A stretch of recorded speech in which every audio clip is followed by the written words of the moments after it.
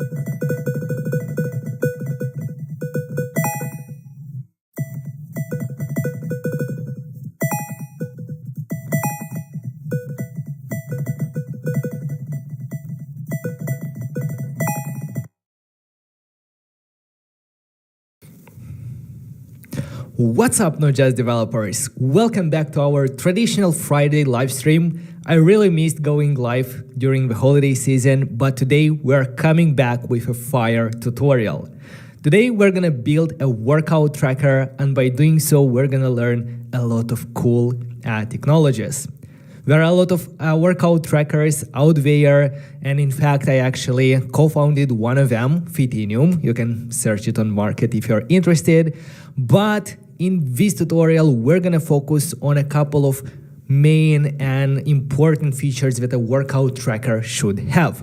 First of all, we're gonna focus on building the exercise database that we will be able to search, filter, view the details of different exercises. Then we're gonna build the logging experience in order to log your exercise sets while you're working out in the gym. Finally, we're gonna build the progress and we're gonna show that on graphs.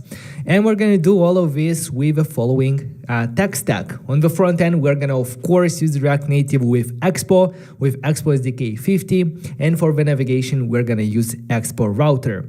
This is going to be a great tutorial to get better at these technologies. And on the backend, this is going to be a full stack tutorial. We're gonna build both the application and the backend. So for the backend, we're gonna build a GraphQL API using IBM Stepzen, and we're gonna connect it with multiple data sources. On one hand, we're gonna connect it with not a public, but an API that will provide us data about exercises. And we're gonna connect it with a custom MongoDB database that we're gonna create. We're gonna learn how to host it with MongoDB Atlas, and that's going to serve as the database where we will store information about different sets that the user is doing. So all of this together is going to be connected with GraphQL, and we're gonna use IBM Stepzen to do that. And actually, Stepzen is sponsoring this video, so thank you very much, IBM Stepzen, for making this project possible. If you're not yet familiar with Stepzen, this is a unique way and a very easy way to build scalable GraphQL APIs in the cloud by simply declaring a couple of lines of code and letting Stepzen handle all the heavy lifting for you. In fact, you're gonna see in details how everything works during this tutorial. So if you're ready, let's get started. I'm really excited. Let me know in the comments where you're watching this from, and let's roll the intro.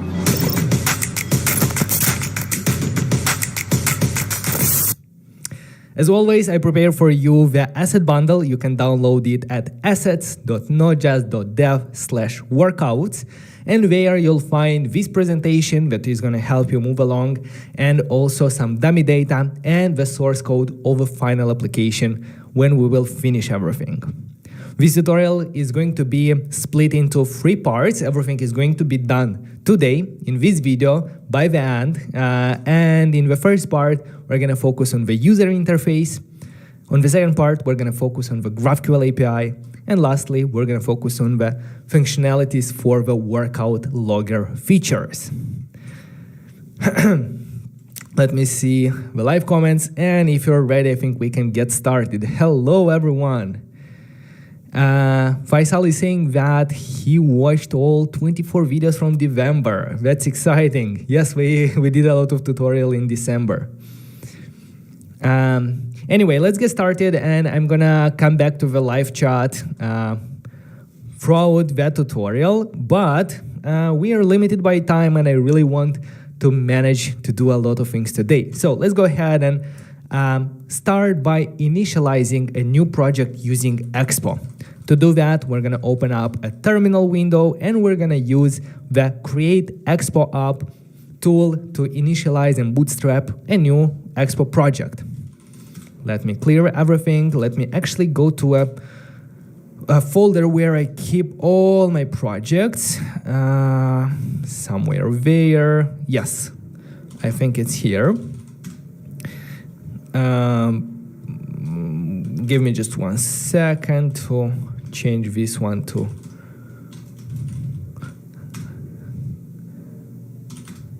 yes.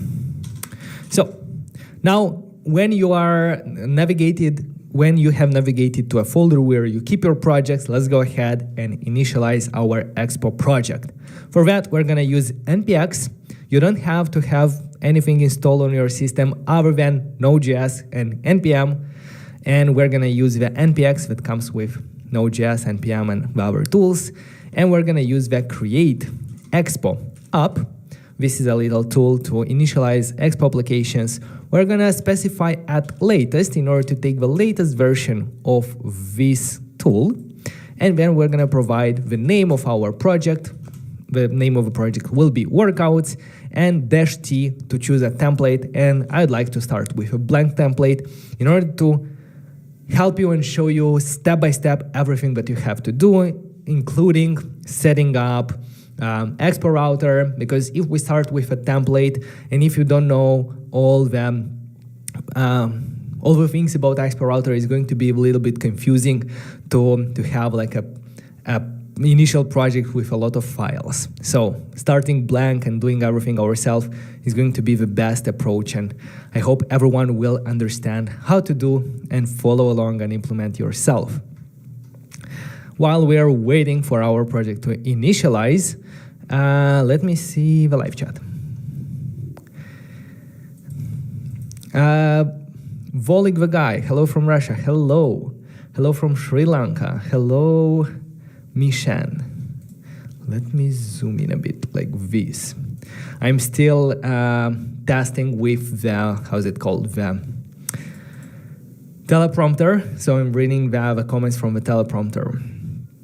Tanzania, East Africa, hello. The island of Guernsey. Where is that? Long time no see. Yes, it was like 3 weeks or something like that. I really missed going live. And yeah, we actually planned a lot of live streams for this month. We're gonna do probably twice a week because we have so many ideas. You also submitted a lot of project ideas during November, so really want to get in a lot of them. All right, so after we see this message, your project is ready. Let's go ahead and open it up. I can do ls to see that it actually generated this folder workouts in this directory. Go ahead and open it with your editor of choice. My editor of choice is Visual Studio Code, of course, and I'm gonna open it up using a shortcut code and the name of a folder that I want to open. If I check here, here is the project that was generated. Before we actually jump into the structure and files, I'd like to go ahead and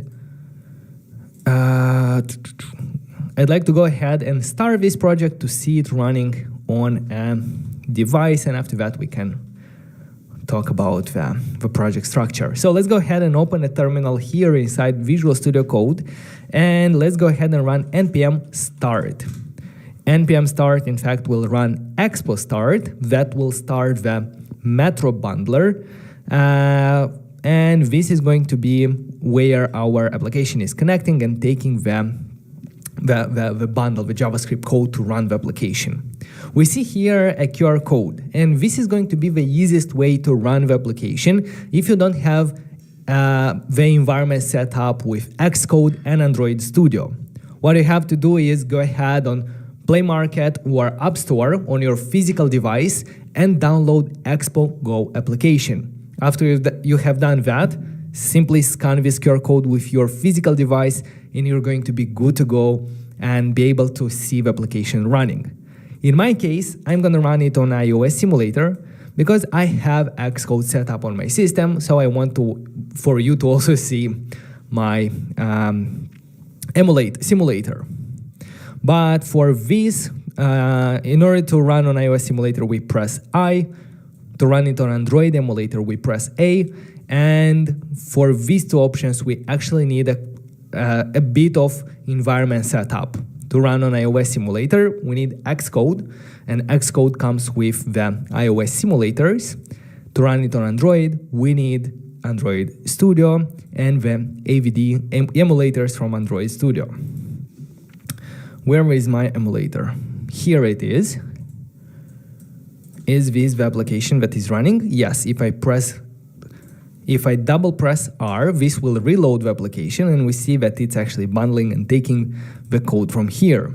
At any point in time, if you mess up something here in this editor and you don't see the menu, just click C and this will clear the terminal and show you the menu from where you can interact with your Expo server.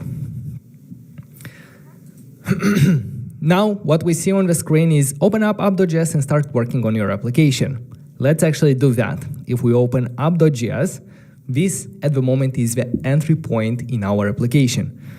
And if instead of this text that we see here, if I'm gonna say hello world, save a file, it automatically updates and refreshes on the mobile phone without any kind of manual refreshing or so on. I'm also going to make sure to set up, maybe I'm gonna set it up a bit later, but no, let me actually do it now. This is an optional step. As you can see, everything is working fine, but my VS Code doesn't like that I'm using here JSX, and I will press on this JavaScript at the bottom, or maybe on this thing, and then configure jsconfig. This is adding a new file in my folder called jsconfig with some default configuration, and what I will have to change is this JSX. I will do react JSX, and now if I look at the app.js, everything is fine here. Again, this was optional. If you don't have any red warnings, you don't have to do that. In my case, I had to do it. All right. So here it is. Here is our app.js, and here is our first page that we see on the screen. What we're gonna need is we're gonna need some dummy data of a list of exercises, because the home screen is going to be probably a list of exercises. If we open one exercise, we're gonna see the detailed page of that exercise. If we look in this UI, the first step is done. We set up the project with Expo. Let's import the dummy data, and the dummy data you're gonna find by downloading the asset bundle. The link is in the description below. It's also somewhere pinned there, and you can find it at assets.nodejs.dev/workouts. After downloading this, you should receive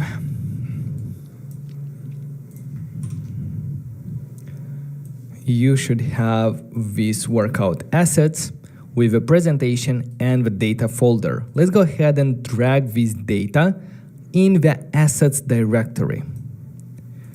So if I open assets, now I have the data there, and in the data we have a JSON file with a list of exercises.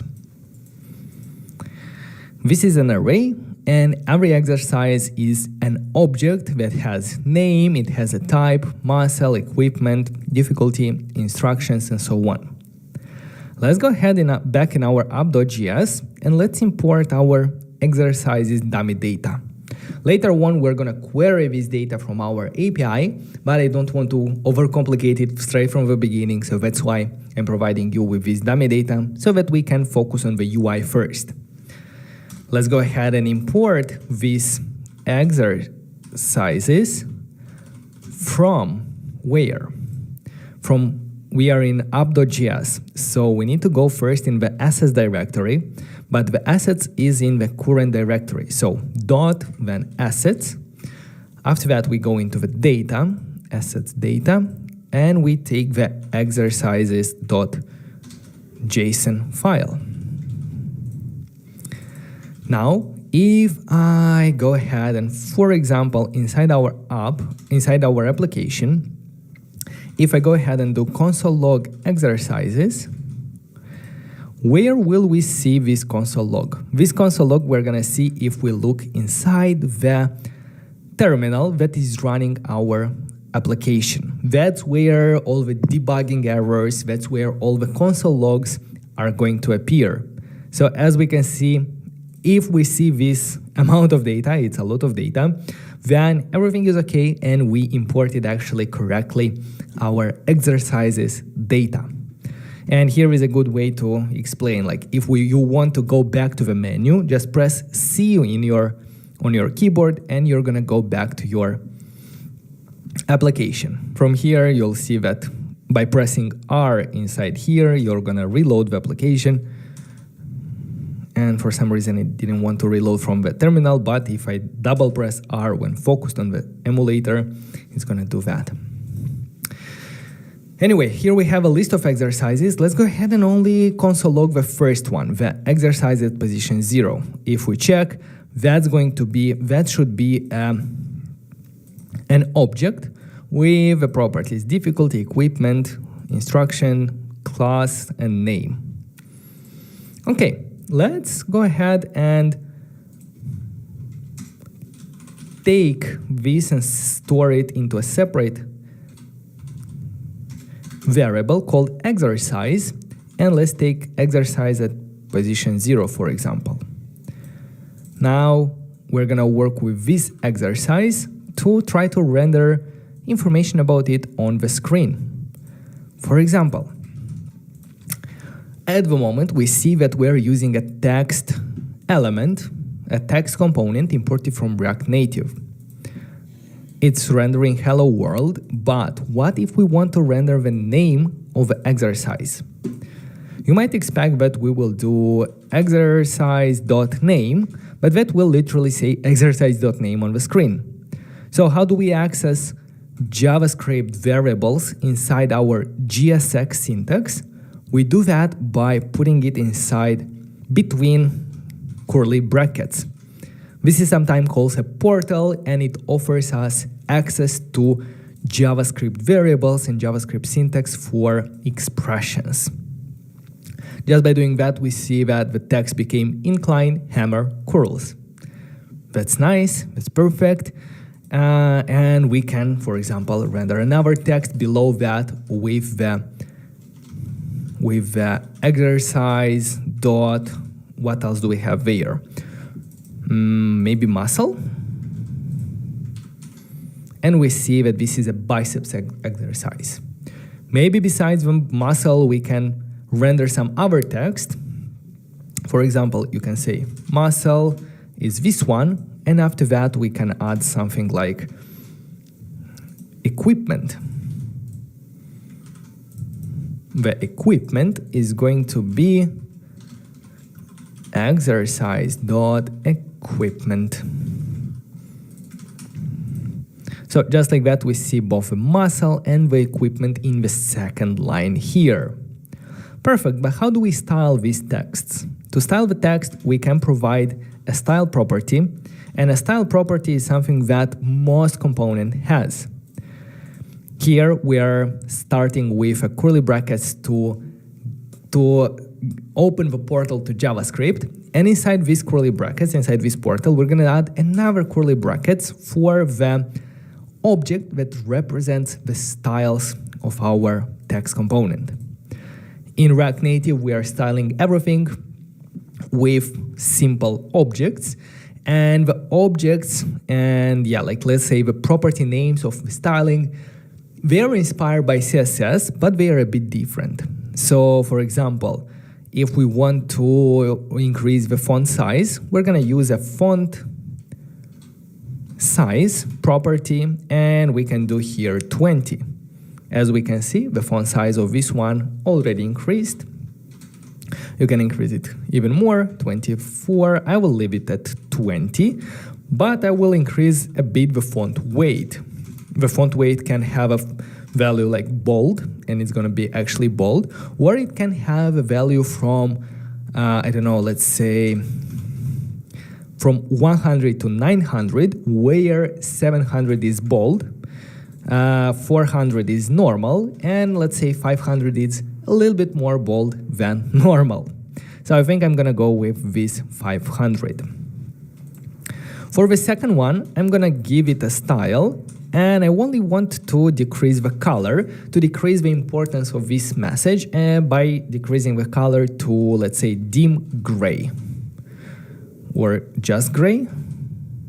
I don't know which one is, but dim gray looks okay.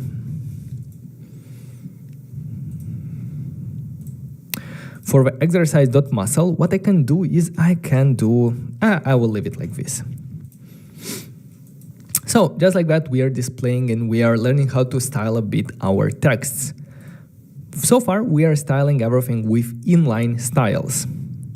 That's okay, and in some cases I do that as well, but as a best practice, we are trying to extract and separate the logic of rendering, which is our JSX, from the logic of styling that is here.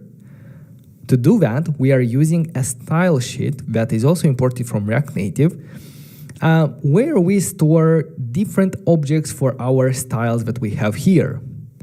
For example, this style for the exercise name, we can define it in the style sheet with a property name that we want. For example, exercise name. And here we're gonna put all the style parameters that we want. Let's copy it from here and put it inside our style sheet. Now let's switch from an inline style to a style that we define using style sheet. To do that, as you can see, our inline style is this object that is the yellow curly brackets. Let's go ahead and delete that, and we are left with only one pair of curly brackets for our JavaScript portal, and here we can access styles.exercise name. Just like that, we have the same styles, but now they are not in line, they are separate from there. We can do that as well with exercise subtitle. And for the exercise subtitle, I'm gonna move a color that we specified there. I'm gonna move it here. And let's remove an object and let's access styles.exercise subtitle. Okay, that's fine.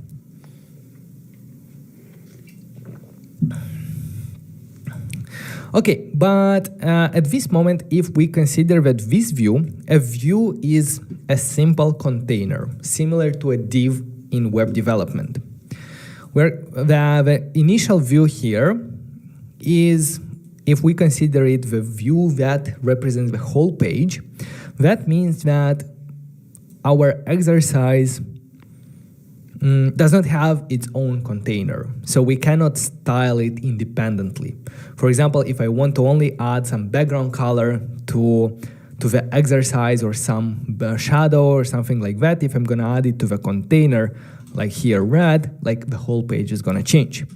I want to add maybe some styles on the row that represents one exercise. For that, let's add some spaces here and let's wrap our text inside a view. This is a container, and now this view represents one exercise. Let's go ahead and give it a style, styles.exercise, not name but container. So far we didn't define these styles yet, but let's copy it and let's define the exercise container here. For example, if we want to change maybe the background color, I think a good way is going to be if the background color of the exercise row is going to be white, but the page is going to be something like a gray, maybe a Gainsborough. This is a very light version of a gray, or maybe like a snow white, but I think Gainsborough is fine. Now the thing is that, yeah, we have like the exercise container with white, but why is it so cramped? Well, one reason is that the container that represents the page has this justify content center. If I'm gonna remove that, we're gonna, the justify content center, let's leave it, but let's try to remove a line item center that makes the exercise container centered there. If I remove Now the line takes full width of the screen. We need probably some padding on this container. So let's add padding 10 in order to make sure that the line doesn't go all the way till the edges of the screen. And inside the exercise container, we can also add some padding to have some padding inside this line. It's gonna look better if we round the corners using border radius 10. Yeah, I think that's fine. Border radius.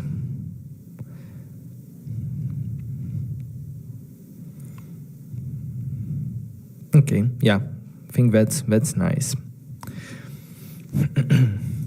I'm gonna simplify a bit. I'm gonna remove a muscle. I'm gonna actually only leave a muscle because it's clear, like if it's bicep, that means that it's bicep. And the same thing I'm gonna do with the equipment. And in order to make it look better, maybe we can do, it's a string, so not to uppercase, but to, how is it called? Let's Google it. JavaScript capitalized text, first letter. Is there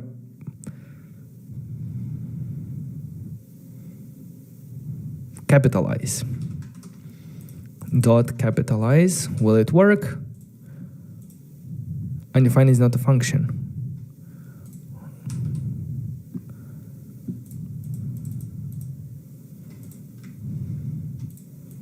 If I do here ABC, no, capitalize.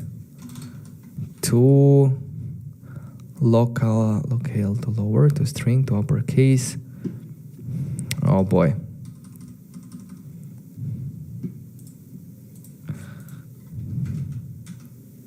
Let's do to uppercase everything.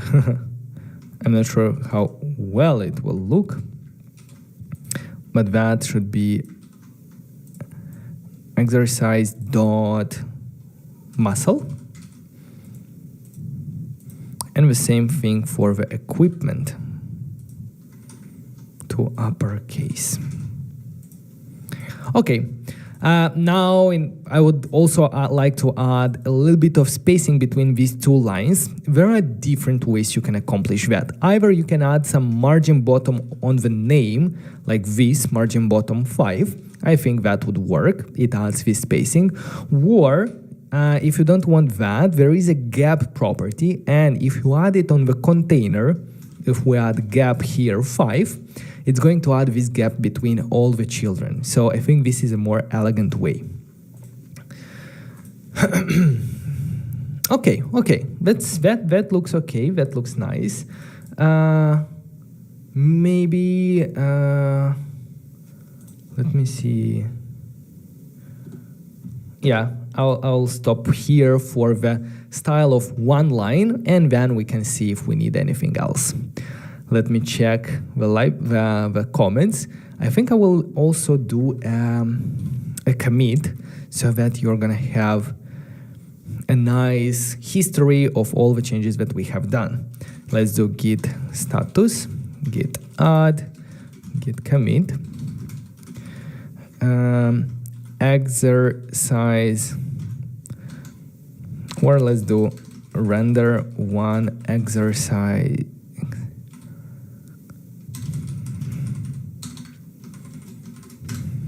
All right.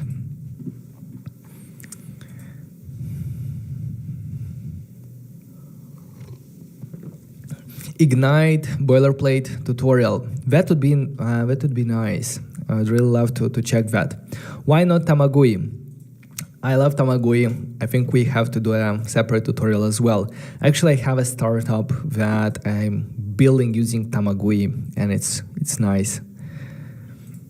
How to play video in the background with player control and notification in Expo.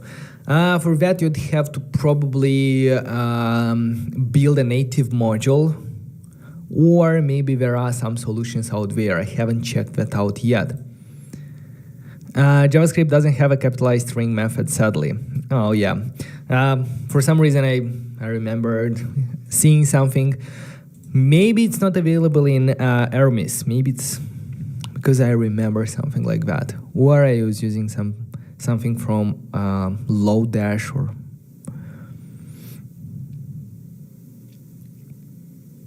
I was visiting your home country. It was nice. I managed to also do a lot of work, but to spend some time with my family. And I also managed to get sick twice.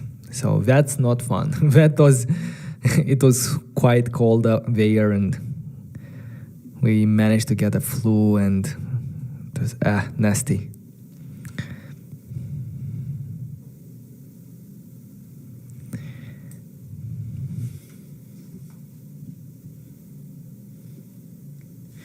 Okay. So let's continue. Now we have we are able to render one exercise. If, for example, I'm going to change the index here to 1, we're going to see that it changes the name and stuff like that. But how do we render a list of exercises? To do that, we have a separate component called flat list in React Native. And I'm going to render the flat list here inside our page. So let's render the flat list. The flat list will be a self-closing tag. Compared to a view that we open and close here, a flat list doesn't have any children, doesn't have anything inside it. The flat list is managed through properties. And there are a lot of properties on the flat list that we can manage, but there are two required ones. The required properties are data, which should be an array. The array of data that we want to render as a list. Our array is these exercises. Because if we look at this JSON is an array of items. The second property is called render item, and this should be a function that specifies, that tells flat list how should it render every single item in this array. So that function, similar to a loop, is going to be called multiple times for every single item that we provided. And what we return from that function should be a JSX representing what user interface, what should we render on the UI for every single item there. Because it's a function, let's start by defining this render function. Sometimes if I just spit it out, like, it's going to be a bit confusing. So let's take it step by step. As I said, render function is render item expects a function that returns some JSX. So let's do this function. Maybe I can do it even like this. This is a function, right? And it should return some JSX. What JSX should it return? What should it render on the screen? Well, it should render this exercise container, because, as I said, render item is going to be called for every single exercise in that array. So for every single exercise, we need to render one exercise container, just like that. Now we see a lot of exercises in this list. We're gonna fix the styles and so on, but now let's focus a bit on this render item. The problem is that now all of them are displaying the same data. Well, that's because inside this component, we are using exercise that is always the same. But how do we know which item we are currently rendering? Because render item is going to call this function for every single exercise in the array. We're gonna know that because the flat list will give us the item, will give us a lot of options in this function. So there will be, let's say, props. One of the properties there is going to be called the item that we are rendering. So inside here, if I will change from exercise.name to props.item, we're gonna see that all the names are different, and they are exactly like first one is incline hammer curls. We see it here, wide grip, and so on. So the properties has is an object that has the item in there. Let's go ahead and simplify this by destructuring the item right away from the props. So instead of props, I'm going to add curly brackets to destructure a property from that object, and the name of that property is item. Now we can simplify this to item.name, and we can use item.something for the other instances where we are calling the exercise. This way, now all the data is coming from the item data. Besides the item, there is also index, and the index can be like, I don't know, let's say index dot and the name. So we are going to see 0, 1, 2, 3, 4, and until 9. I'm not sure if we need the index. I just wanted to show you that you have the index of the item that we are rendering. And because this is an arrow function, this can be simplified because we are not doing anything here. We are simply returning. So I can remove a return statement. I can remove a bracket from here, the opening one and the closing one from here. Make sure you properly delete the matching ones. And I will remove semicolons from here, and then I'm going to press save, and this will become a simple return statement. Because in an arrow function, if we don't provide the curly brackets, the expression is going to be automatically returned from there. So now it becomes much easier. Now we don't need the exercise here because we are not rendering one of them, we are rendering a list, I mean all of them. And the next step to even simplify more this flat list is the render item. This is true for loops as well. Usually when we have a loop, the logic that we have inside the loop should be extracted into a separate function that handles the execution or the logic for one item. Then you can take the logic of one item, put it into a loop to handle it for all the items. It's the same thing here. A flat list with render item is a loop, so the logic of rendering one item should be extracted into a separate component, and then the flat list will become much cleaner. How to do that? We need to create a custom component. Custom component in React is a simple function. So let's start with, you can declare it with function or with arrow function, it doesn't matter. It's personal preferences. Here, because we have function app, I'm gonna go with function, but I really like change it all the way from arrow function to name function and so on. Let's give it a name to this component. It should start with capital letter, and it should be, we are defining a component for one exercise list item.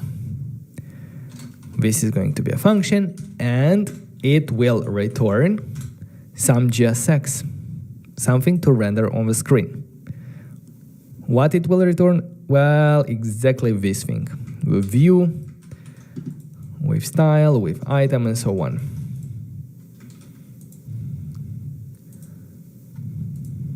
Come on, why I don't want to...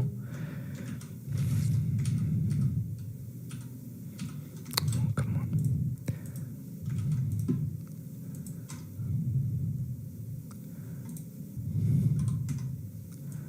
Should be like this.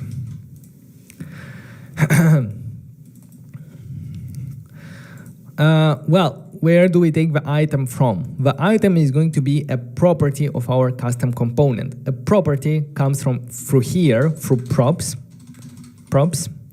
and we can go ahead and right away destructure it. Instead of taking props.item, we're going to destructure the item from the props like this. So now we're going to have access to the item.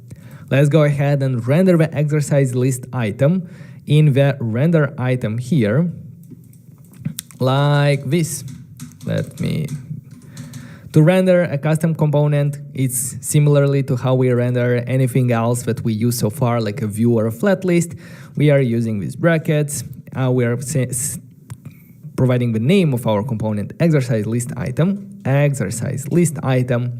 And because we don't have any children inside it, we are going to have it as a self-closing tag. But we need to provide a property item that we expect here, and the item, the value to this property is going to come from the render item here.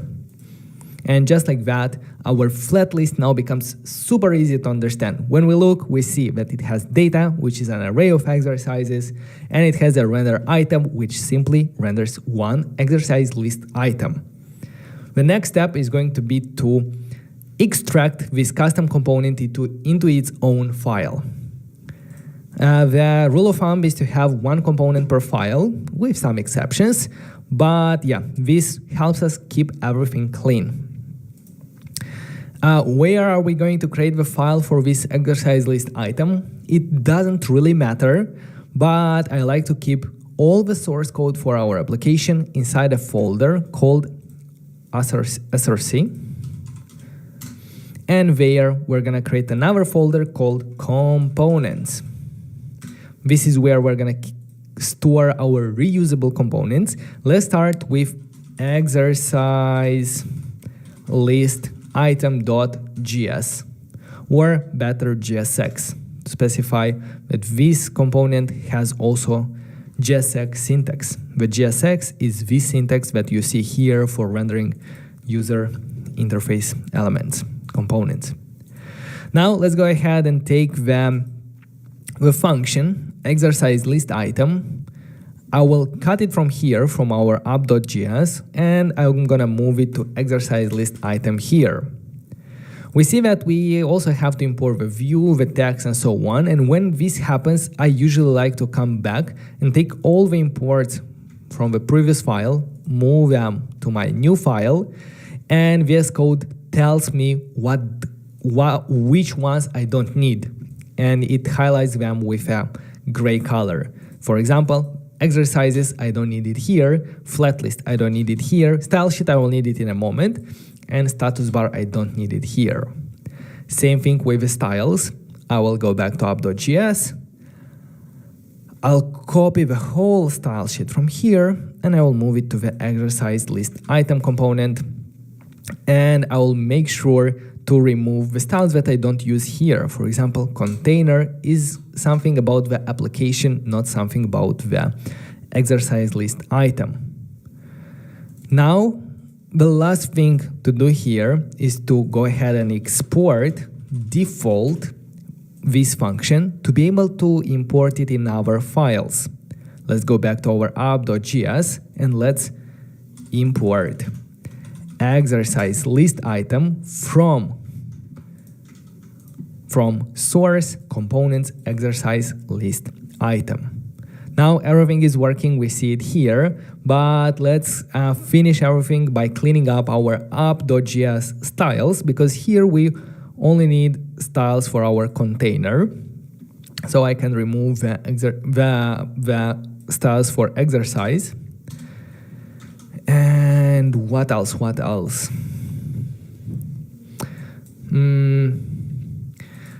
We think that our list is displayed below the notch. This can be solved with a safe area view. I don't want to get into that because this will automatically be solved when we will introduce navigation. So simply adding margin top 70 here will solve this issue. And it will even add, maybe not margin top, but padding in order to have the same color.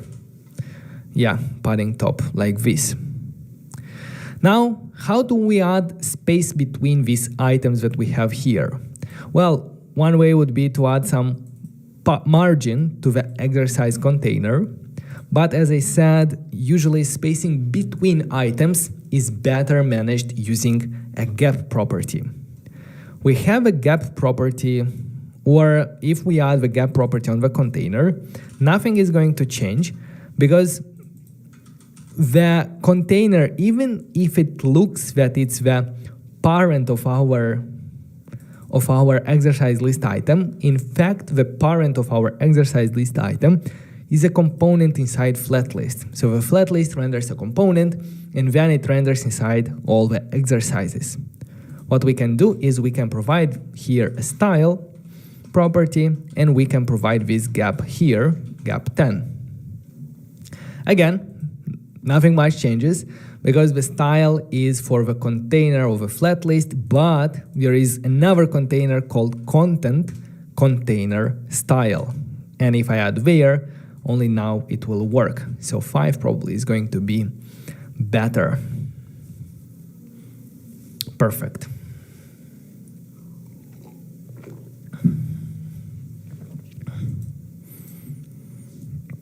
Just like that, we have our flat list. We can scroll through it. If we're gonna have more exercises, for example, if I'm gonna double the amount of exercises that we have here, you're gonna see that we can easily scroll through them till the end. Perfect. I'm gonna go back, see it here. And the last thing I want to show you about a flat list. Where is? In our app.js, we have a flat list. Whenever we render lists of items, either with a flat list or by simply mapping through an array and rendering them, they should have a specific key property in order for that to properly cache them and re-render only specific elements. In a flat list, this key can be automatically handled for us, and this is happening when our data has either an ID or a key property. Because our data doesn't have an ID nor it has a key property, what we can do is we can tell the flat list how should it extract the key from our data. Key extractor is a function that will receive the item, and from the item we have to specify what is a unique key for that item. Well, we can take the item.name in this case, and it will use the name of the item as the key. It will work perfect in a lot of cases. It might not work well if you have duplicated names. For example, if inclined hammer curls is going to be for both of them, we're gonna see this error, encounter 2 children with the same key. So make sure that your key is something unique that identifies the item. And if you have an ID or a key, you don't even have to bother about the key extractor. It's going to be taken automatically. Perfect. So now we assume that the names will be unique, so we leave this key extractor name. You can also take the second parameter, I think is the index, and you can have a combination of name plus index. And in that case, even if the name is unique, it will have an index at the end, which will make the whole combination unique. All right, but yeah, I'm not sure if I need that, but we can. Let's leave it like this. And if I reload the application, let's make sure that we don't have any errors. No, we don't. I'm gonna go ahead and do git add, git commit. List of exercises. Perfect.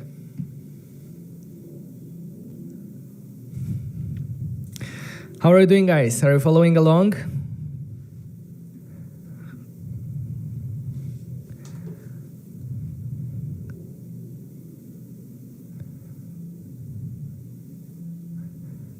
Connected from Kenya. Hello, Brian. In style sheet, you can provide text transform capitalized. That's perfect, to be honest. And yes, it will work. So this is a little trick about styles. That's where I was taking it from in the exercise list item. If I'm going to, but in that case, I will need to, let's see, remove them from here.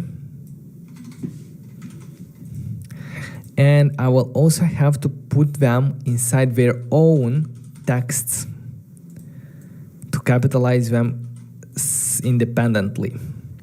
This one and the second one.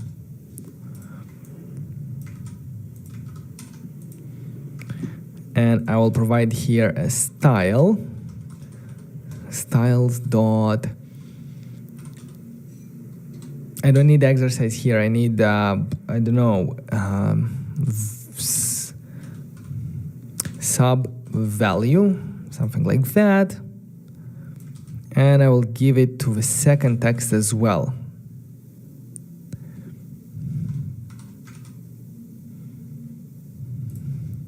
And if I go to the sub value here, I can do text decoration, right? Text transform, and there is the capitalize. And we can capitalize it not from the JavaScript, but from the styles, from the style sheet. And yeah, it actually works.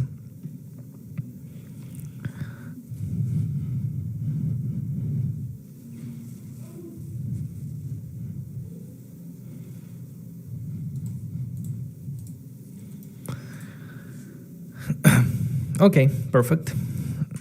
Git add.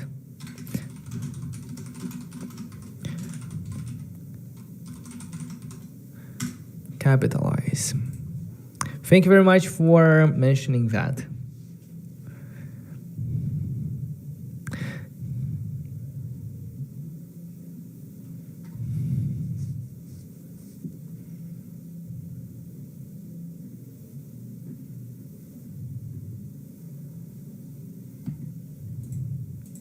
We need the export TypeScript. We need TypeScript. It's super easy to add TypeScript. Just simply rename app.js to app.ts and rerun the project, and Expo will automatically detect that and configure your project with TypeScript. So yeah, you can do that. I'm not sure if I want to do that right now. Maybe I will keep it simple with JavaScript, to be honest.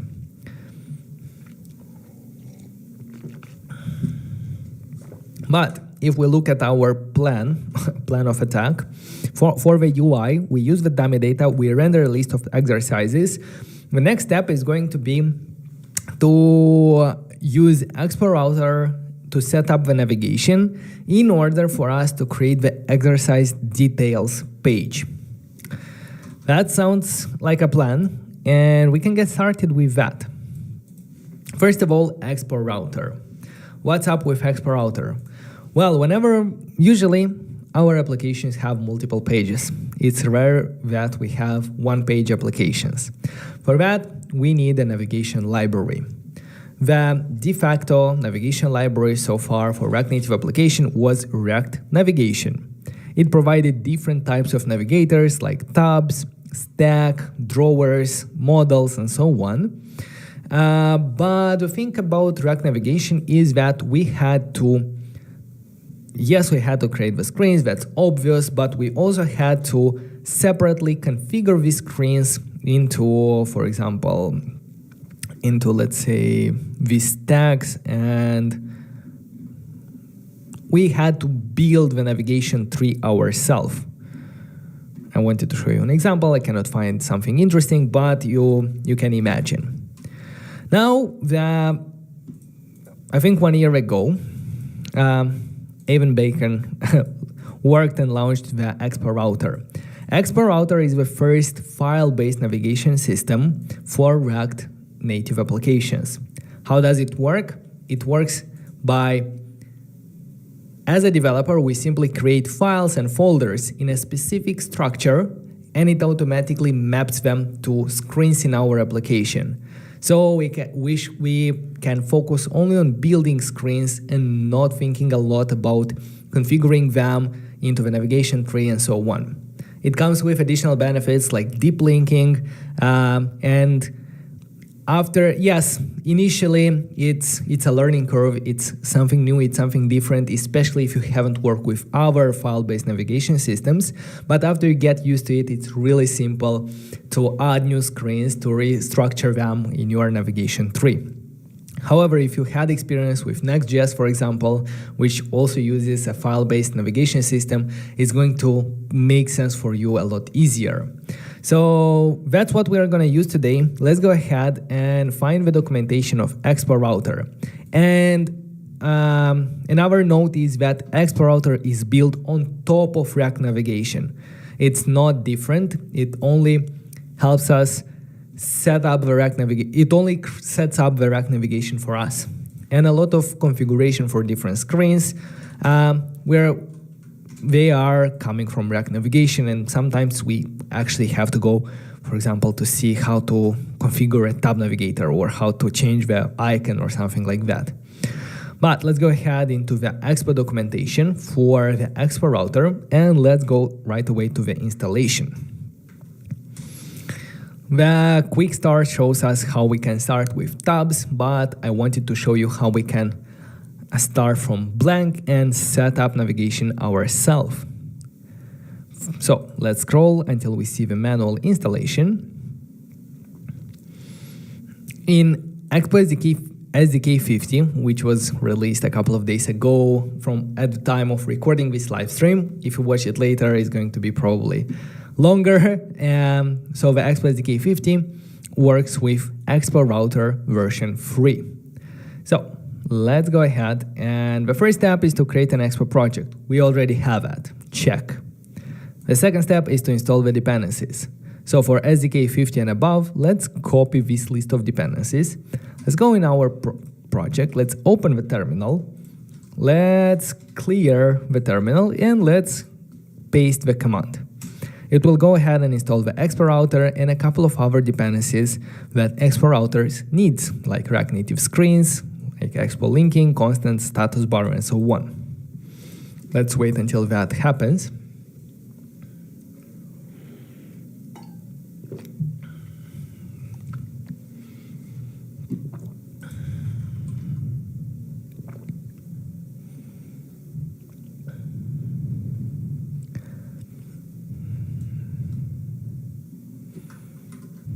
Why not using Expo Router v3? We are actually using Expo Router v3. If we look in the package.json right now, after installing it, we will see that we have Expo Router version 3.4.3. Maybe it's going to be different for you, but it at least should start with 3. Perfect. Let's go back to the documentation. And we need to set up the entry point. At the moment, our entry point, as I was saying, is this app.js. And if we look in the, in the package.json, we're gonna see that, yeah, like the entry point is something coming from Expo app entry. In Expo Router, we need to change this. So this is done only once, and then we can forget about it. So let's copy this main line. And in package.json, change it here. Make sure to add the comma at the end. And now the entry point is Expo Router. We need to modify the project configuration to add the scheme. This is used for deep linking. And in app.json, in this configuration, I like to add it after the slug. We need to add the scheme. The scheme is going to be used for deep linking. And for example, yeah, let's call it workouts.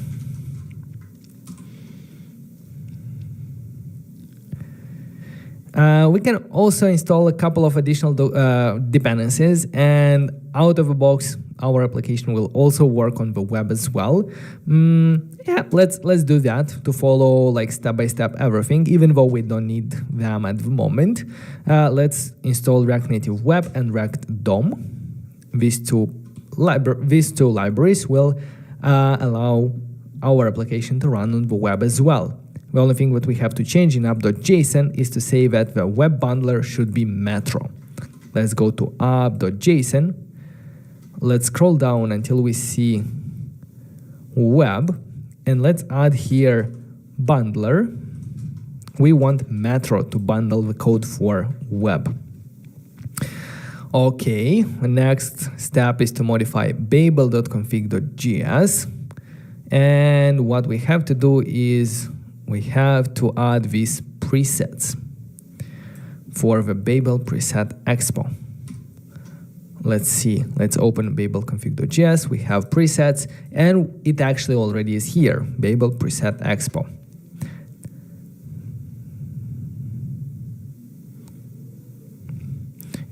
and if you are upgrading, okay. Okay, that was it. Now we will have to restart our server and also to clear the cache. Let's go ahead and go to where our application is running, and let's stop the server. Let's start it, but let's provide -- clear. If you're using with npm start, you need these a set of 2 dashes. If you are running npx expo start, you don't need them, don't need 2 of them. Now let's run it on iOS. I will close the old one and run it again. And what we should see is the homepage of Expo router.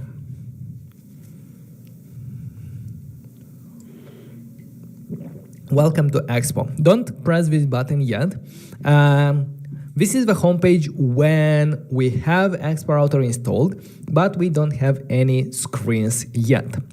Again, I said Expo router is a file-based navigation system. The way it works is it looks into a specific folder called app, and from the app directory, everything there are the screens that Expo renders. At the moment, we do not have an app directory.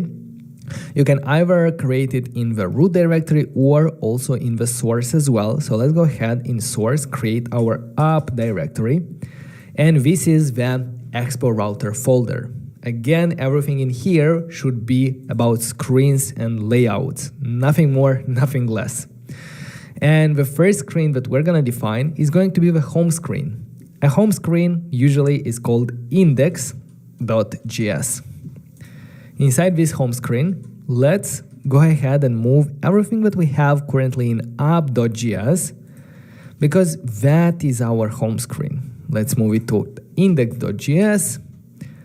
Let's save, and in fact, we no longer need app.js. So after you confirm that you copy-pasted correctly, you can go ahead and delete app.js here because it's no longer needed.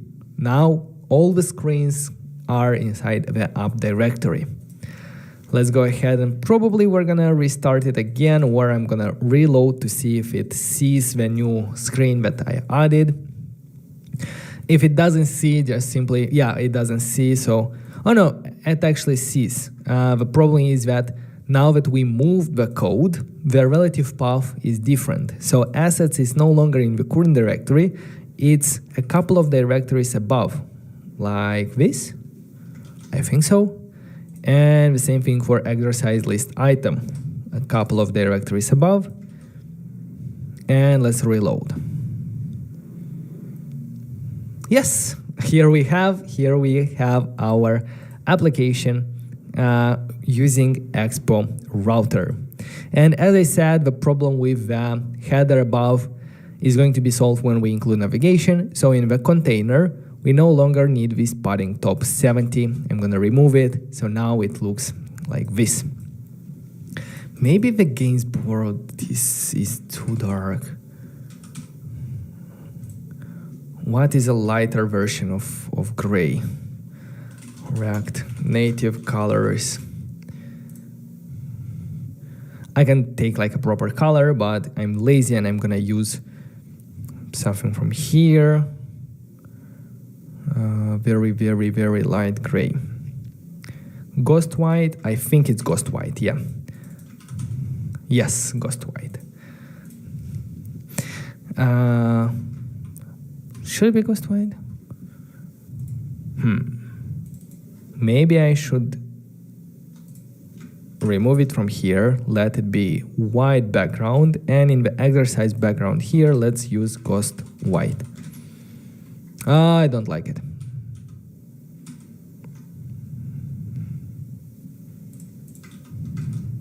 Yeah, I'm gonna have it like this. Maybe adding a background for our item, not a background, but a shadow for our items, it's gonna make them look better. To add a shadow, I usually go to a shadow generator, React Native Shadow Generator, And the first one here is a tool that simplifies the way of creating the shadows. I'm gonna decrease it to a value of 2, and I'm gonna copy these tiles. They're different. I'm gonna go to the exercise, and I'm gonna put them on exercise container here. I'm gonna also add comment, shadow, and yes, now it looks a bit better, I think. Yeah. I don't like that it doesn't have the shadow on the left and the right is like very maybe a margin horizontal 2 or 3, like a very small one, just for us to see the shadow there. Yeah, now it's better. Okay, perfect. Perfect. Looks good. We have our rack navigation set up. But why did we do that? We did that in order to have a separate page for the details of our exercise. Before I move to the next step, let me go ahead and commit everything. Set up Expo router.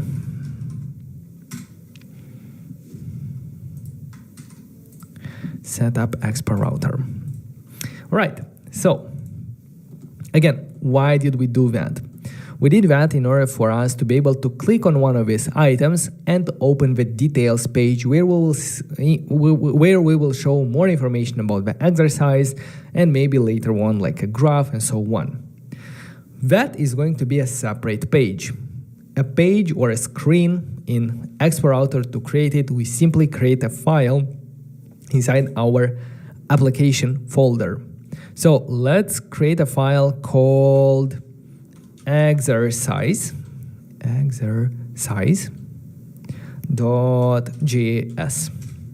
Here, let's do what? Let's export. Come on, my keyboard.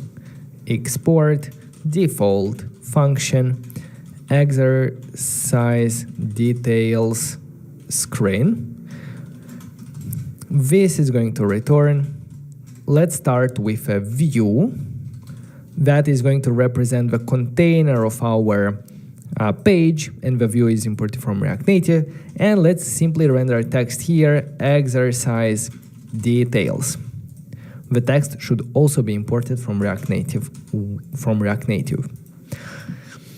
At this moment, how we cannot navigate there.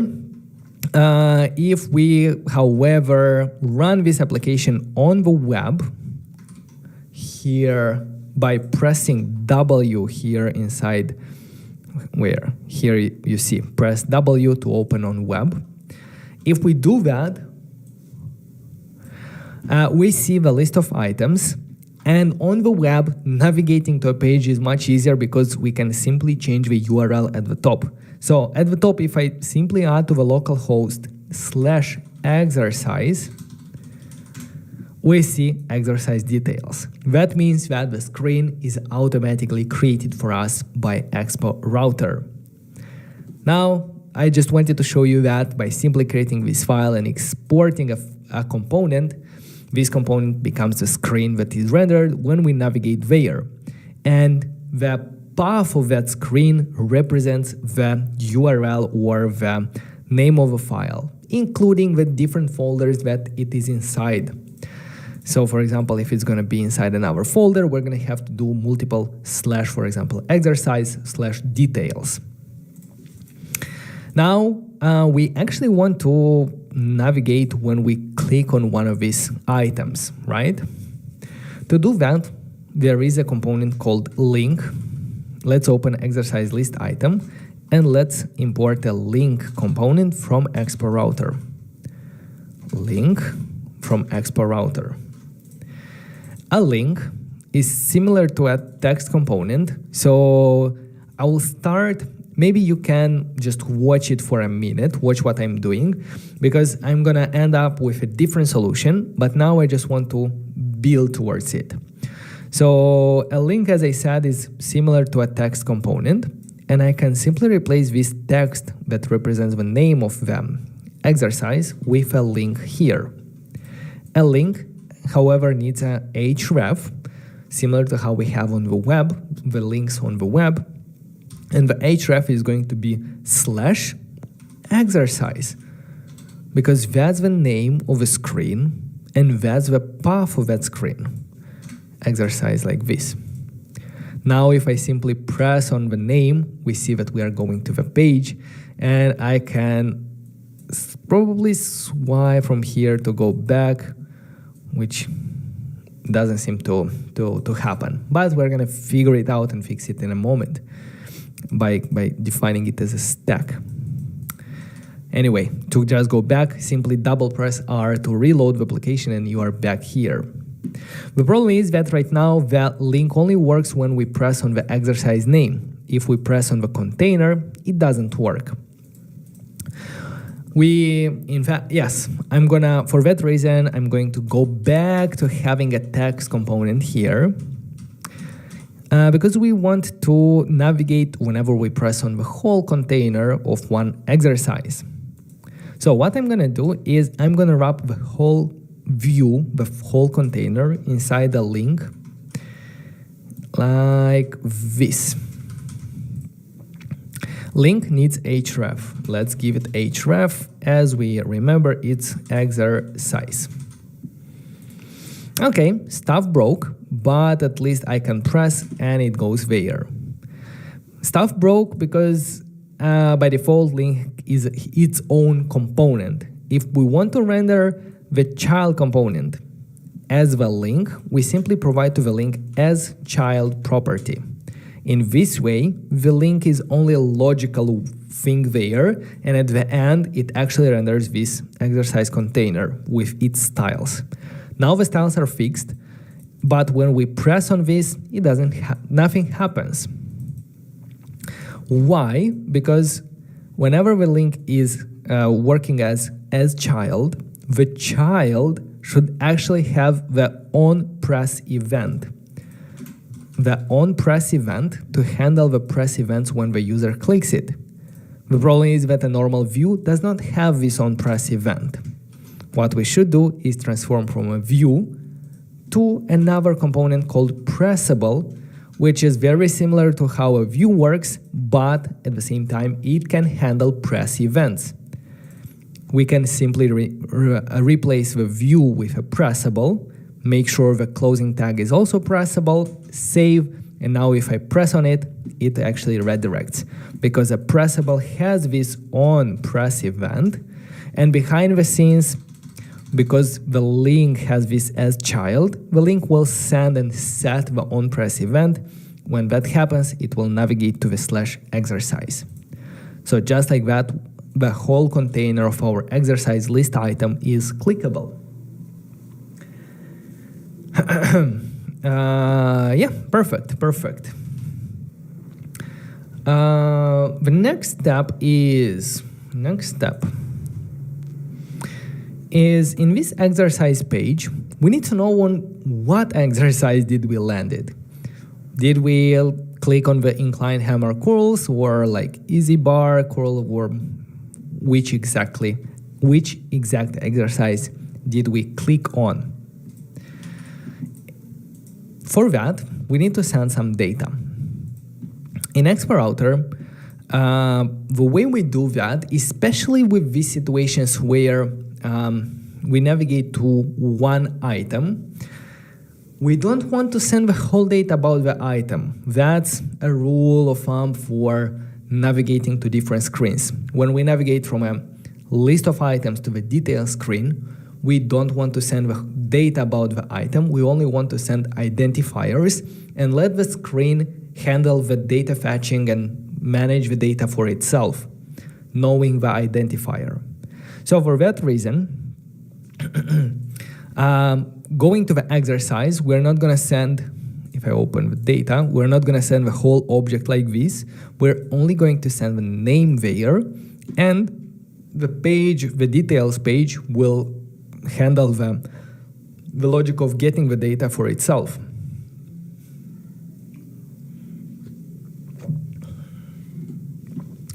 how do we send data? How do we have dynamic path parameters? To do that, instead of in the file name, instead of a normal exercise name, I'm gonna rename it and I'm gonna use the square brackets, and this represents a dynamic path parameter. For example, if I do here name, what we are going to get is, we are going to get here using a hook imported from use local search parameters imported from Expo router, we can access inside our component params. We can access this data that is dynamic. We can access them here. And the parameters will have a property called name, because that's what we called it here. And we can do console log params. Maybe I'm not even gonna console log it. I'm going to do exercise details, and then I'm gonna say params.name. If I press on one of these things, we see exercise details, exercise. Why? Because that's the value that we are currently sending when we click on one of the items. We are redirecting to /exercise, and if I will do here like bicep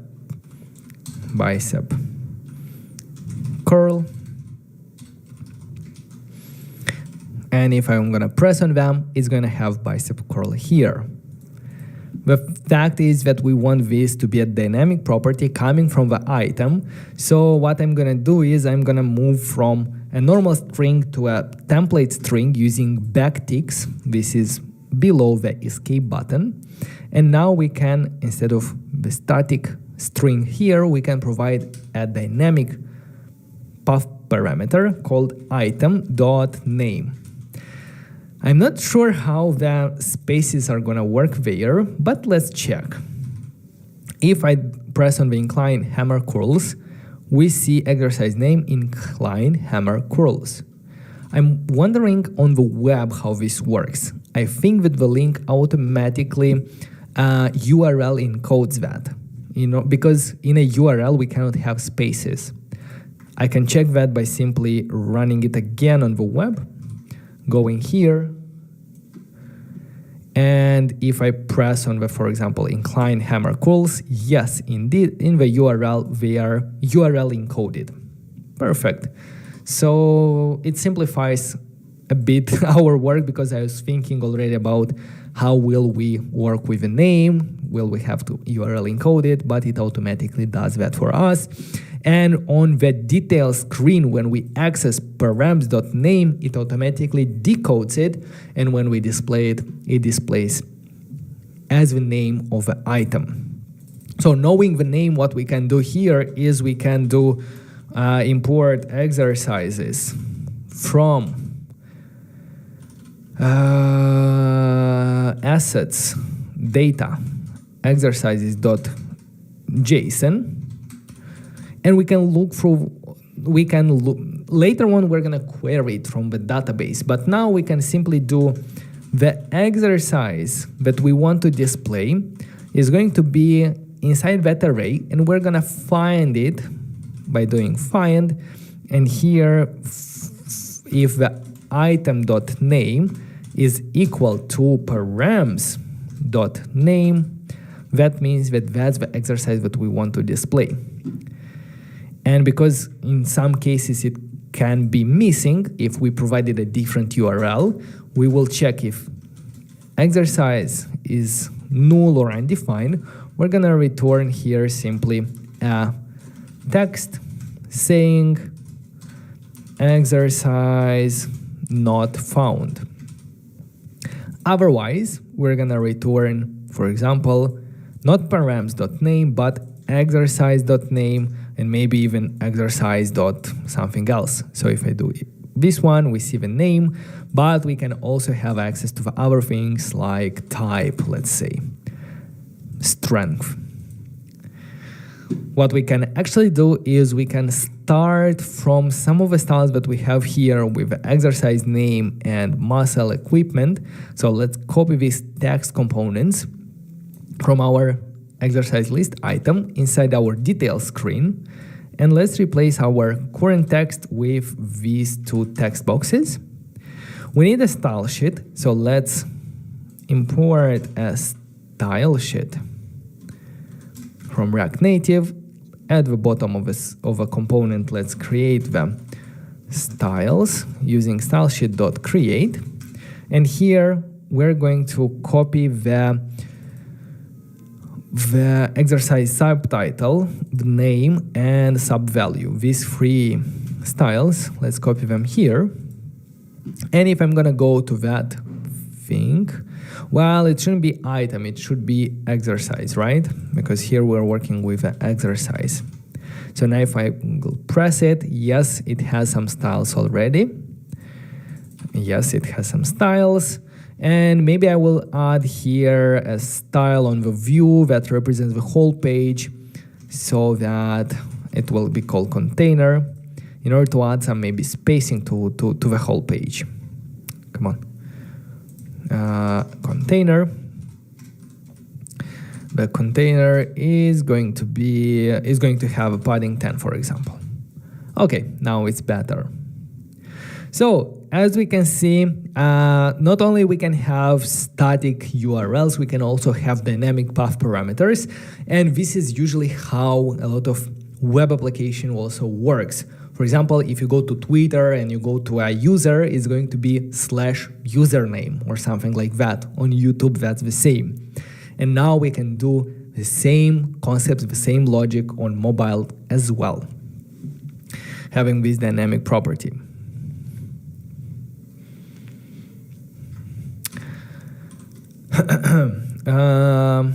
What I wanted to show you now is how can we add a proper header that we are used to and be able to press go back from here.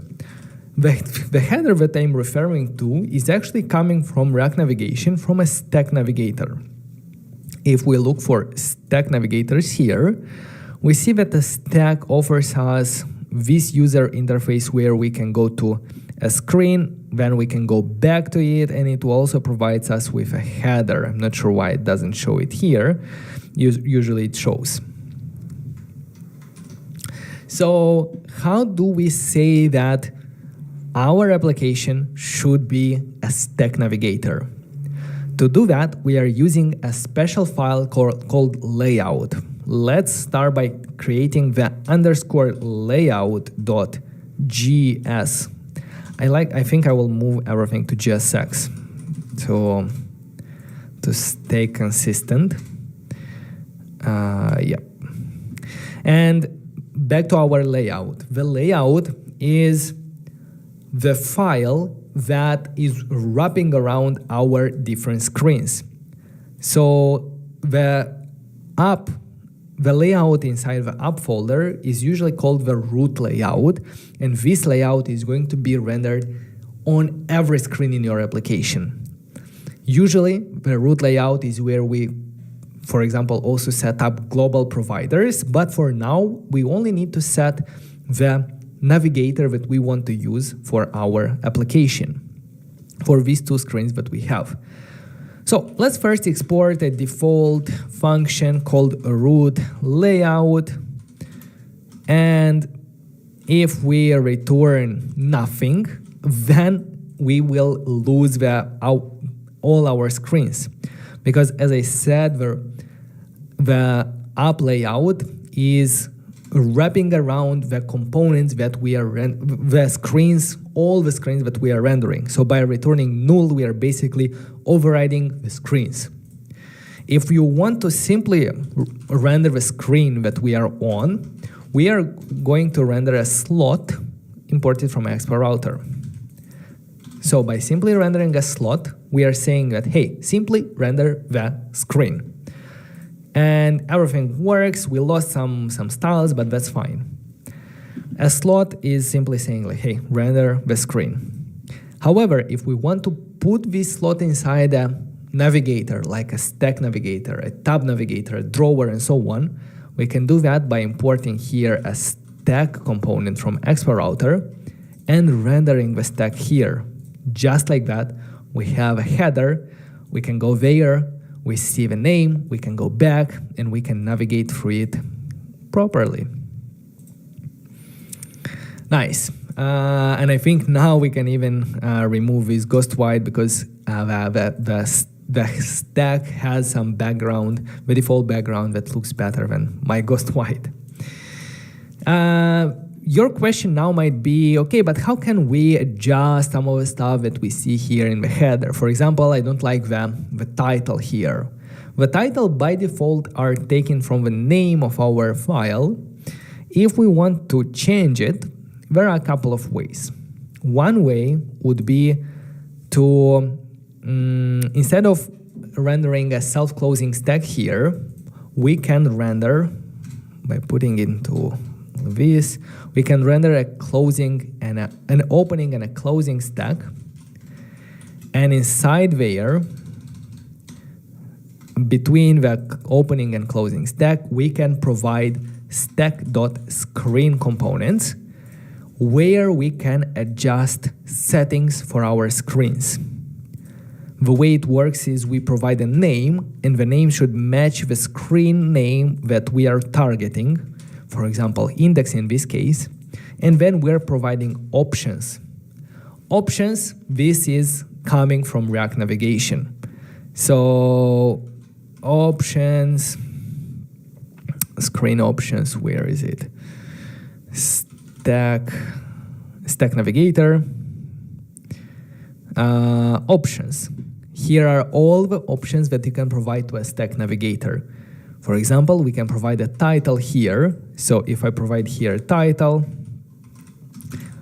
exercises, we are going to see that the title of this screen changes to exercises. Another way of changing the options of a stack screen, one way is through the layout where we render it here, but we can change it directly in the screen as well.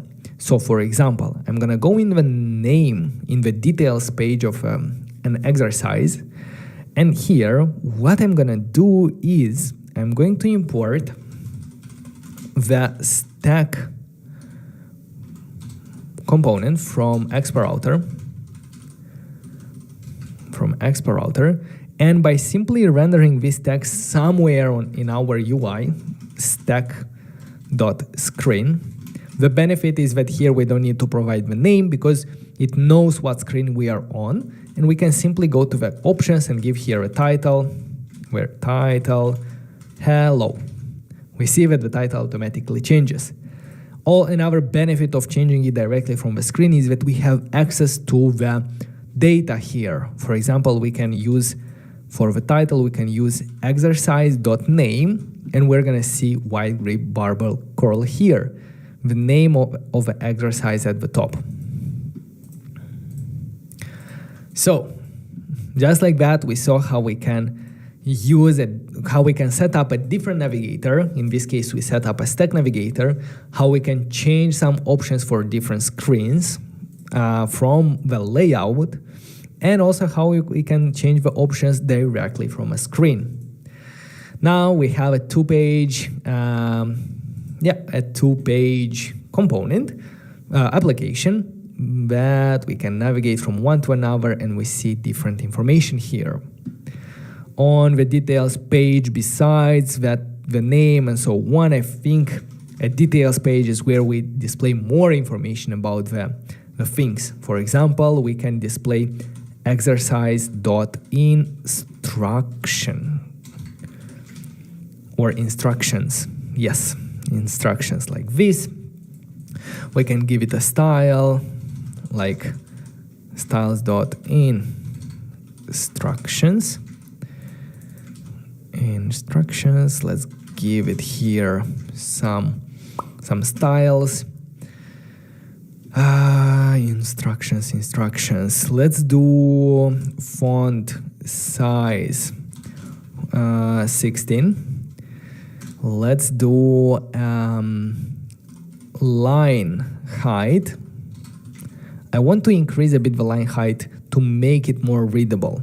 So I don't know, at 20 probably is going to be enough.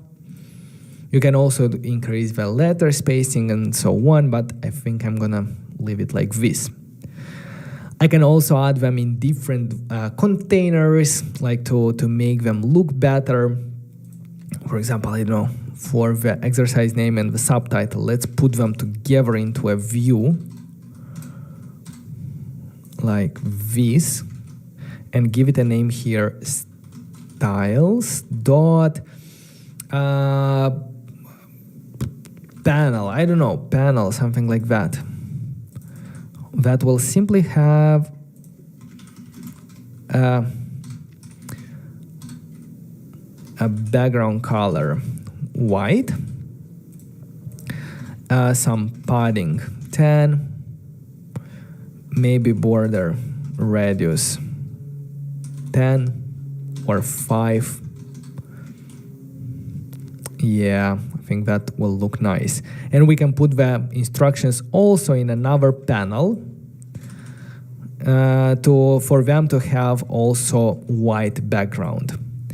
And for the root container of our page, I can give it a gap 10 to give some space between these different panels, right? So just like that, we have them like this. We have instructions of how we should perform them.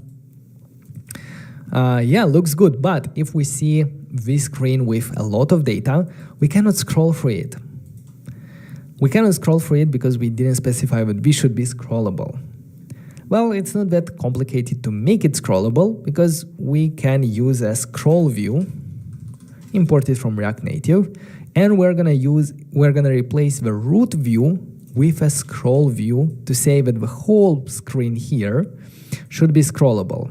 Now it's scrollable, but we lost the gap between the items because the scroll view, if we want to provide the style, we're gonna need the content container style. And now we have the gap back here. And let's see how it will look here as well. Yeah, I think it looks nice. Perfect.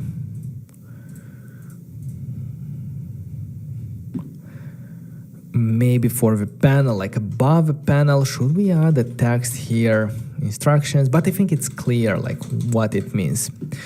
Well, the thing is that there is a lot of text. Do you want me to show how we can add a view more and view less button that can handle this kind of situations? Well, it's quite simple with some properties on the text component and a state variable. Maybe I will first commit everything and add this simple read more feature. Details screen exercise for exercise. Let me go ahead and show you how we can, first of all, reduce the number of text that we show here. To do that, on a text component, we can provide here number of lines, and we can provide 3 lines to be displayed. What I can do is below it, I'm gonna add a text, see more, that will have some style, styles.see more. For the see more text, I want to put it in the middle, so let's do align self-center. We'll put it in the middle, and maybe I will add even some padding 10 to give it some spacing. Maybe a font weight like a 500 to make it more bold, or even a 600 will look nice. Okay, color gray. Yeah, nice. Now, whenever I press on see more, I actually want to show all the lines there. To show all the lines, what I mean is, if we provide to the number of lines 0 here, it's going to show all the lines that are available. If we provide a value other than 0, it's going to show only those. So by pressing on this button, what we want to do is we want to change from 3 to 0 and from 0 to 3 back again. To do that, we need a state variable that will keep track of whether we expanded the text or not. A state variable in React Native is declared using a hook called useState, imported from React. At the top here, let's declare the is instruction expanded, and let's do set is instruction expanded, a very long but descriptive name. And we're gonna use this useState hook initialized with false, because initially we don't want the instructions to be expanded, right? Here, the syntax, the useState gives us back an array of two values. The first one is the actual value of our state. The second one is a function, a setter, with which we can update the value. Let's go ahead and first use the value of our state. The value is this variable called isInstructionExpanded. We will need that in the number of lines, and we're gonna use a tertiary operator to say that if isInstructions is expanded, we want to, with a question mark, we want to use the value 0 because we want to show all the fields. Otherwise, we want to show only 3 lines. And if I go to the top and change here from false to true, we're gonna see that we are actually changing this behavior the way we want. Now the only thing is when we press on this button, we want to revert this isInstructions expanded. To do that, on the see more text, we can, the good thing is that the text has onPress events. So we can add a onPress event, here we have function, and to update a state variable, we should always use the setter, never update it directly the variable. So we're gonna do set isInstructionExpanded, and we're gonna simply take the existing value and revert it by putting the exclamation mark at the front. Just like that, if I press see more, it's expanded. If I press again, it's going back to small one. Perfect. We see more, maybe padding shouldn't be 10, but 5 is enough. Nice. And of course, you can also change from see more to see less if it's currently expanded. So you can move from a static string here, see more, to a template to be able to run JavaScript expressions. The JavaScript expression is going to be again a tertiary operation based on the value of isInstructionExpanded. With question mark, we provide the value when this is true.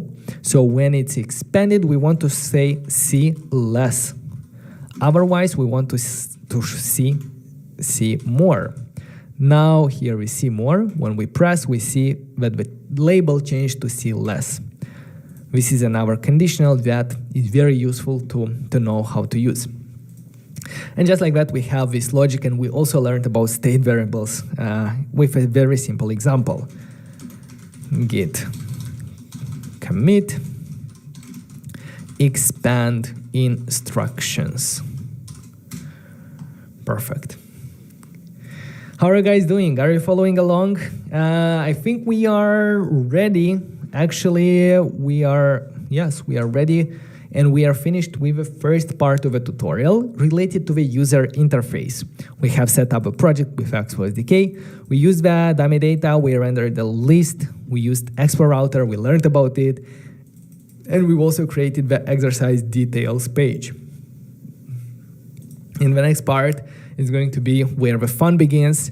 In the next part, we're going to use IBM StepZen to create a GraphQL API that will get exercises from an API Ninjas. So while we take a small break, you can go ahead and create an account on API Ninjas. It's free. You don't need a credit card. And also create an account on IBM StepZen. It's also free, and you don't need a credit card.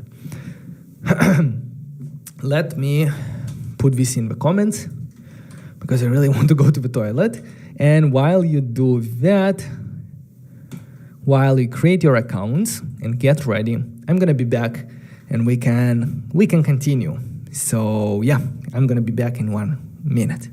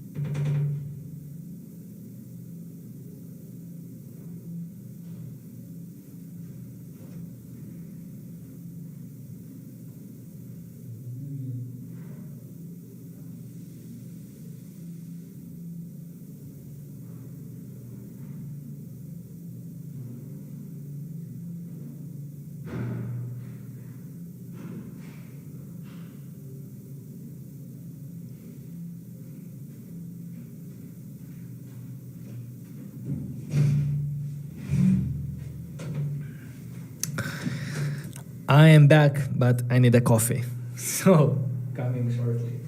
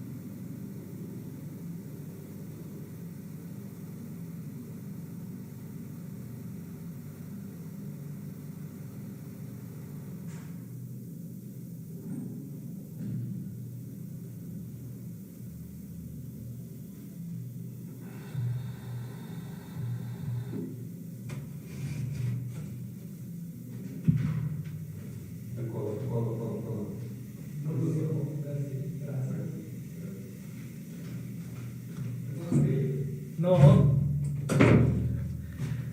Now I'm back. Have my second cup of coffee, ready for the second part of our tutorial. Let me check the comments. Can you explain about the slot? It's kind of confusing.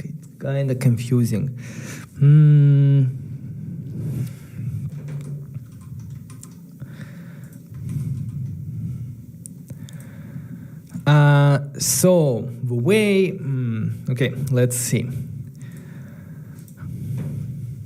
Without a default layout, without a layout file here, by default, Expo Router handles this layout for us. When we add the layout, what it happens is the layout wraps around our screens. So you can think about when rendering it, you can think about it like this. So we have a layout, and then we have, for example, if we are on the home screen, we have index screen. Now, the index screen, as you can see here, is a child of the layout. And when we are, for example, on the index screen, it looks something like this. When we are on the details screen, it might look like this, details screen. So as you can see, the screen that we are on is the child of the layout component when Expo Router is rendering. That's why if in the layout we are returning null here, it doesn't show anything because we override and we say in the layout, inside it, return null. That's what we are saying right now. In fact, we want to say, well, don't return null, render the screen that you are currently on here. So that's where the slot comes in. At the same time, we cannot render directly the index. We cannot import in the layout index because it will render index on every screen. We need to dynamically render the screen that we are currently on, that we navigated to. So that's where the slot is. It's the simplest way. It doesn't have like any kind of navigators. We cannot go like back with swiping left because that's a feature of a stack navigator. So it's very, very simple. Where it's useful to do that is, for example, if we needed a global provider, or if we need a global provider like, I don't know, let's use either a React context and we want to wrap all the screens inside that, we're gonna need the slot, we're gonna need the layout. Because just like this doesn't make sense, because we can remove it and it will still work. It's the same if it doesn't have it. Also, it's useful when, for example, we want to provide user interface components that are shared among different screens. For example, by having a view here from React Native and a style that has, let's say, some weird styles you're gonna see, like padding 20 and background color red, and here the slot, and maybe even a flex 1, you're gonna see that this view in the root layout is something that is being shared between different screens, between different slots here. So we see the red background with the 20 padding on the home screen. If we go on the detail screen, we still see that one. So that's where layouts are useful. Layouts are useful for shared user interface between different screens and also shared behavior, like some logic of here, listen for notifications. This is a behavior that we want to happen on all the screens, right? You do it in the root layout. And we can put a stack here, and it will look very weird having this background, but now having a stack instead of slot, we have additional benefits. I'm gonna remove a view, I'm gonna only leave a stack. You're gonna see that it works like this. And similar way, we can have another navigators, for example, tabs.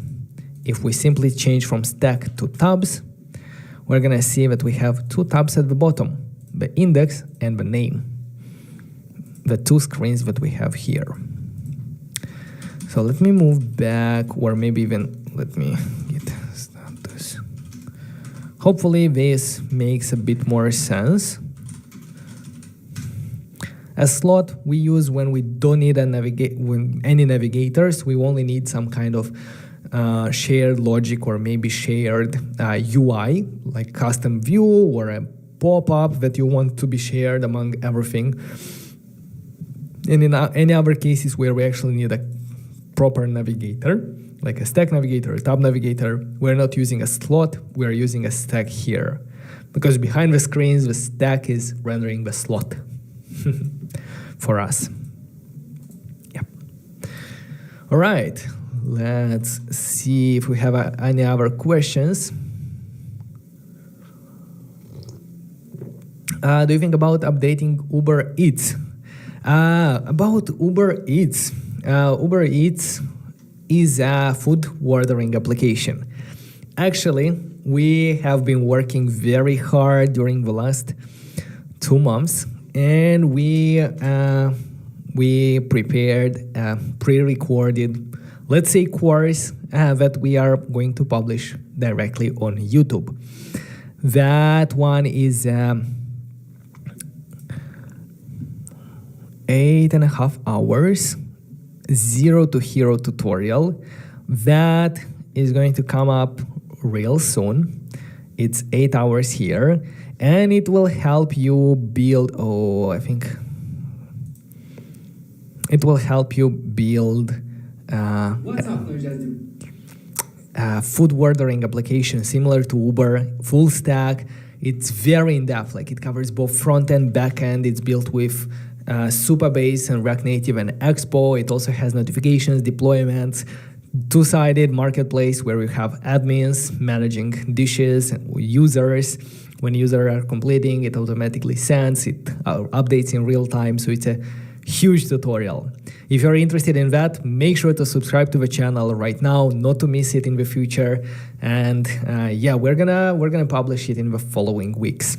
Actually, we have so many content planned that I don't know when to publish it. Next week we have 2 or 3 videos coming.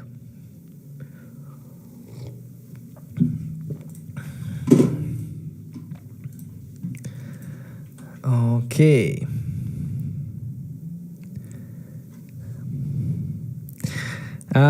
Publicly saying router v3 looks great. I plan to update from Expo SDK 49 to 50 soon. We'll update navigation then. Hopefully the upgrade won't break too many things. I'm planning to maybe do a live stream exploring that and also showing how you could upgrade an older version of Expo SDK to the latest Expo SDK. But yes, Expo router v3 looks really nice. Especially with API routes, it opens up the doors to a lot of new possibilities that in the past were not possible. Now we can have full stack applications written solely in Expo. Hola, ¿tienes algún problema con Google Cloud? Quiero consumir la API de Google Map. Más solicitado esta JS o Types.js in React Native. My Spanish understood the question, but don't know the details. What exactly is the problem?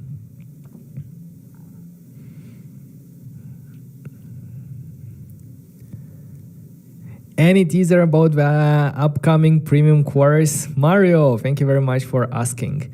Yes, we actually started working on a new premium course focused on React Native and Expo. In the past years, the React Native ecosystem changed a lot, and it's so exciting to see where it is at this moment.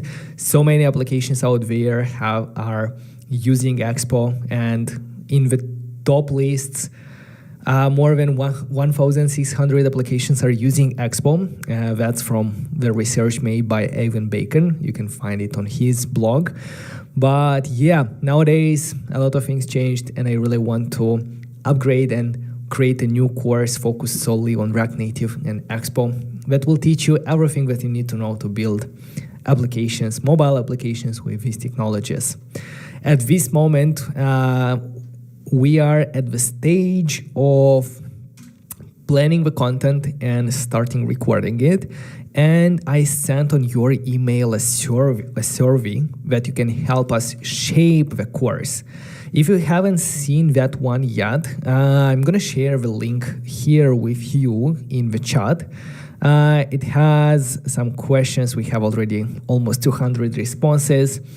But yeah, it will help me understand like the topics that you are interested in, the experience that you already have in order for me to know what to focus on and what I might skip, and a lot of other interesting questions that will definitely help us shape this course.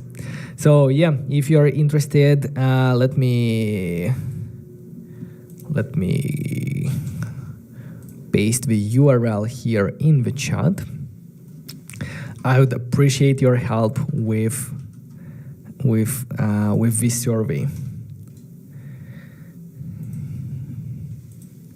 All right, guys. So let's go ahead, and also if you are interested in a course that is currently active and will teach you how to build full stack applications with React Native, Expo, and AWS Amplify, our course at academy.nodejustdev is the way to do that. You can check it out at academy.nodejust.dev. You can join. We have weekly group coaching sessions, and I would love to meet you there. Anyway, back to our tutorial, because we still have 3 parts. And the second part that we are starting right now is focused on the GraphQL API. For that, as I said, we're going to use the an API. I found it on the internet, API Ninjas. It has an API for exercises. Let me open it up somewhere here.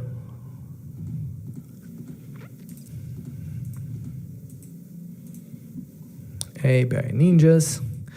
You can create an account. They have a free tier with quite a lot of API calls per month, and you don't have to provide any credit card. In future, maybe you don't actually need an API for these exercises. Maybe you can create your own database of exercises, but I'm too lazy for this tutorial to create and define my own exercises, so I'd rather use a data set that is already existing out there. So they are providing a lot of APIs, and one of them, if I look here, is called exercises. The exercises, and if we send a request there, they give us the array that we already saw, that we are already working with in our application. So if we scroll down, let's see how we can send a request here. Python, JavaScript, Node.js. I'd really like to see an example for curl, which is a utility that helps us send, get, and post requests. Let me switch to code so that you can see it better.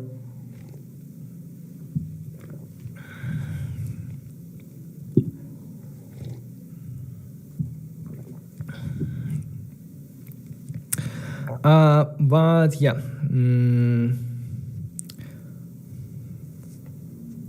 we're gonna do that together.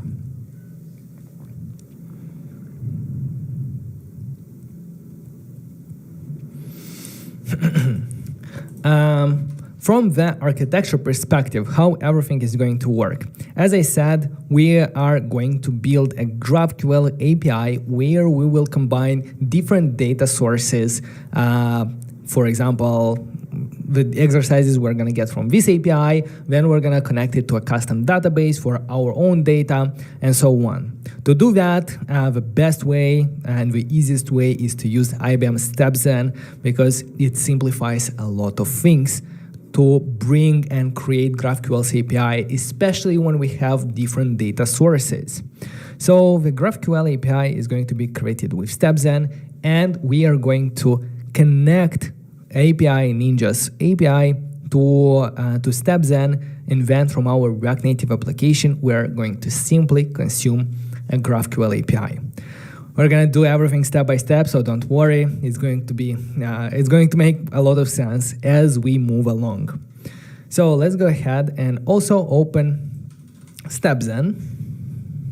Go to stepzen.com or follow the link in the description below, and you can create an account for free here as well.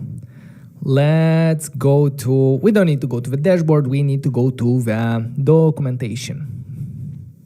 Let's go to the documentation, and let's go to the install and setup.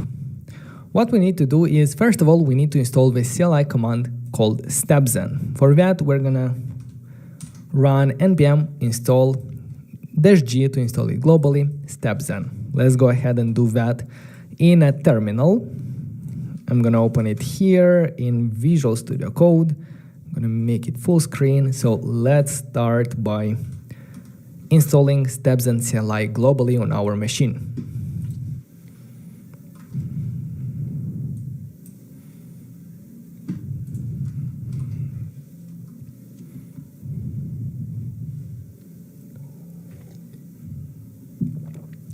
Carlos, hola, ¿cómo estás? All right, so now that StepZen is installed, let's go back to the documentation, and we need to create an account. Go ahead, create the account, follow the link in the description below to do that.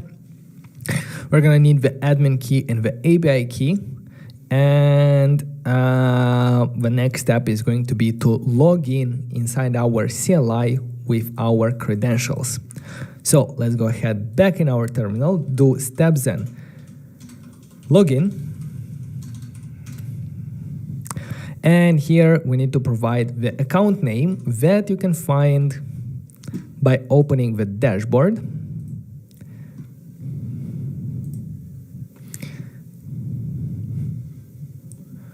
And here, if you open the side menu, the account name should be here. Or you can also go to the account where you'll find the account name and the keys for your API. So for the account name, let's copy this account name from here, paste it in our terminal. For the admin key, go ahead and copy it from here. I'm going to hide a little bit my screen. I'm going to copy the admin key. And the next step, the next step is you have successfully logged in with your account. You can also check that with who am I. And we see that we are the account name, the name that we provided before. Perfecto. Now our Stepzen CLI is ready for us to start creating our GraphQL API. For that, let's go ahead and follow the documentation to the next page for transforming a REST API to GraphQL. That's exactly what we need because the exercises API, this is a REST API that we need to transform into a GraphQL API using Stepzen. To do that, it's super simple with the command line. It's one line of code, and the line of code is called Stepzen import curl. Before we do that, I will first work with curl independently, because after we have this curl request, we can simply put Stepzen import at the beginning, and that will transform it and import and create the GraphQL API. As simple as that. So as I said, curl is a simple command line tool to send get and post requests. For example, what we can do with curl, the documentation is awful for curl, but what I can do is I'll check the URL that we need to send the request to. Let's copy this URL. Let's scroll down to the code example on the API Ninjas, the exercises API. I'm going to check JavaScript documentation, and I'm going to copy the URL from here. Let's go into the terminal, and let's clear the screen. Let's do curl, and then we are going to paste the URL. Oh my God. Curl, and let's paste the URL here. No, muscle, let's do chest here. Why is it like this?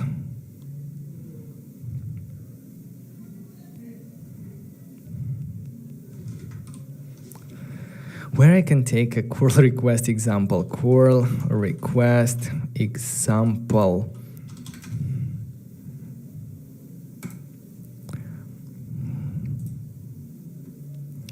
I need a with headers.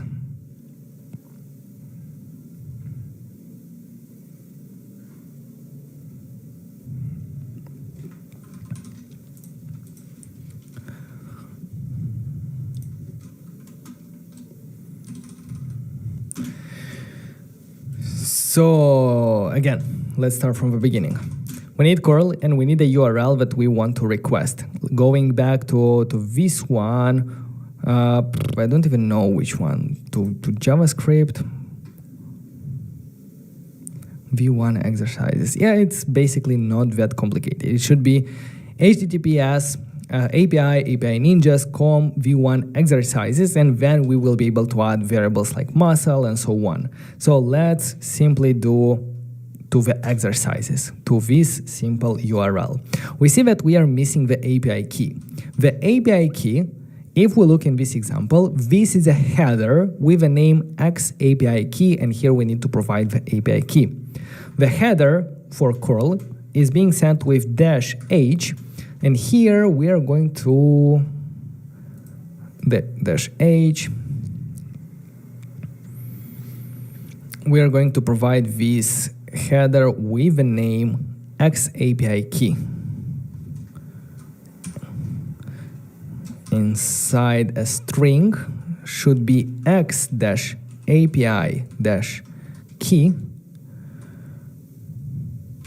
Oh boy, I need to remember how to work with curl. Except, okay, then dots. And like this, and here we need to provide the actual API key. The API key that we can take from our dashboard of API Ninjas. So let's go to my account, and here there is API key, press show API key, copy it, and let's go back to provide it here. Let's see, let's press enter. Error, missing API key. I think I messed up a bit the header here.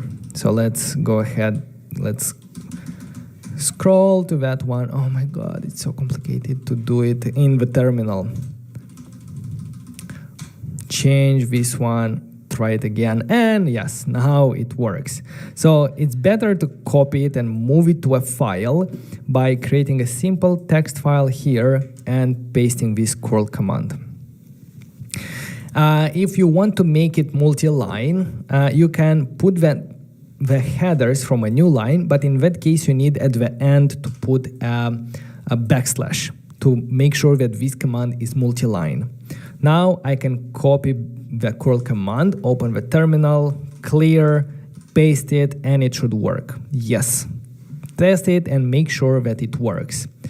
Also remember that in the documentation of API Ninjas, we saw that we can send, for example, a property called muscle. If, for example, we add here a question mark, we can provide here variables. For example, muscle can be, let's say, chest. Let's copy this muscle chest. Let's send it again. And hopefully, we're going to see muscle chest exercises only. It has a lot of instructions, but yeah, type strength, muscle chest. Yes, it works. In a similar way, by sending different parameters here, we can query different kind of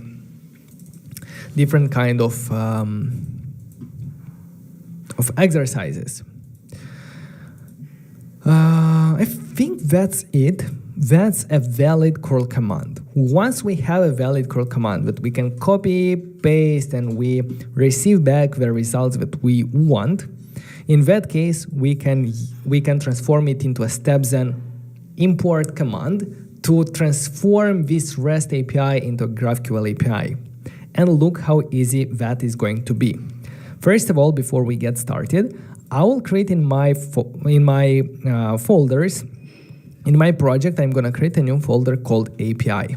This is where we will store all the information for our stepzen API.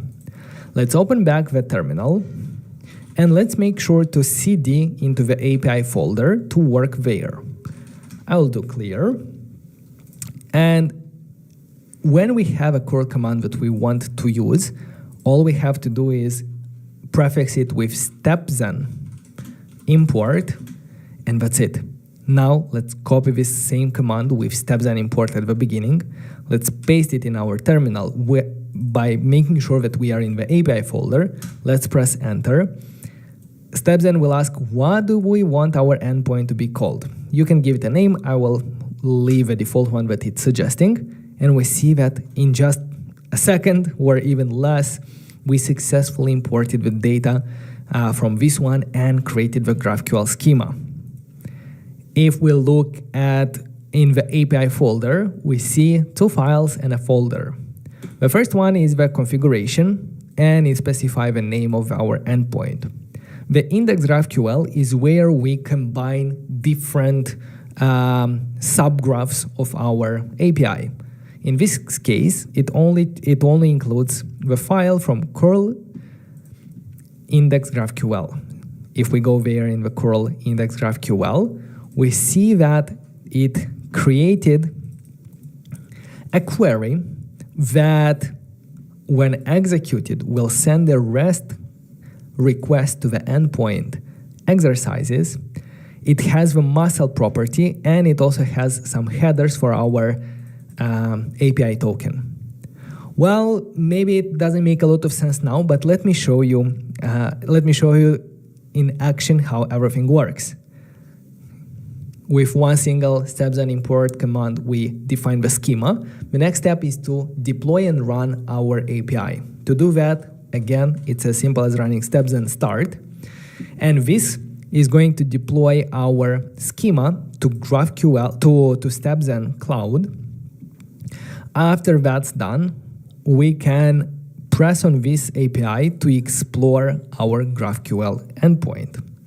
Let's press on this API. Let's open it in browser.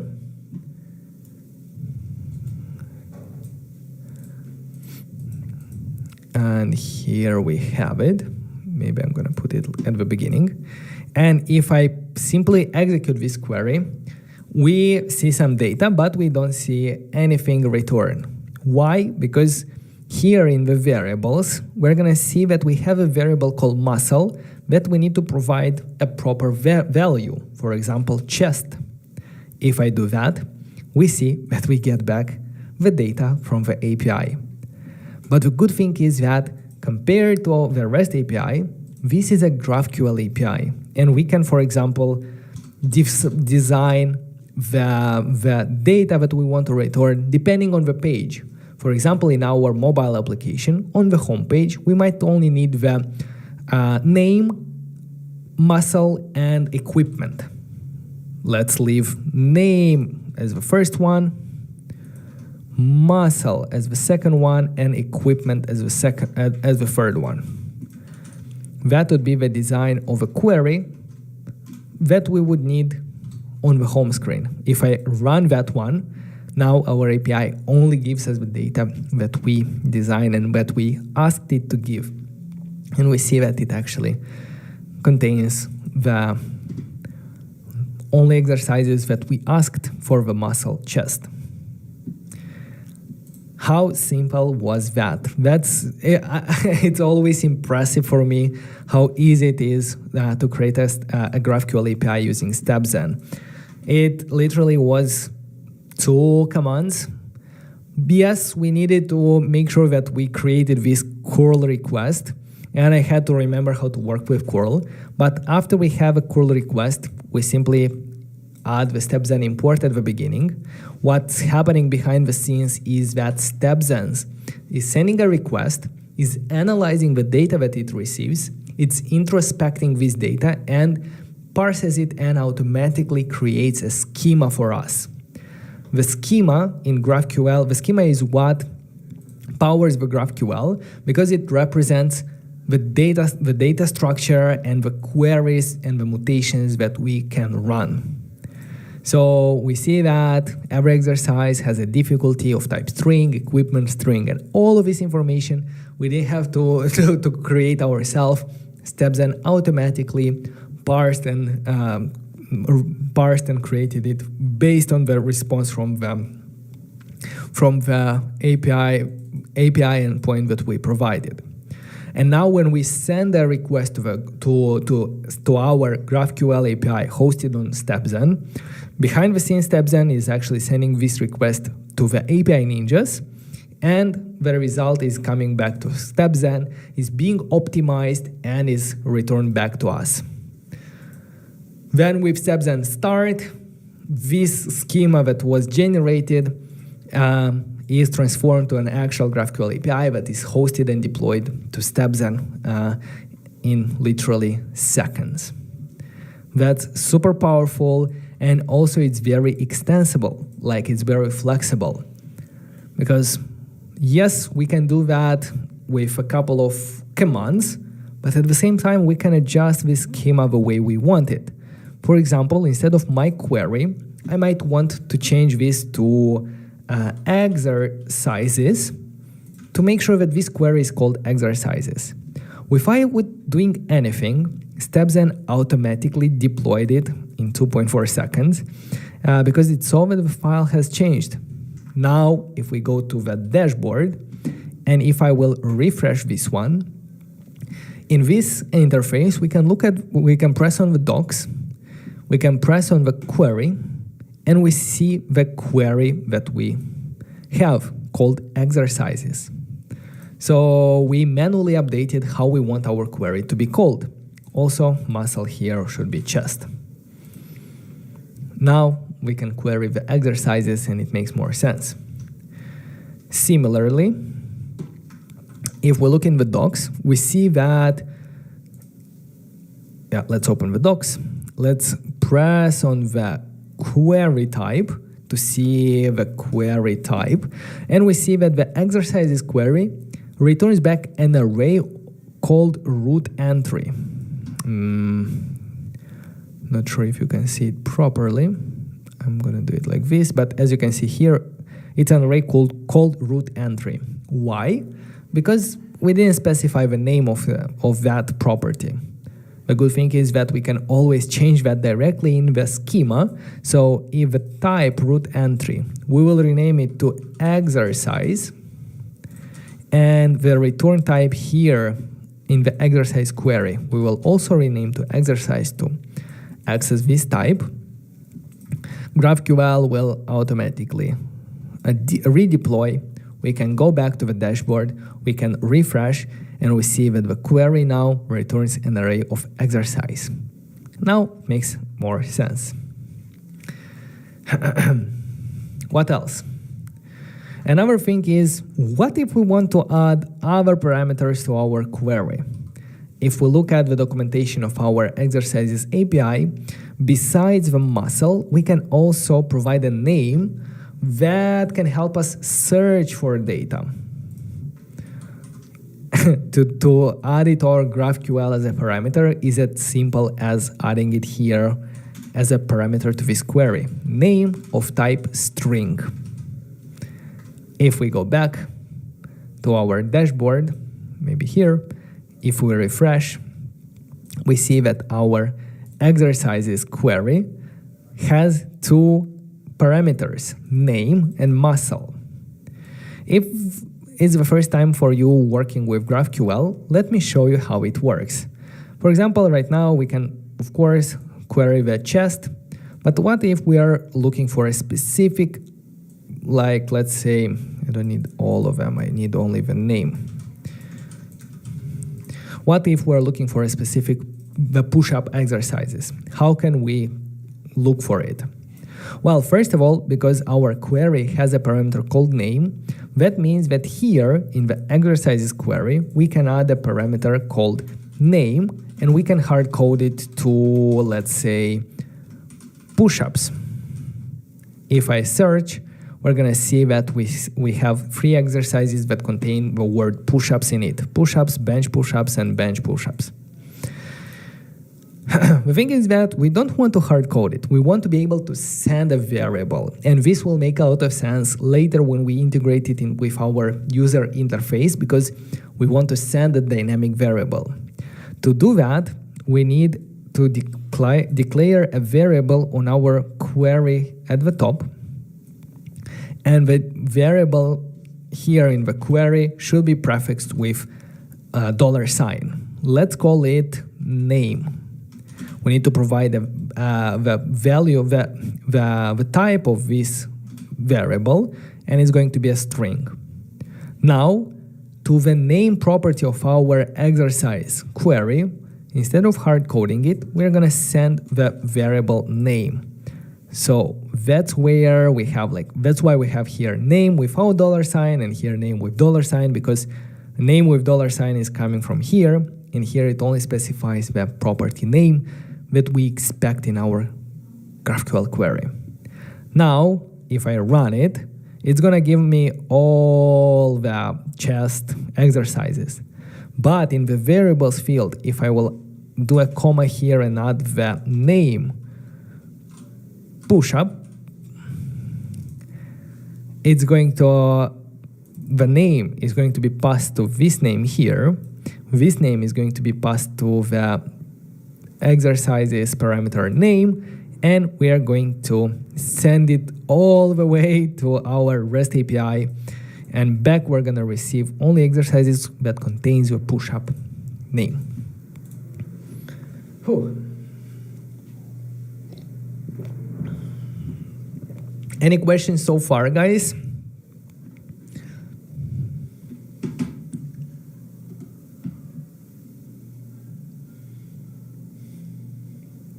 Is it clear?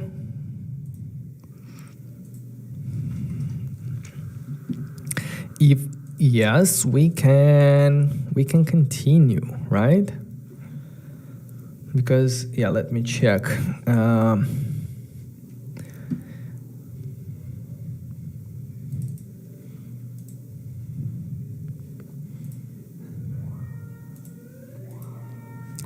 Okay. Yeah, I think from the API standpoint, our API, our GraphQL API for exercises is ready. So we integrated with the REST API, we transform it to a GraphQL API using IBM StepZen. And the next step is to query this GraphQL API inside our React Native application, so that instead of using dummy data here, we can actually query our API that we just created. And we will query it in a similar way as how we played it here in the dashboard on StepZen. We will define a query that we need. For example, on the home screen, we will need the name and the muscle. That's what we're going to provide. We're going to execute the query. If a user doesn't search for something, we're not going to send any variables, and maybe not even muscles, so that we can look at all of them. Name, muscle, and so on. Perfect. So our next goal is, instead of sending this query from our dashboard, we need to send this query from our React Native application. Before we do that, let me go ahead and I will do a git status. Git commit. Git commit. Actually, maybe it's also good to rename this folder from curl to let's say exercises. And if you rename the folder exercises in the index GraphQL, make sure to rename here also exercises to access the file correctly. Now let's check if everything was correct, file was deployed. I will double check if everything is working here by sending a request. Yeah, I think it is. So now I can safely do a git status, git add. Oh, come on. Git add, git commit, set up the GraphQL API using IBM StepZen.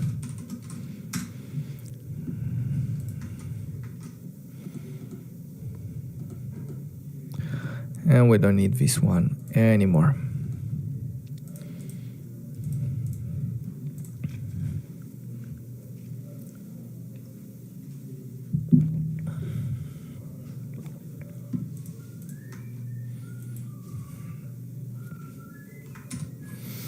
All right.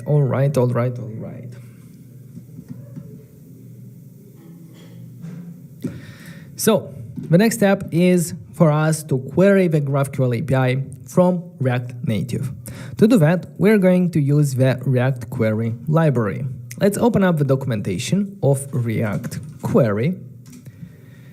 It's a library from Tanstack, and it's a powerful library to manage and to query data, no matter GraphQL or REST API in React and React Native. Let's go ahead here. It's React, the version 3. Which one should we use? Should we use the latest? And the latest is Yeah, let's use the latest.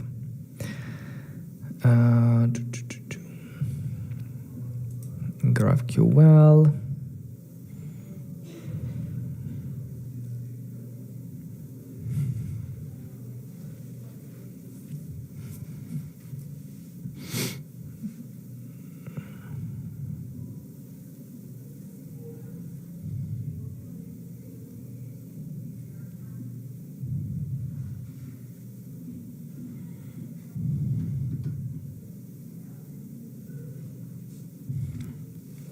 So yeah, let's go to the overview, the installation, and we're gonna start by installing React Query in our application. Let's do that by copying the npm command to install Tanstack React Query. Let's install it in our application. Make sure you run this in the root folder, not in the API or something like that. It should be in the root. And in the package, if I'm gonna check, we should have a new Tanstack React Query and version. In my case, the version is 5.17. Let's move on.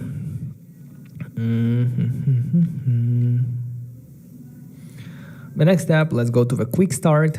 And this code queries, mutations, and so on.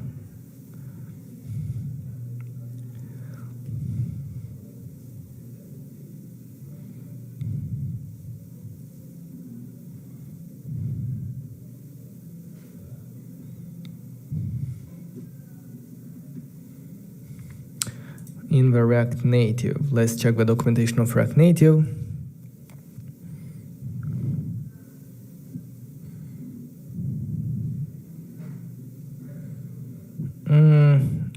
We don't need anything from here. Let's check the GraphQL.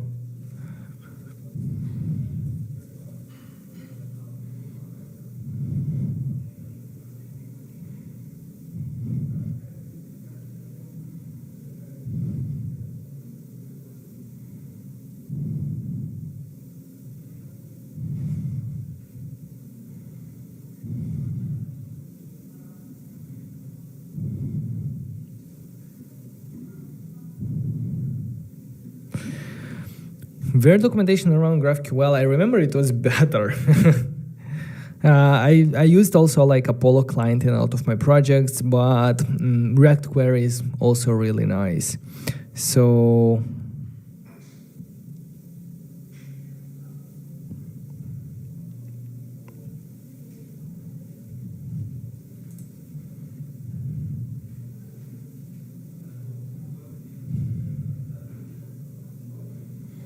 what other libraries we need to install for the GraphQL? That's what I'm looking for.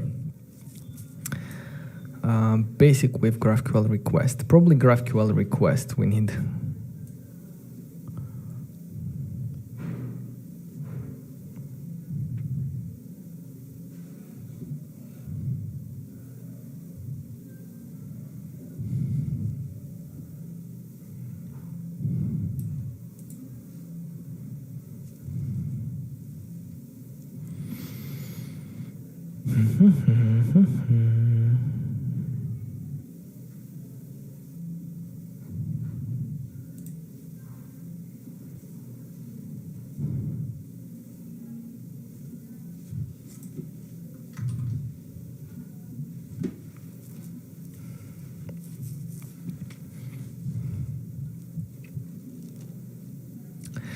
All right, so let's start. The first thing, we installed Tanstack React Query.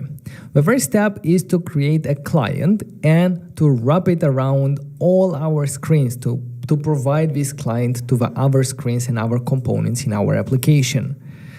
Where will we do this thing?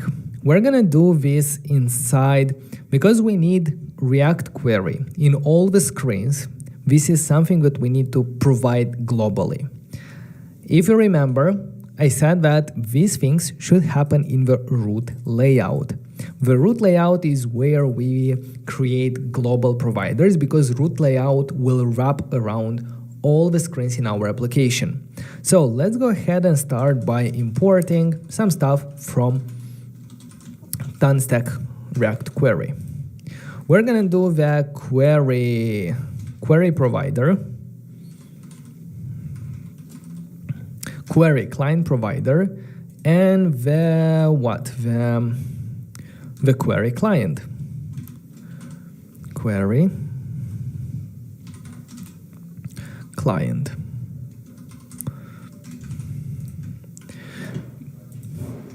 The first step is to create the client, so let's create it here. New query client, and new query client. And after we have this client, we need to make sure to provide it to all the screens in our application. To do that, we're gonna wrap our stack navigator inside a query client. Let's close it at the end. And we need to provide the client here that we created before.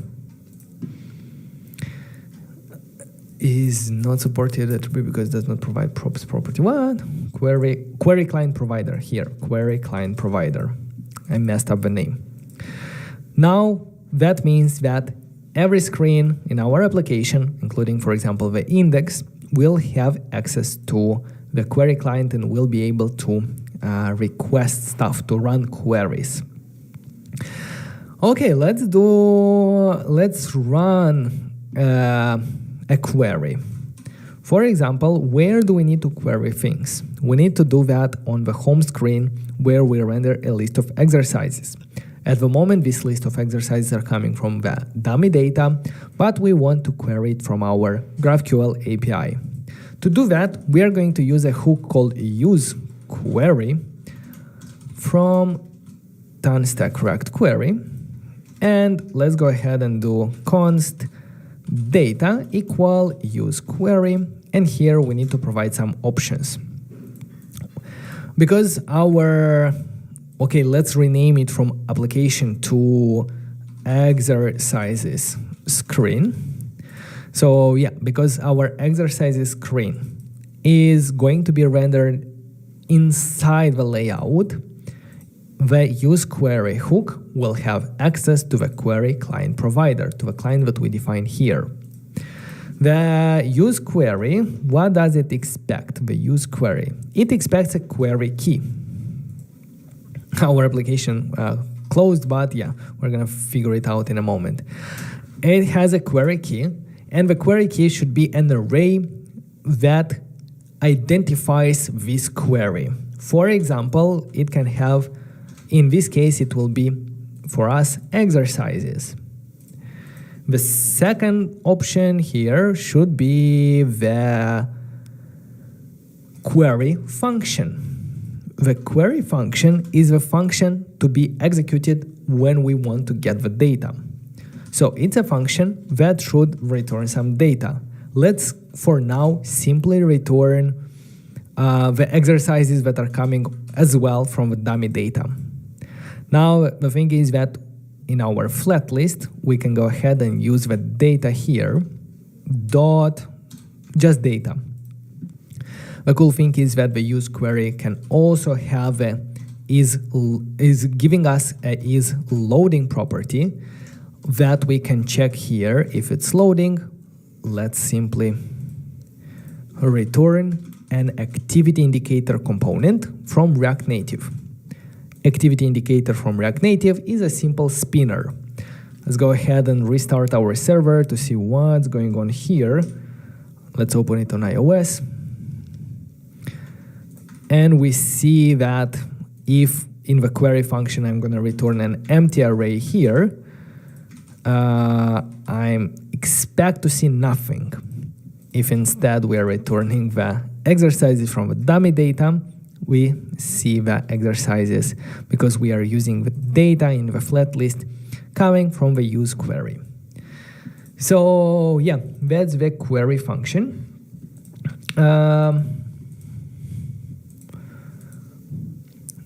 And the Tanstack React Query is agnostic of how it renders or how it fetches data, because it only accepts a query function, which can be an asynchronous function, and the way we get this data really depends on us, and React Query doesn't care. React Query only cares about the data itself. It handles the loading logic, it handles the error states, it handles on the device cache and optimization, but the way we get the data depends on us, and we can use Fetch API, we can use Axios, we can use GraphQL, REST API, anything inside this query function. So that's why it's really powerful, because it's agnostic and it doesn't enforce you to use some kind of APIs or something like that. So in our case, we don't want to use data from our from our dummy data. We actually want to query our GraphQL API that we deployed on StepZen. Let's see the example in the documentation of React Query of how it works with GraphQL. In GraphQL, it has this GraphQL. It has this request. The request is coming from where? From GraphQL request. Let's go ahead and install GraphQL request, which is going to be a library helping us send a request to a GraphQL server. npm I were npm install GraphQL request.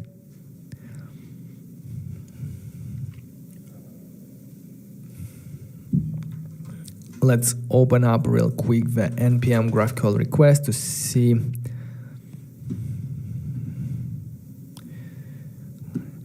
Yeah, that's what I was looking for, because besides GraphQL request, we also need GraphQL that will specify.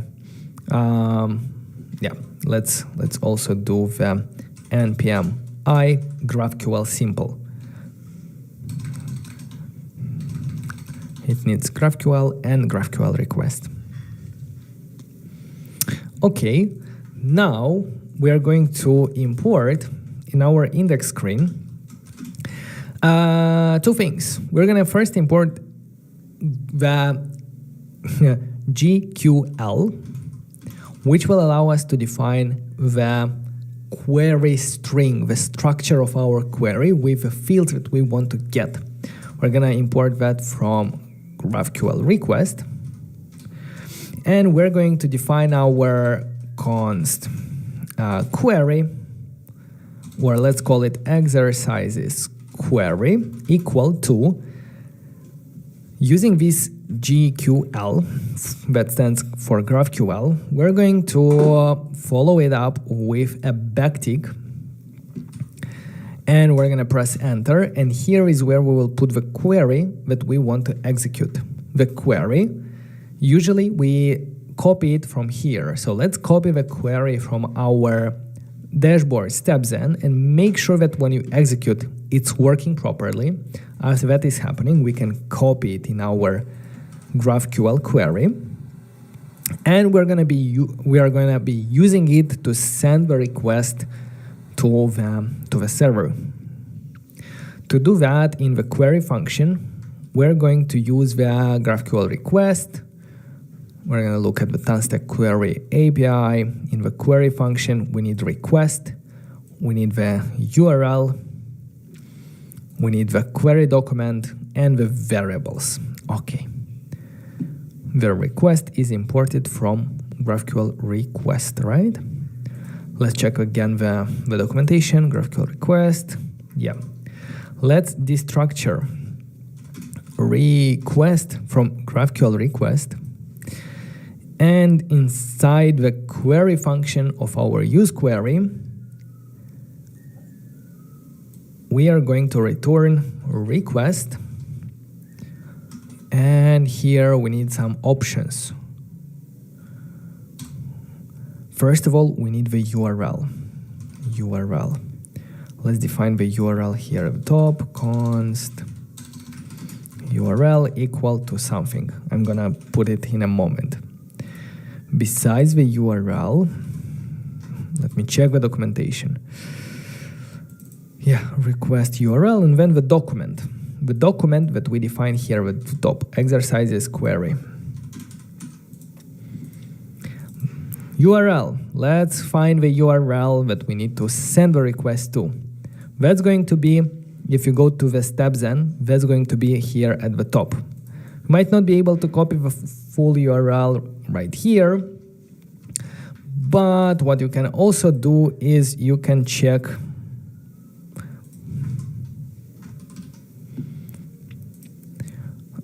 you can open up the endpoints page.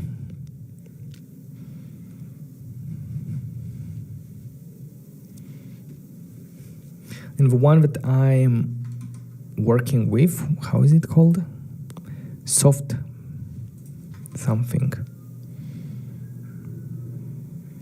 This one, copy URL. So find it in the endpoints and press copy URL. Maybe in the docs where it's also, no. And come back and paste the URL here.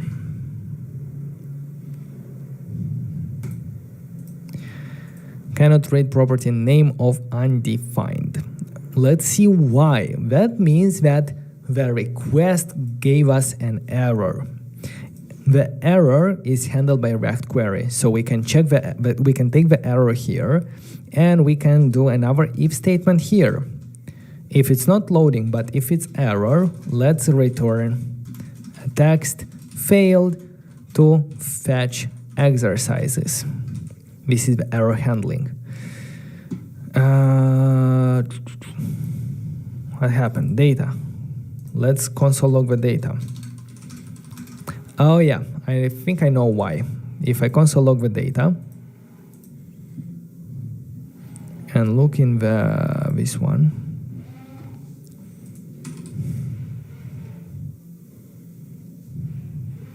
it's loading. Failed to fetch exercises. That's true, I was expecting that. And we can do a console log error to see what's happening. The problem is that unauthorized, missing or not allowed. We didn't provide the API key for StepZen, because here, if we look in the dashboard, if we look at the headers, there is a header called authorization. So let's see how we can send this header using the GraphQL request. There is the fourth one, request headers. Headers.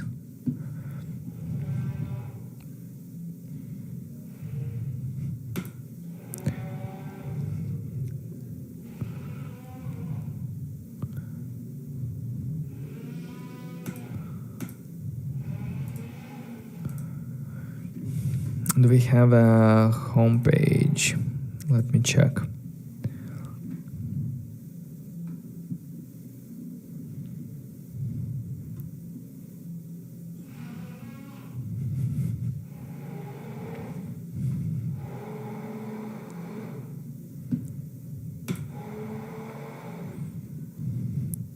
Endpoint and then options.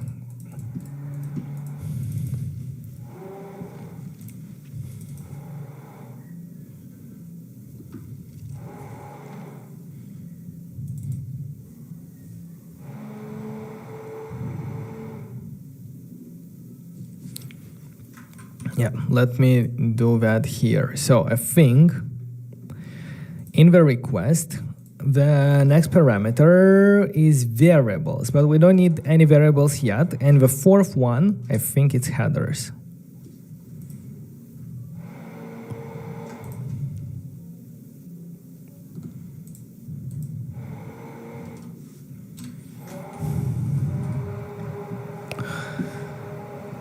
Oh boy, wait.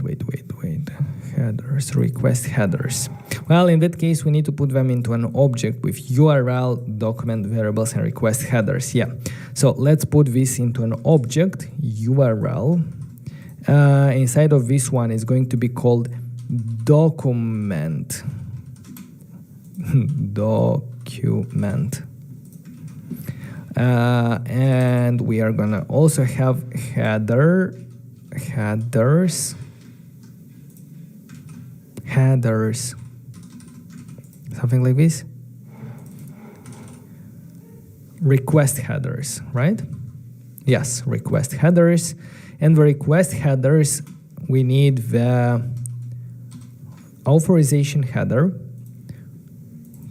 from StepZen, and it's going to be the API key. That, of course, you can provide through environment variables, but I'm gonna try it just like that to see if it at least is working, and then we can think how to optimize things. Fail to fetch exercises. If I refresh, we don't have an error, nor do we see the flat list. Let's check the console log to see the data, because most probably the data has a little bit, the data currently is not an array. The data is an object that contains the exercises, which is the name of our query. So in the flat list now, we simply should say data dot exercises. And just like that, finally we have our data fetched using GraphQL and React query inside our application. To be honest, I think Apollo client is a bit more simpler in terms of this, but yeah, it's the React query is still powerful. And if we, instead of sending a request like this, if instead of this we are going to configure a GraphQL client, as we saw in the documentation, let me close the window because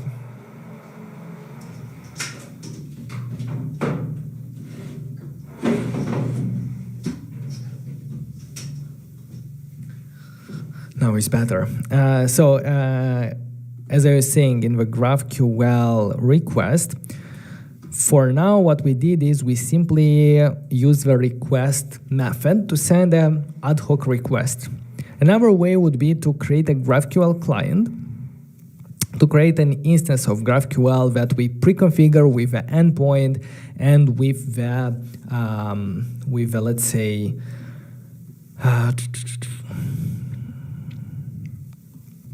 with the headers, so that we don't have to do that every time. It's going to make much more sense. So I'm gonna do in the source, let's do the graph, or let's do in the source here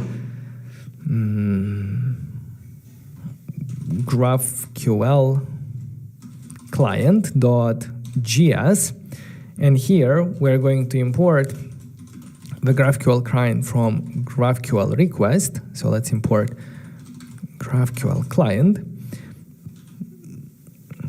Let's create the client using GraphQL client, and here what do we need to provide? We need to provide the endpoint, and the endpoint, remember that was our URL here. So I'm going to take the URL, I'm going to move it here, and I'm going to say that this is the endpoint. And here we are also going to say we need some headers. Oh boy, GraphQL client. Let's see the endpoint.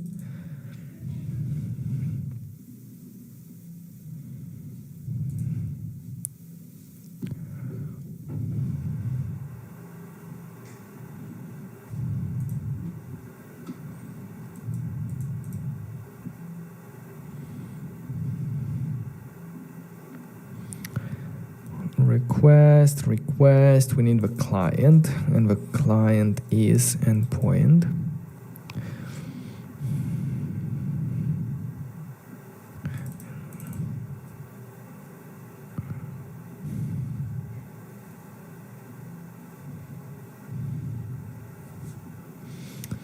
How do we provide the headers? Come on.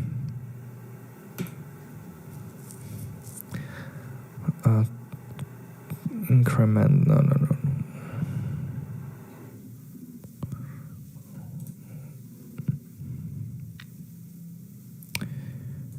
GraphQL.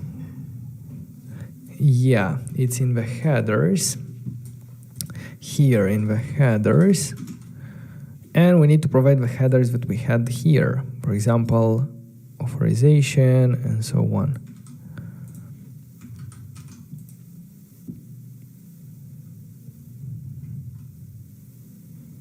Oh, I forgot to initialize a new GraphQL client. Now it makes sense, and it also creates it correctly. And what we can do is we can export this client, export default client, and on our page, let's go ahead and import client from GraphQL client. And when we do a request, we're not gonna do a normal request, we're gonna do a client.request. In this instance, we don't need to provide the endpoint, and we don't need to provide the headers, we only need to provide the document.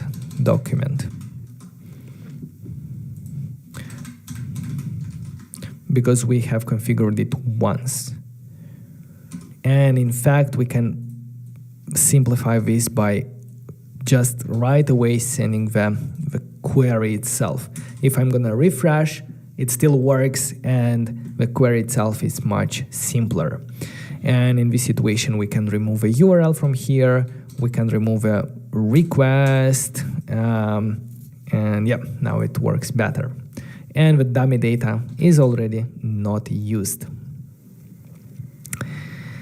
Nice. So yeah, now our query looks much simpler. It has this one, it has the query function that can also be simplified to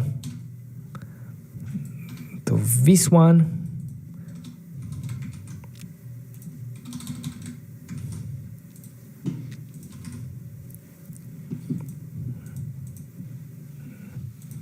And it handles the error, the loading state, and everything else. It's handled by React Query. In the GraphQL client, if you want to, the good thing is not to provide and not to expose private keys inside your code. What we can do is we can provide this through an environment variable.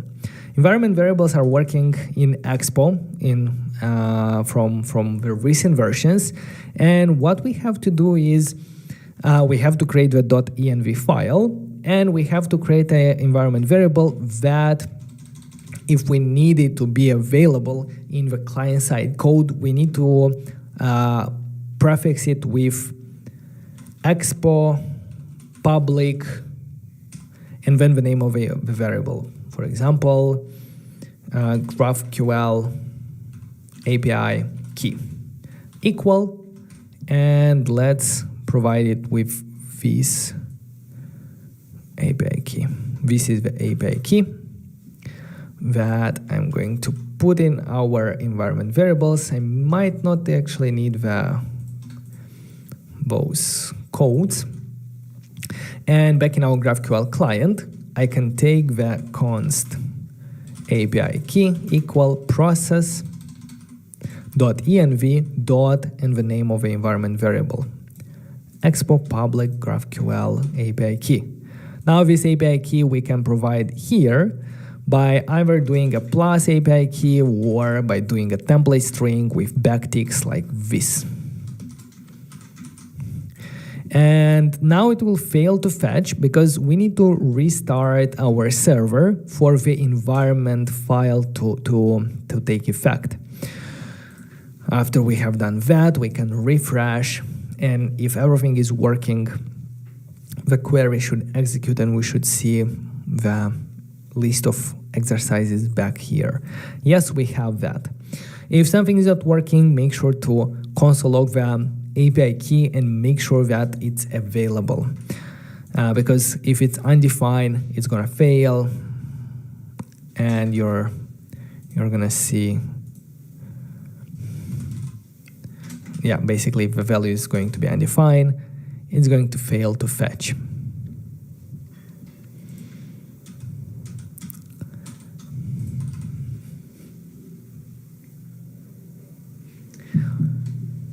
So that was tough, but that was necessary because we had, well, another thing is that on this screen in this query, we not only need the name and the muscle, but we also need the equipment, right?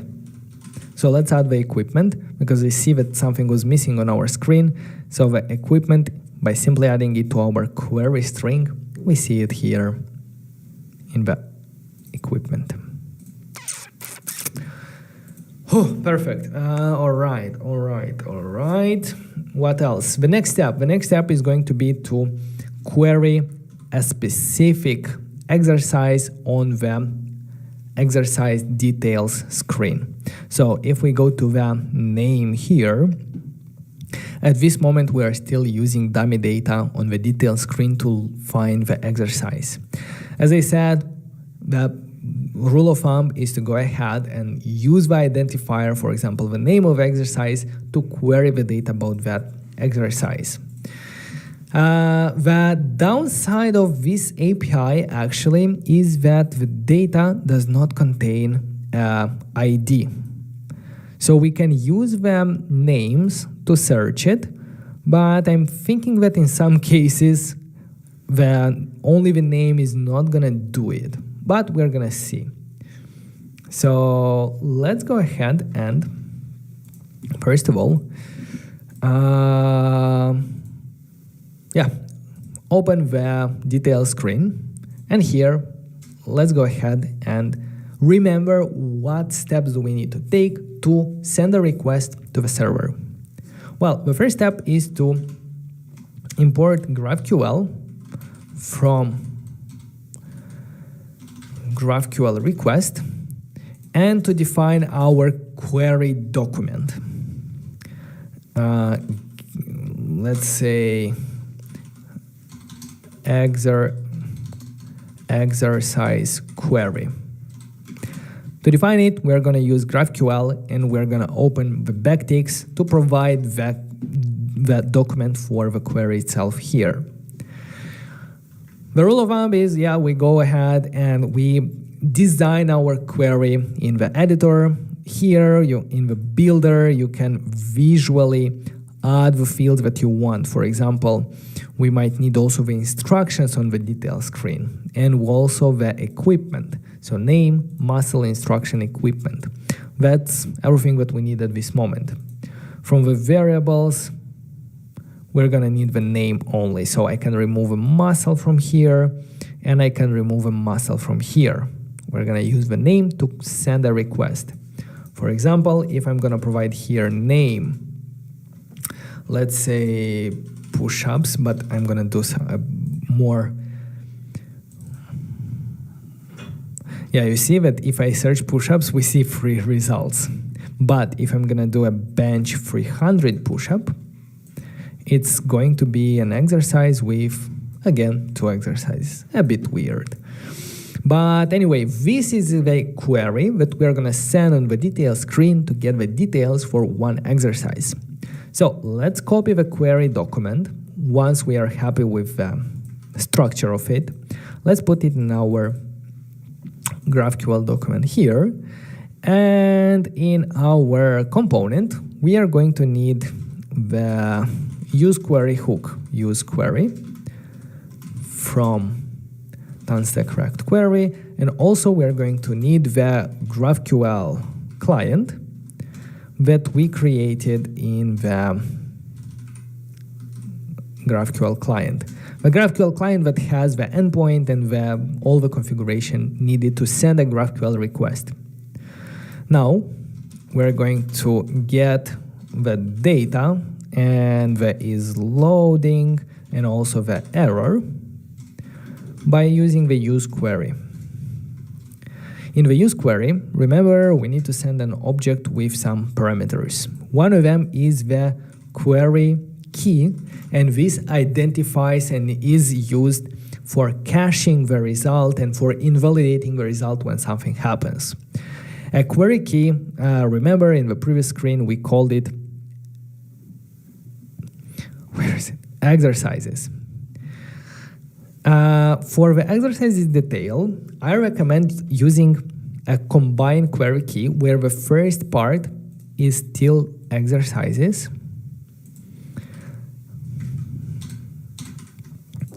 and the second variable is going to be the name that is coming from params, or maybe I can even destructure the name here and use name as the key. So this is a combined query key, and the benefit of having the same first parameter exercises is going to be that when we want to invalidate all the information about exercises in our application, we can invalidate all the keys that start with exercises. But the second one is name, and it's required to be like this because we want to cache different data for different pages independently, separately of one in each other. So let's provide the second one, query function, and this one should send simply a GraphQL client.request, and we're gonna provide this document here, exercise query, like this. Now what we're gonna do? We're gonna do the following. We're gonna check here if it's loading. Let's simply return an activity indicator, import it from React Native. That will show a spinner. So if I go there, it shows the spinner. Perfect.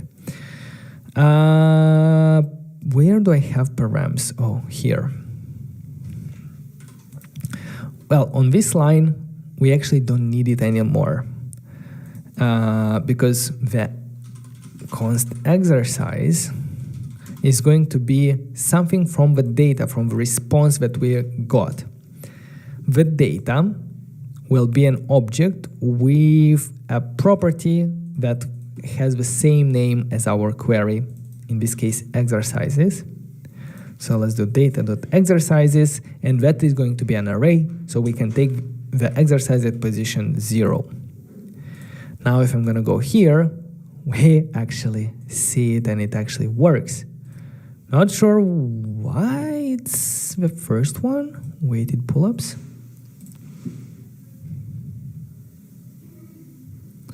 This tells me, oh, I know. Before I go there, make sure to always have this if loading, then if error, and only then try to render the data. So if error, I'm gonna render a text saying failed to fetch data, something like this. But why all of them are rendering this first one?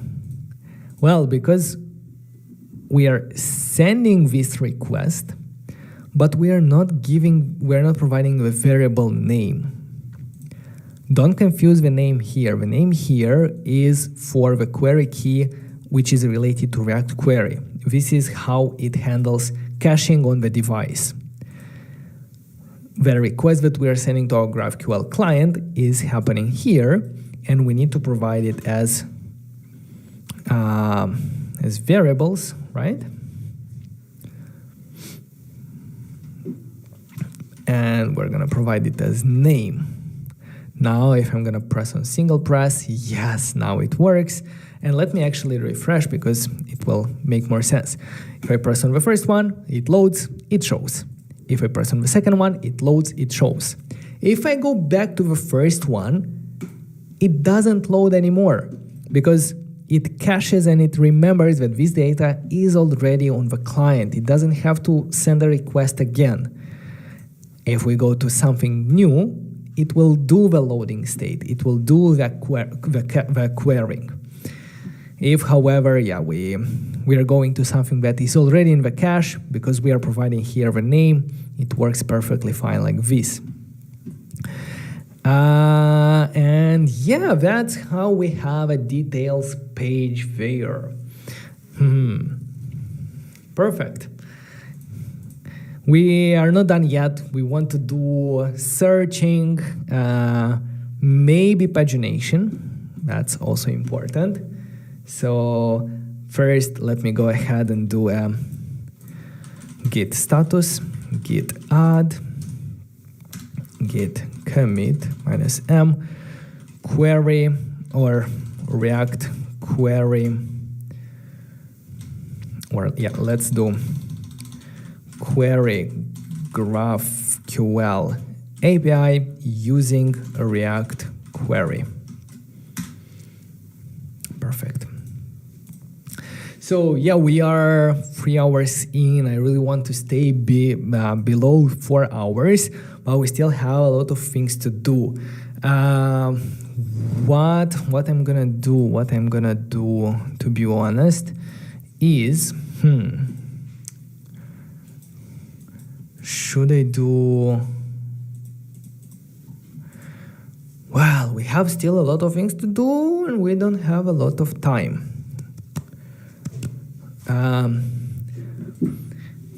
The important thing of a workout logger. Here, there are still a couple of things. We still have to search at least and to do load more, to be able to scroll and load more items. Let me put them here, and if we have time at the end, we're gonna do that. But I really want to show you the MongoDB integration and how we can keep track of different sets and repetitions. So in the bonus, I'm gonna have search, and we're gonna also have the load more. How is it going, guys, so far? Vadim number 1, thank you.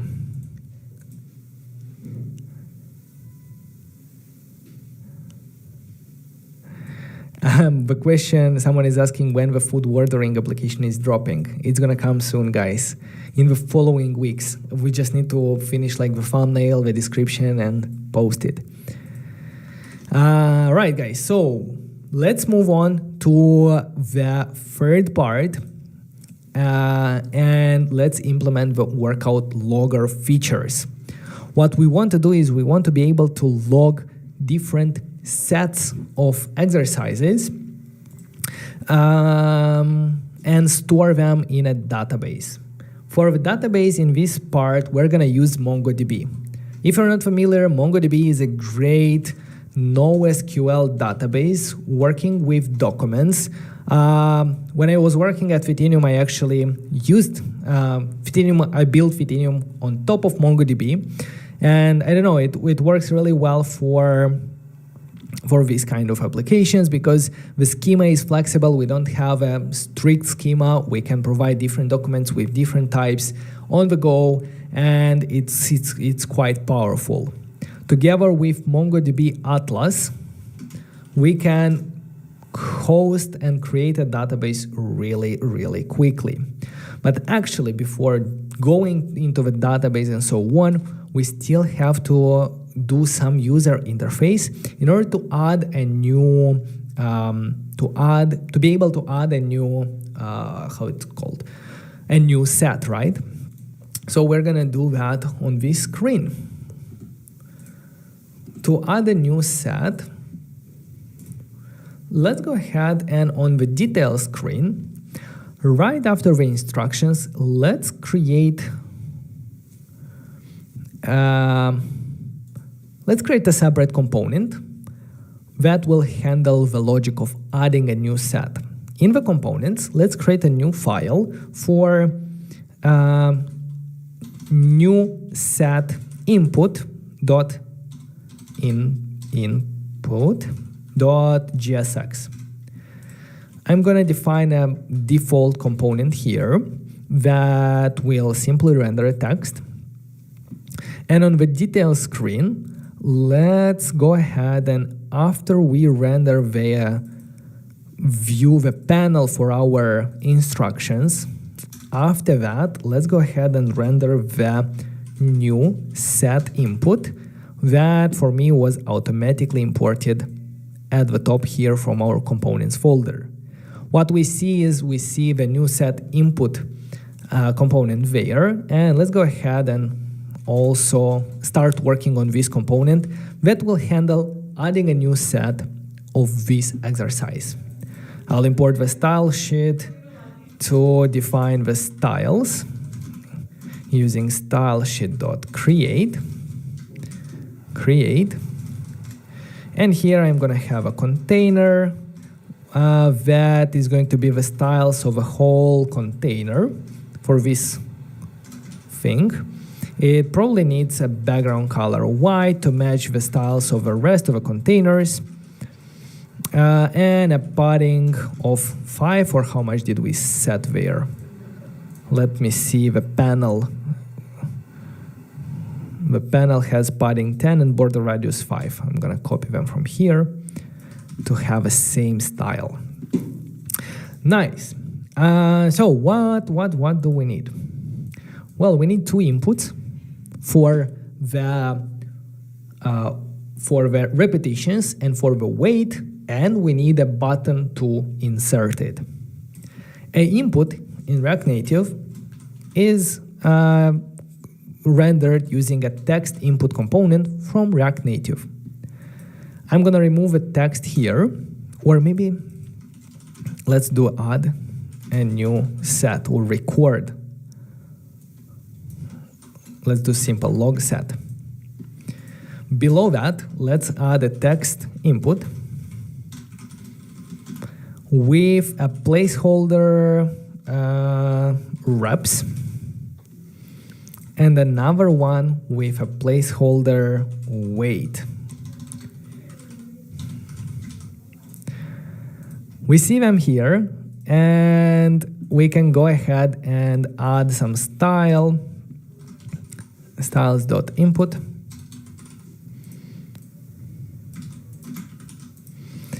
And we will also, you know what? I'm going to remove the text here to simplify this component and to only have 2 things, because now I can put the text inputs on the same row by simply providing not justify content, but flex direction row on the container. Now the reps and weight are on the same row, and if I provide some styles to this input, such as border width 1, or 1 is too much, you can do stylesheet.hairline width, which is the smallest border width that we can have. If we add some padding, like 10, if we add a gap on the parent component to manage the spacing between them, if we also do a flex 1 on the input, that will make the input take half of the space or share the space between them. And what else between that? I will do a border radius 10 to make them round. 10 is too much, 5. Perfect. I love it. Maybe the border color should be gray, or Gainsborough. Or if it's Gainsborough, I think the width should be higher. Yeah, now I like it. So if I do 2, 3, now perfect, it works.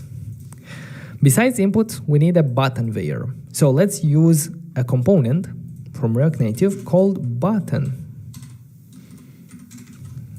Let's render it after our text inputs, and the button has a title. The title is add. This is going to render a native button, and because it's a native button, it will look different on iOS and Android. A native button on iOS is just a text with this blue color. On Android, it has actual background. So if you're working on Android and it looks different, that's fine. That's how it's supposed to be. That's the power of React Native. It renders native components. And on press, we need to do add set. We need to call a function called add set.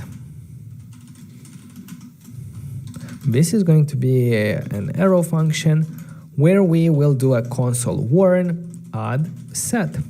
So if we go on this one and press add, we see a console warn at the bottom, add set. The problem is that at the moment we cannot access what values did we provide in these 2 fields. Because as we have them right now, this is called uncontrolled input, which means that we do not control it. It manages it on its own, and we do not have access to the value. To create a controlled input, we need state variables.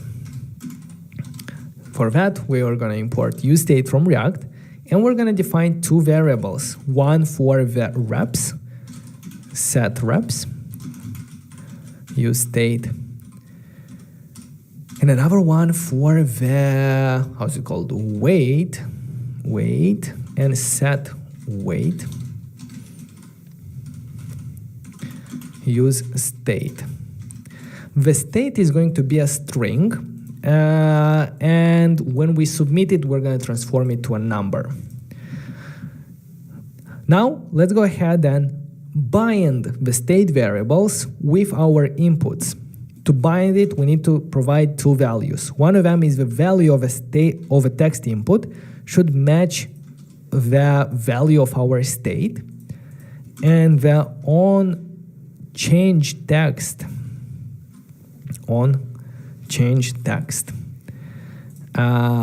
When the text input changes the text, when it detects that the user changes the text, we want to update the reps by calling set reps.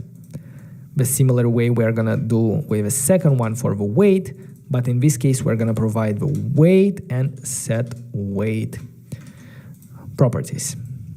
Now we can still type, but the cool thing is that now we have access to these variables in the function addSet, and we're gonna be able to send them to the database. We see addSet 343.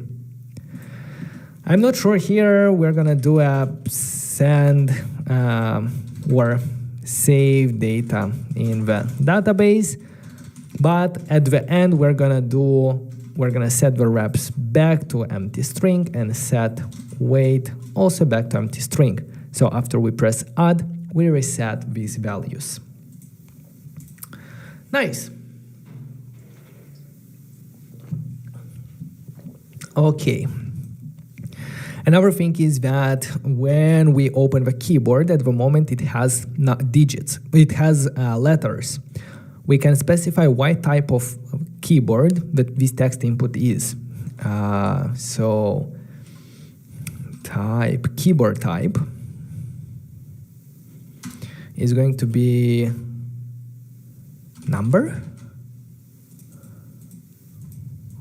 or numeric.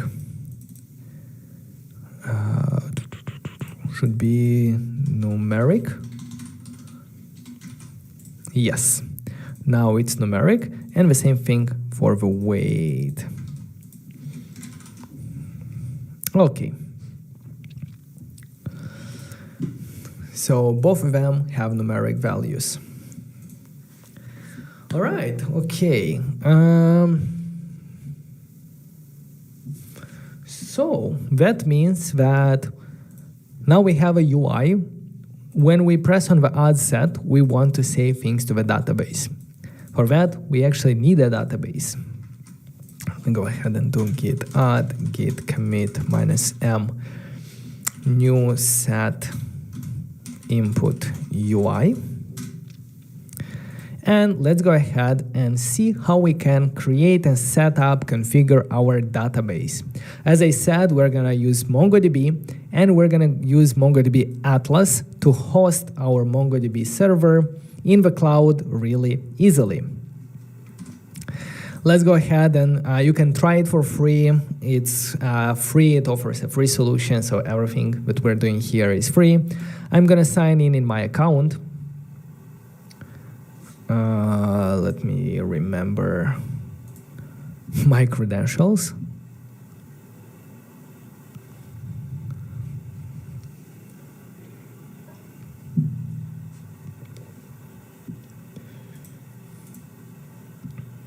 And after you sign in the cloud.mongodb.com, you're gonna go to your projects. Maybe you're not gonna have any projects, but in my case, I have a couple of them here. So what I'm gonna do is I'm gonna click new project, and let's go ahead and give it a name. Our project is going to be called workouts. Let's create next. And here is going to add me as a project owner. Let's click create project.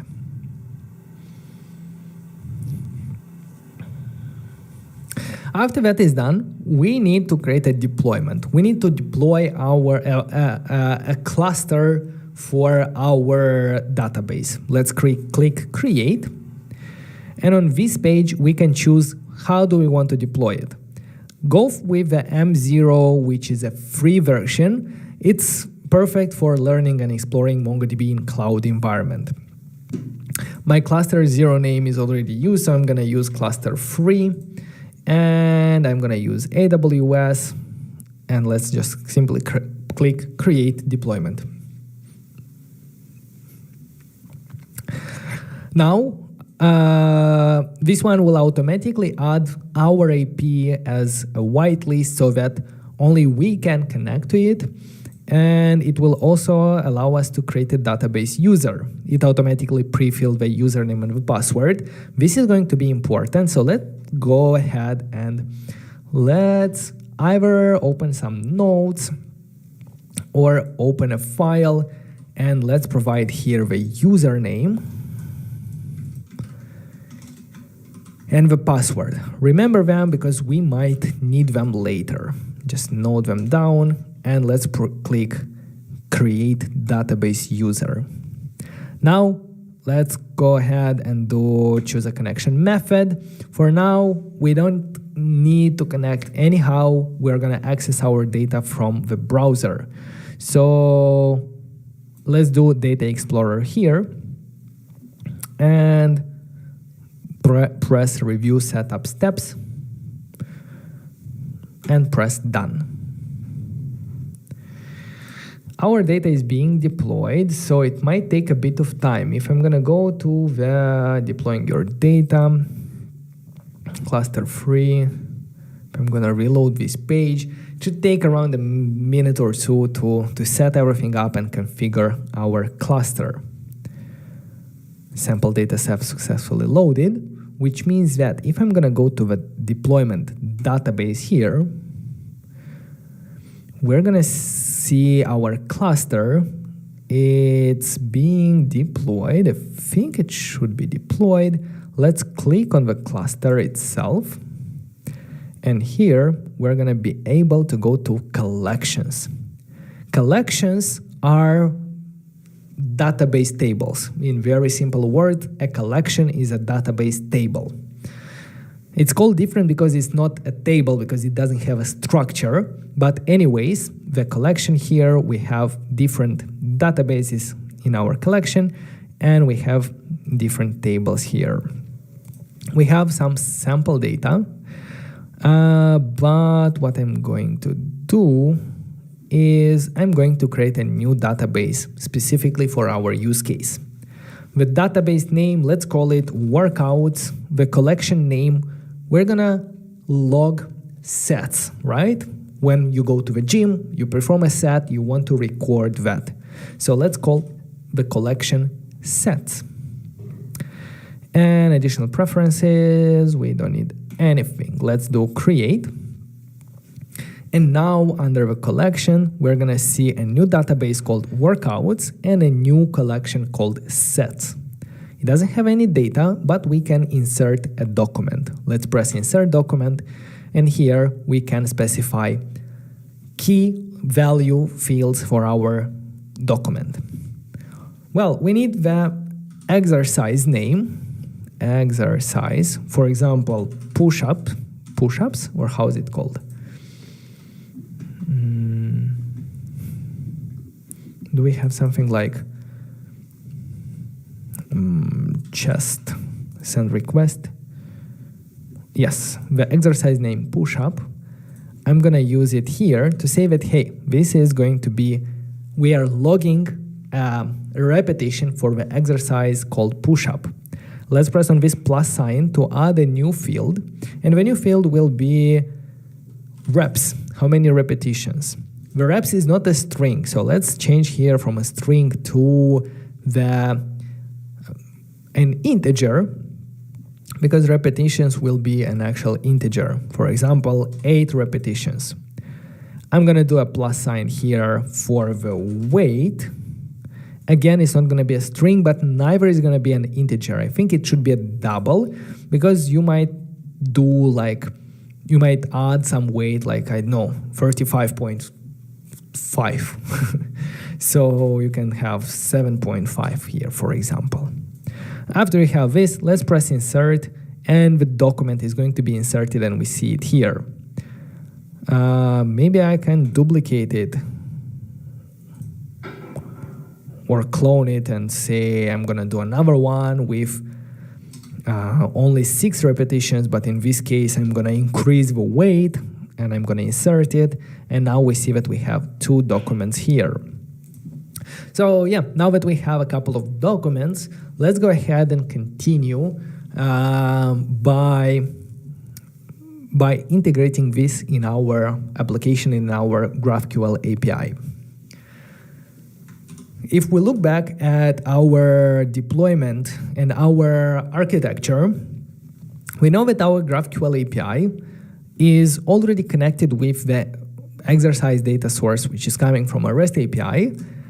And we also want to connect the MongoDB to the same GraphQL API to be able to, from our application, to be able to query a single endpoint, a single GraphQL API for all the data needs that we have.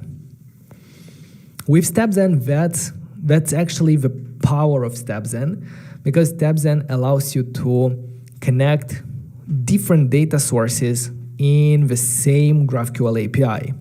This is very powerful because in a lot of cases, the data that we have is coming from different sources.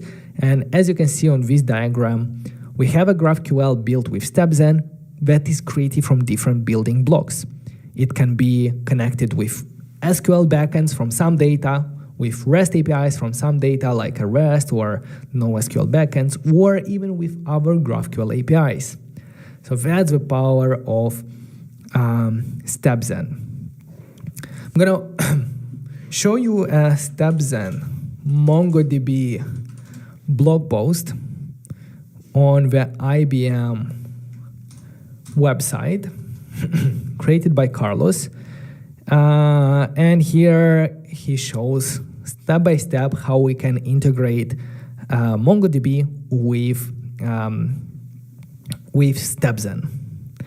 I'm gonna go ahead and do it together with you. And what we need to do first is on the Atlas side, we need to enable the data API. The data API is basically a RESTful or REST-like endpoint on top of our database. So we can interact with MongoDB by sending REST API requests. We know that with StepZen we can easily integrate with REST APIs because we have done that with the API for our exercises before. At the moment, the data API is disabled, so let's go ahead and enable it. We're going to select the data source here for cluster free.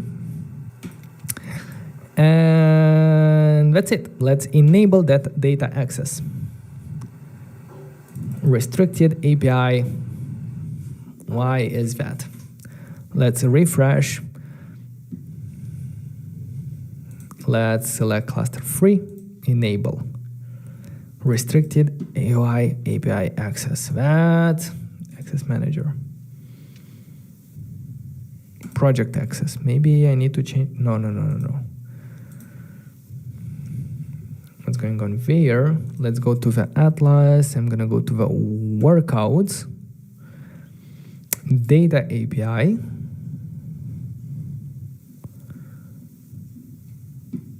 And let's do cluster free. Enable. Why? I did that before and it was working perfectly fine. Maybe I need to...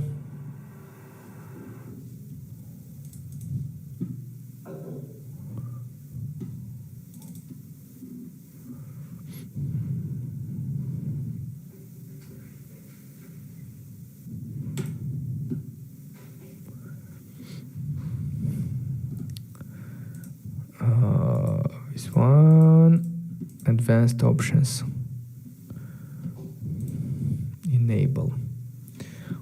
is it restricted? Disabled.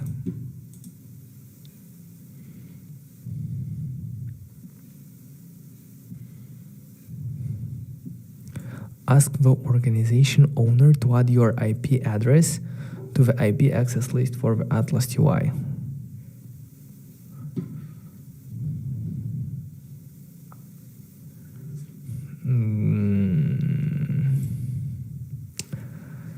I think it said that it added, not just. So my IP probably was not added properly, but in the previous one it was added, so I'm not sure why this happened. Now it's loading.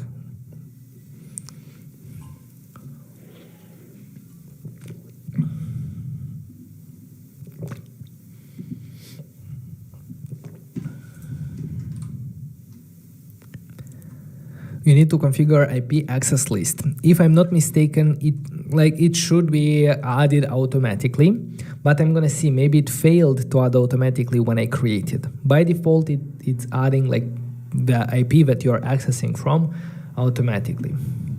Maybe somehow the IP changed.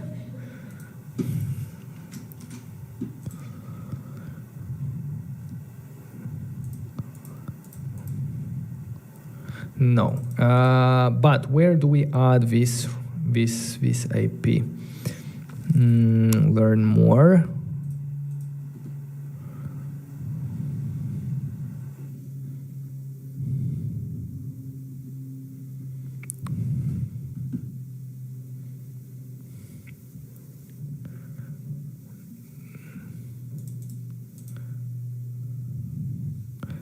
Includes your current IP. Created as part of how to set up. Let me check my IP.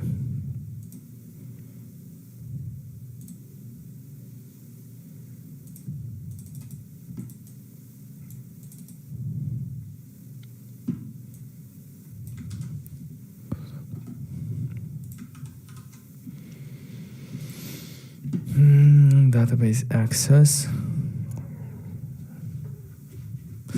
Oh, I think, where?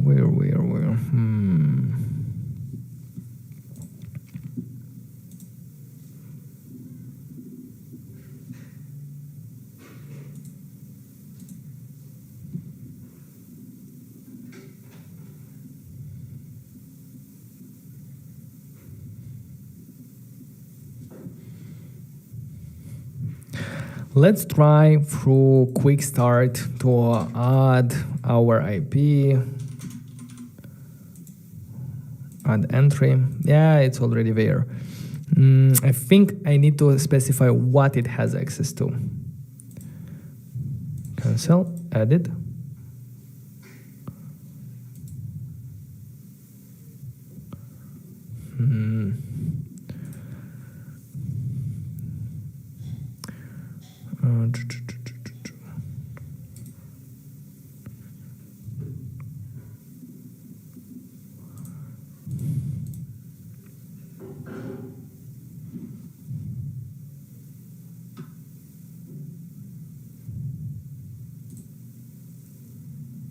Oh boy.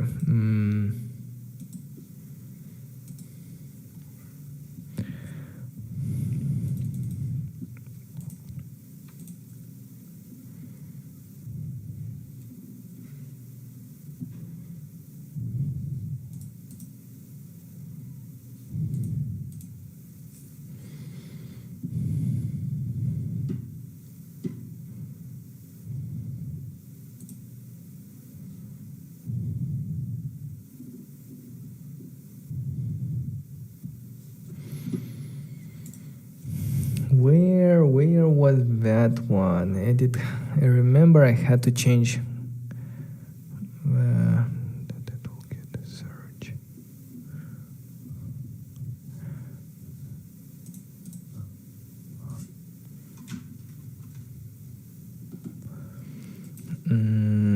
Steps and MongoDB.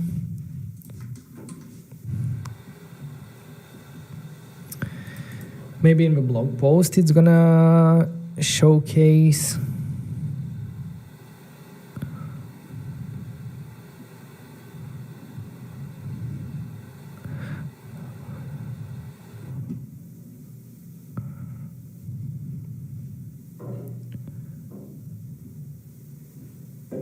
Data API.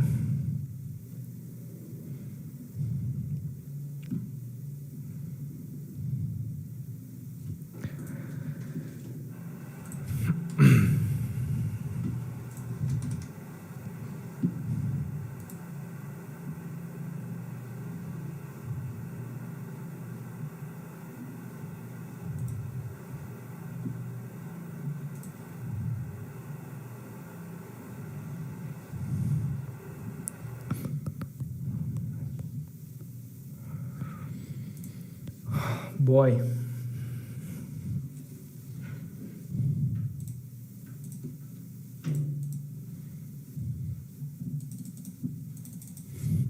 Data API, MongoDB Atlas, Data API, Manage Organization Access, over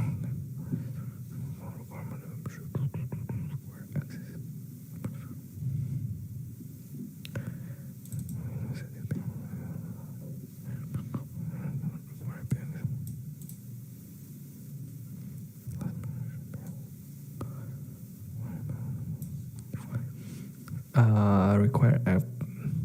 Let's go to the organization settings. Settings, organization name, require no, federated, no, require IP access, list for the Atlas. Maybe I need to enable this one to allow me by IP.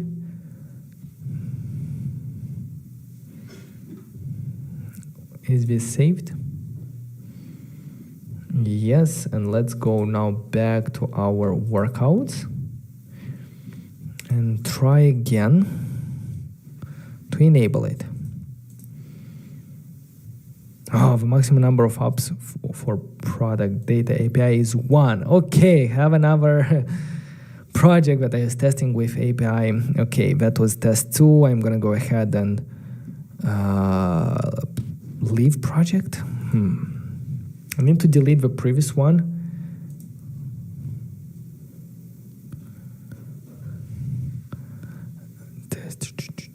Settings. Let's disable it for the previous one. You don't have to do that. I just was testing it before, and it seems that Atlas. Come on, save. And now if I reload.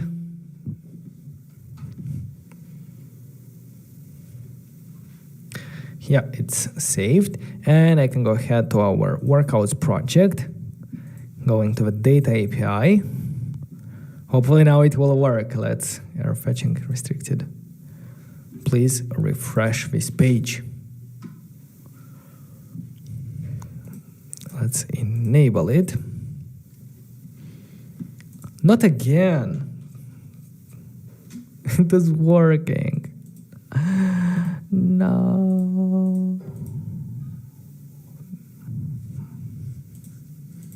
It's not possible.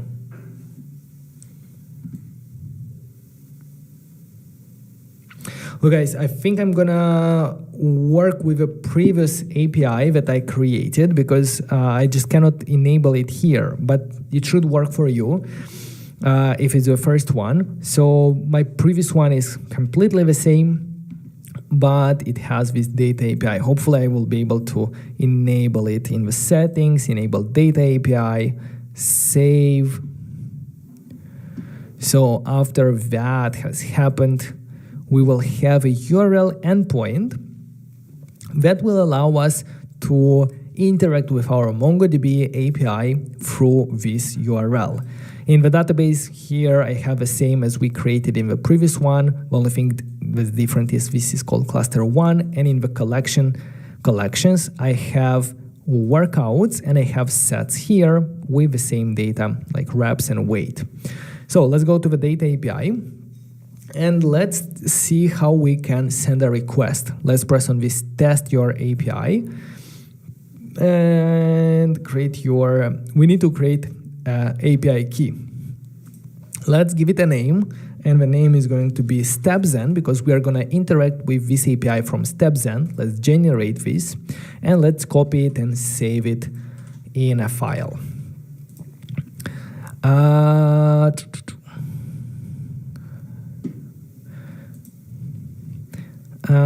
So let's copy the snippet. We will query the cluster 1, the database called workouts, and the collection called sets. After we set this up, we can copy the curl command that was generated for us automatically, and we will go into a terminal to test it out by simply pasting this curl request and sending it. We see a document with ID because we are sending a request to find one. Let me paste this request here, because instead of sending a request to action find one, let's send a request to find, in order to find all the repetitions that we logged in the database, not only one of them.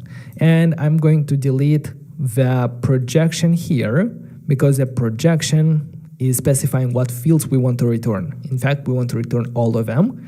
And when you delete the last row, make sure to also delete the comma, because otherwise it's gonna fail. And what else? I think that's it. Let's try to copy it again and send it from the database. And what do we see? We see the documents with an array. It has ID, it has exercise push-up, reps, and weight. And if you are going to add more, close.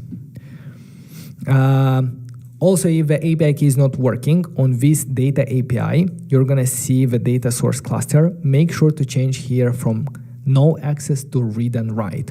This is important to have access to that.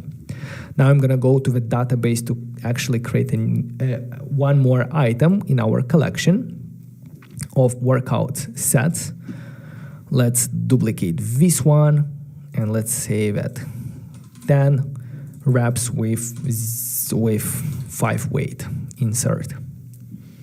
Now we have 2 items, and if I'm gonna send the curl request again to all the items, we see 2 objects return from the URL from querying up the collections sets. Now, what does that mean? That means that if we have a curl request, we can prefix it with StepZen import, and by executing this command, we're going to parse it and add it to our StepZen GraphQL API. For that, what we have to do is we have to first move to the API directory, and here in the API directory, let's execute the StepZen curl command.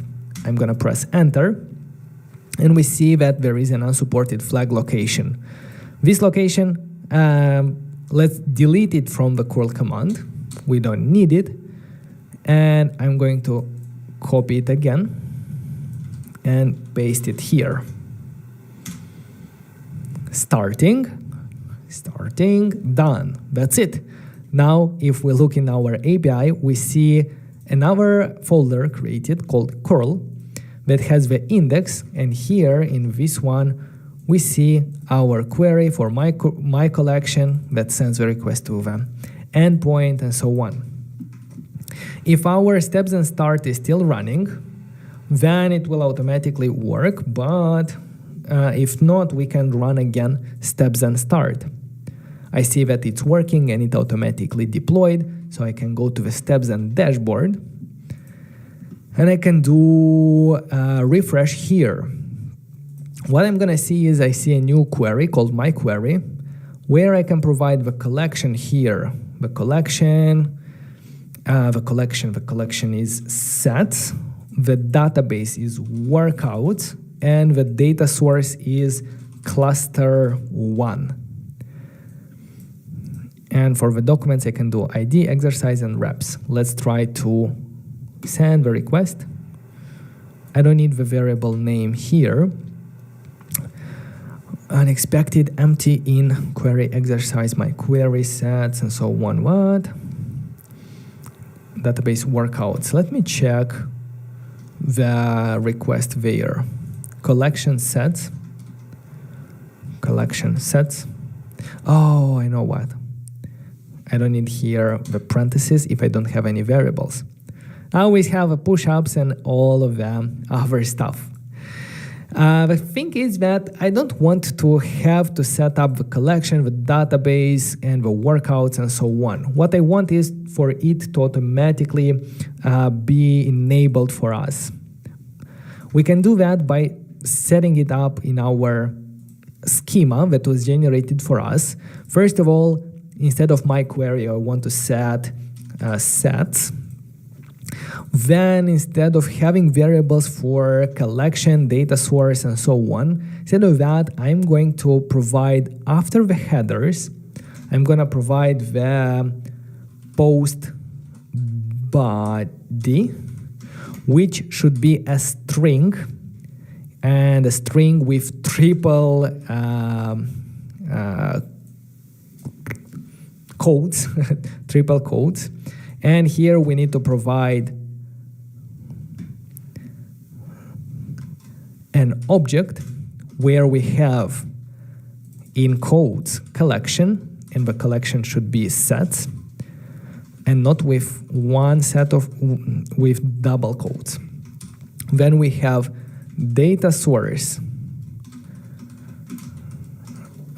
set to cluster 1 or cluster 3 in your case, or cluster 0, and the database is going to be workouts. The last one doesn't have the comma, so pay attention at the structure. And now we can go ahead and remove the variables from this query because we don't need it.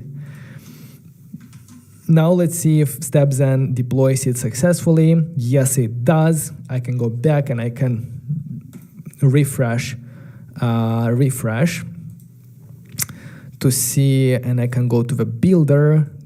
I see the new query called sets. In the documents, I can take ID, exercise, reps, and weight. Can send it. I don't need the name here. And this is the query that is connecting with a MongoDB and taking the data from there. Let's go ahead and copy this query, and let's go on this page where I'm gonna go and create a new component that will render a list of sets. For that, let's go ahead and create a component called list or sets list.gsx. Let's do React Native functional export, and let's, in our details screen, after we have an input, let's render the sets list. We see it here, and we will have to do a query here to get the data from our GraphQL API. Const sets query equal GraphQL, and here we provide the query that we created in on the dashboard. Let's import GraphQL from not Tanstack query, but GraphQL request, and also let's import the use query from Tanstack query, and also import the, how's it called? The GraphQL client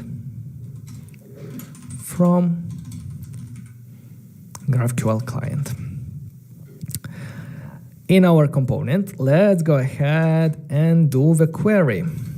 Const data equal use query, and here we're gonna have a query key called sets and a query function that will use the GraphQL client.query.request, and the document that we want to request is the sets query. Yes, we can have a is loading and is error. as always, and if is loading, return activity indicator. And here let's do console log data to see the data that we get back. If I go on the details page, we see sets, document, and it has object and object. Perfect. That means that here I can go ahead and render a flat list directly from React Native, where the data is going to be data dot sets dot, if you saw, there was a documents as well, so documents, and render item. We're gonna get the item here, and we're going to render a, let's render a text component simply by saying item dot weight, or better, item dot reps x item dot weight. So if I go here, we see the two reps that are queried from our database. Another way is going to be to add a variable to this request in order to only get the reps for this exercise. For now, yes, that's going to be background color white. Also going to have a margin vertical 10 and a padding 10 and a border radius 5. Maybe margin vertical 5 only. Border radius and overflow hidden. So just like that, yes, we have here the flat list as well that renders a list of inputs. The last thing, guy, I really have to finish this before we hit the 4 hours mark. But there is one thing that we didn't implement, adding a repetition. So I think that the best way is going to provide this in the asset bundle that you will download, and there I will provide the source code with the details of the last step, where you'll see how you can add a set to the database. Anyway, we have 8 minutes. Maybe I'm gonna manage, but I don't think I will. So let's try to do it. But anyway, like 4 hours mark, I cannot go over it because YouTube punishes everyone for that. Okay. Let me see in the how we can send a endpoint data API. Testing our API. Let's look at the docs.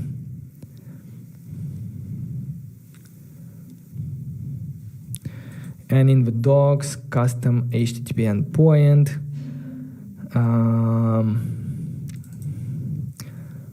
authentication authorization, data API examples, insert a single document, and the inserting a single document is a post request.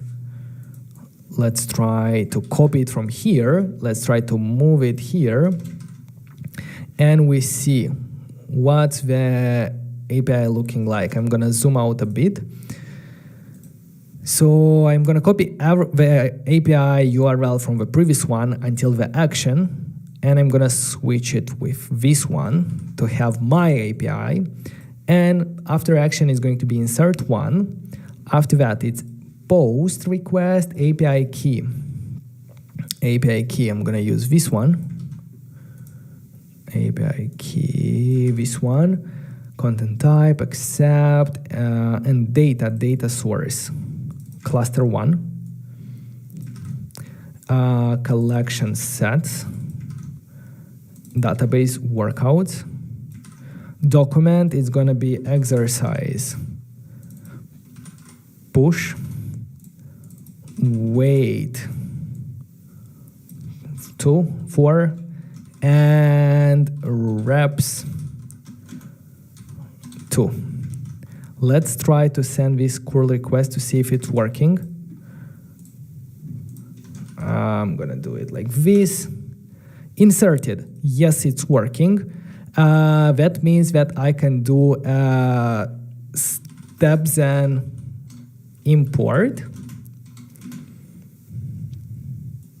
Steps and import, and let's try to do that. Make sure you are in the API directory. Hopefully that will work. Unexpected curl frag.s. I'm gonna remove the .s for location. Let's do that again. Okay, a problem occurred while please check that the given curl command is valid. Will it work? Yes, it's working, but why it's not working with steps and import? Oh, it's not eJSON, it should be application JSON.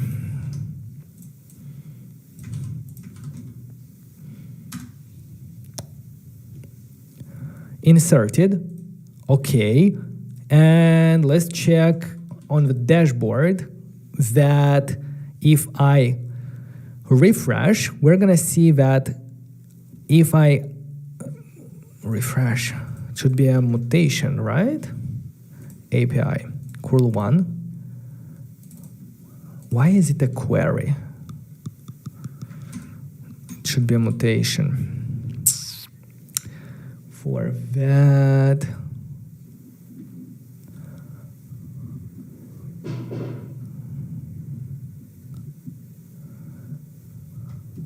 steps and docs.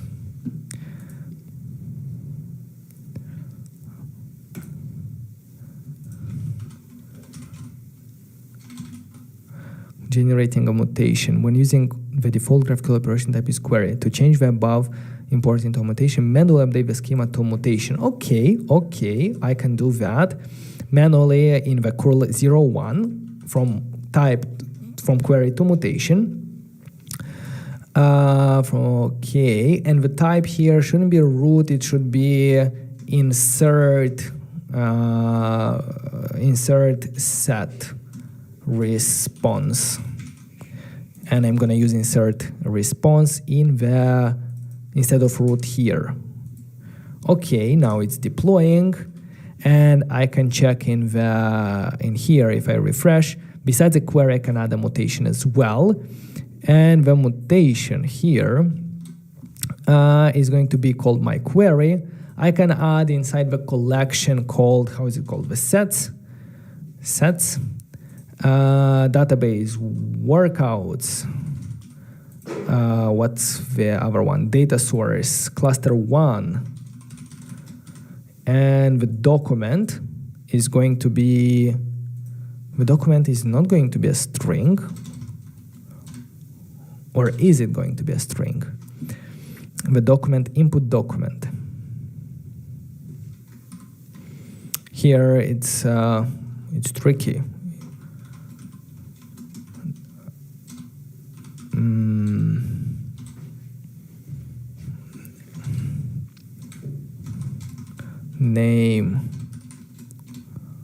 Name, hello.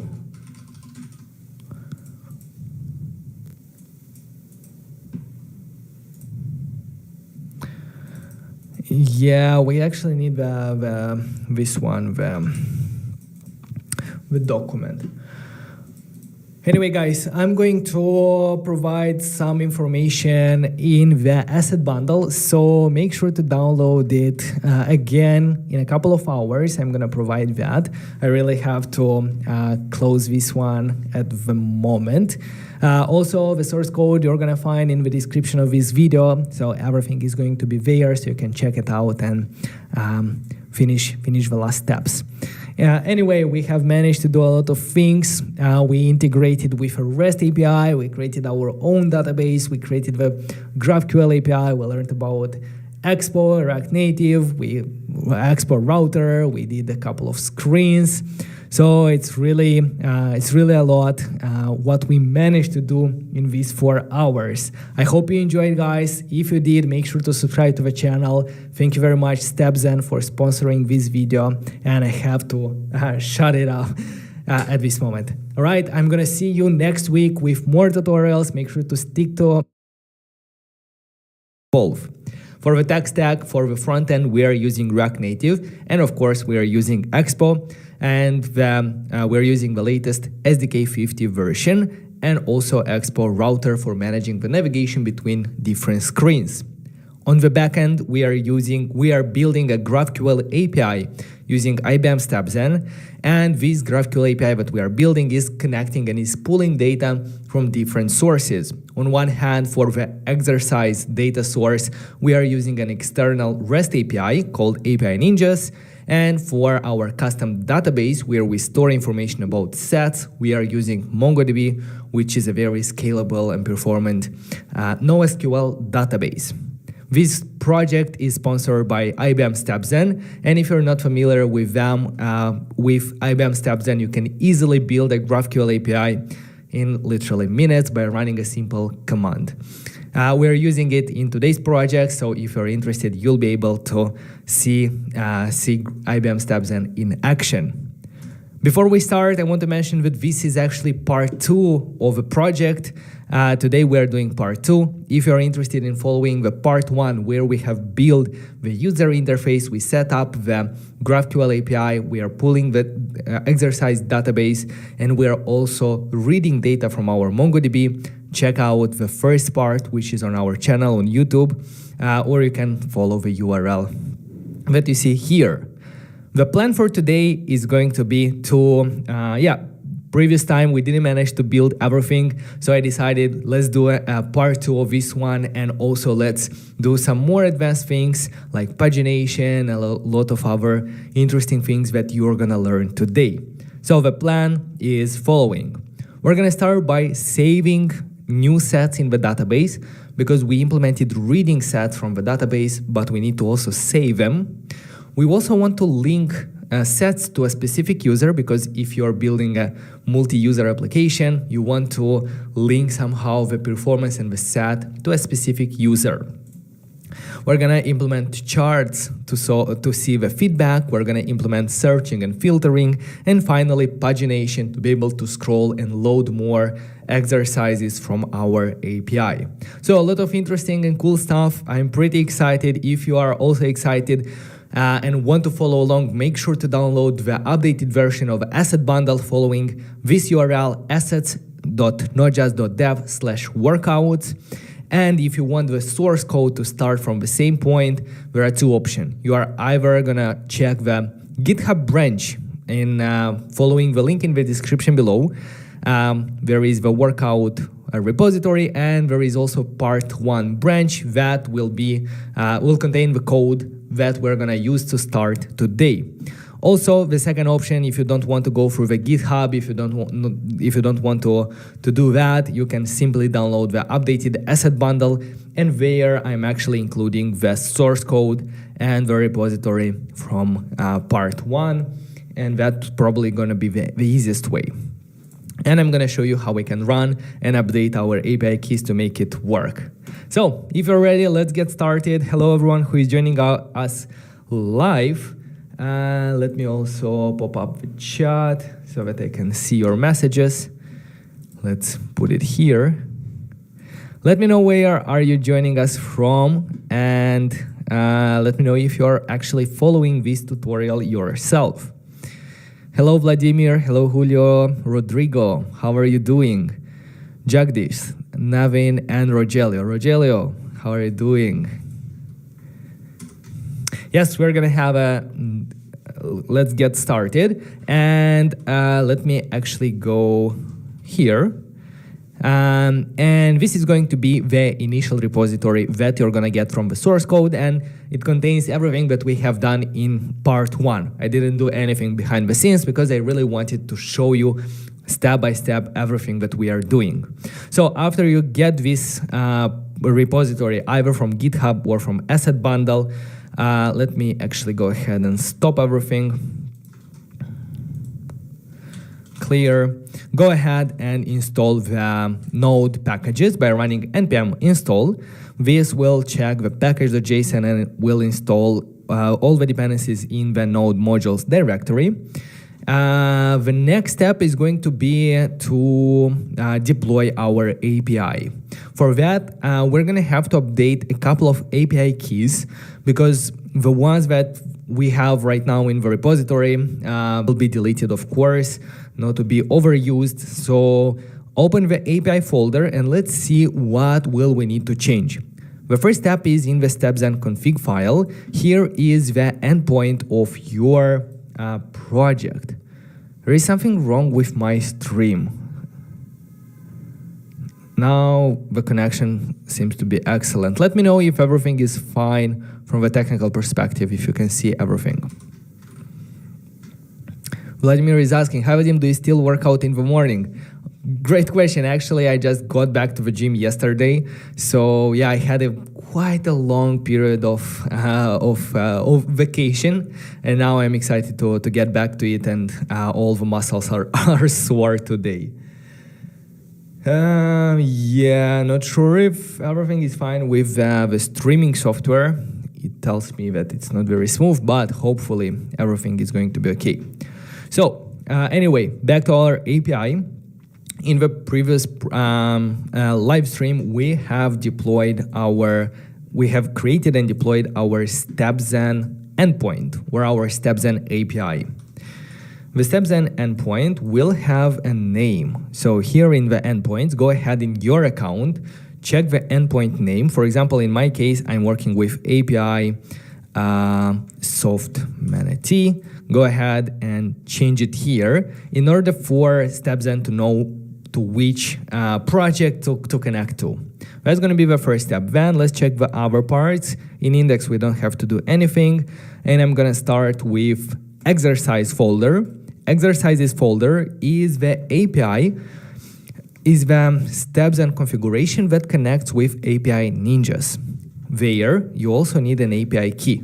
So go ahead in your account on API ninjas, press on this button, show API key, copy it, come back here, and under exercises index.graphql, here in the headers, you're going to see the value of your API key, so replace it with your actual API key.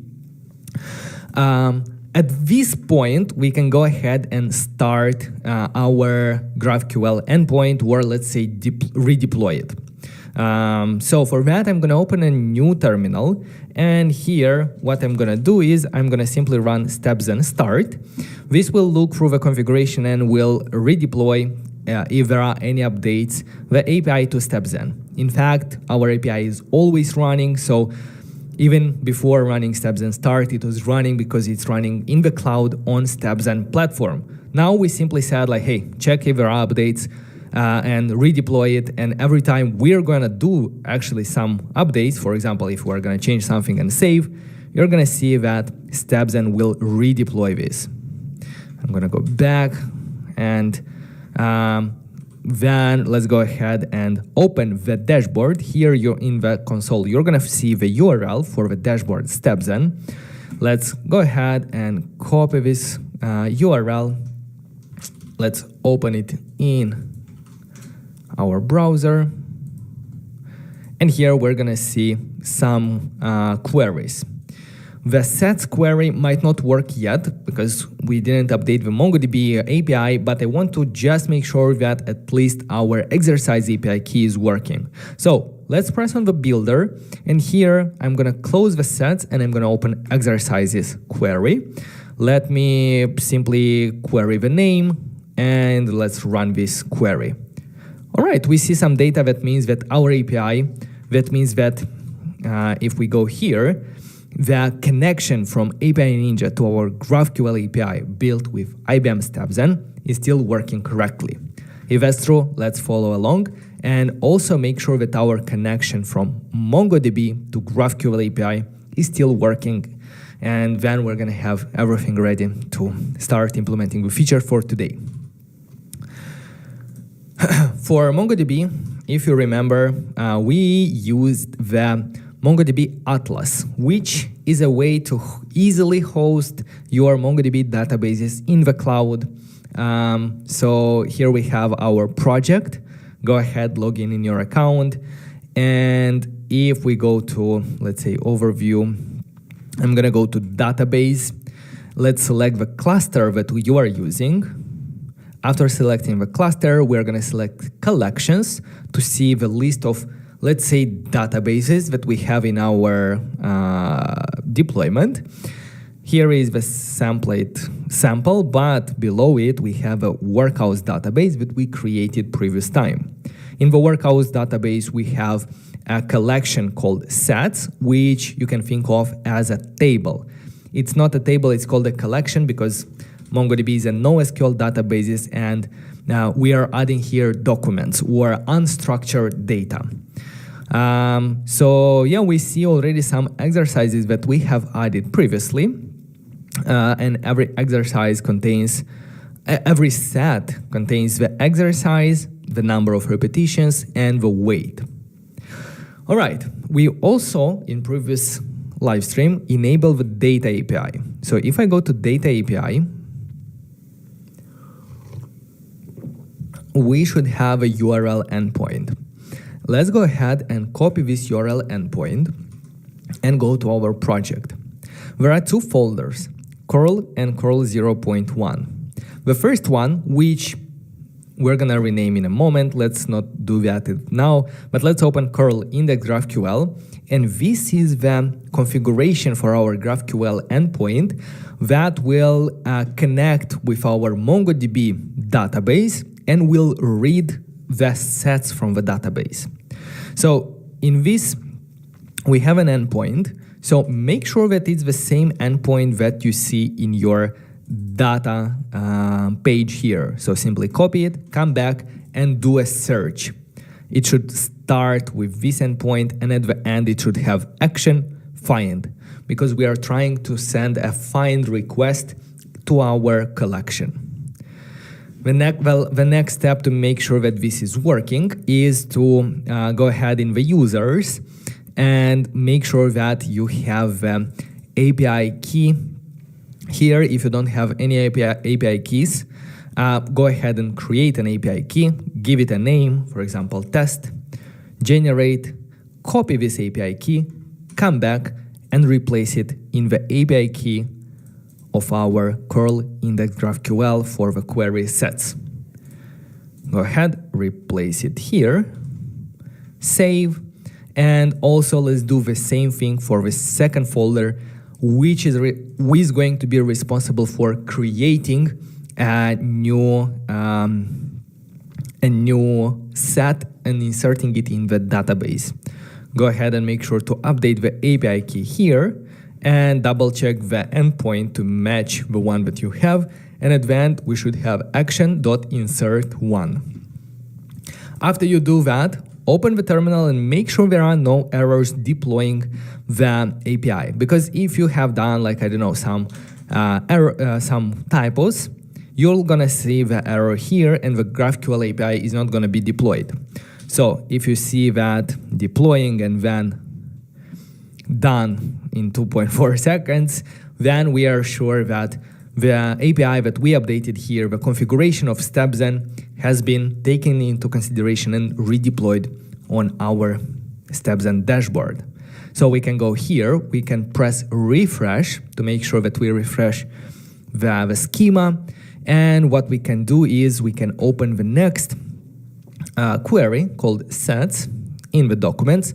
Let's select the ID, exercise reps, and wait. If I'm gonna execute this query, we should see a list of documents, and they, if you look, they match the ones that we saw when we were exploring our database collection in the cluster one here, collection. Yeah. In the workouts sets. Another things that might lead to some errors are the name of our cluster, the name of our database, and the name of our collection. So in the first curl request that is responsible for reading and returning our sets, or let's say finding them, here we are specifying the collection, data source, and database. In your case, if you name them differently, maybe in your case it's not going to be cluster 1, but maybe it's going to be cluster 0.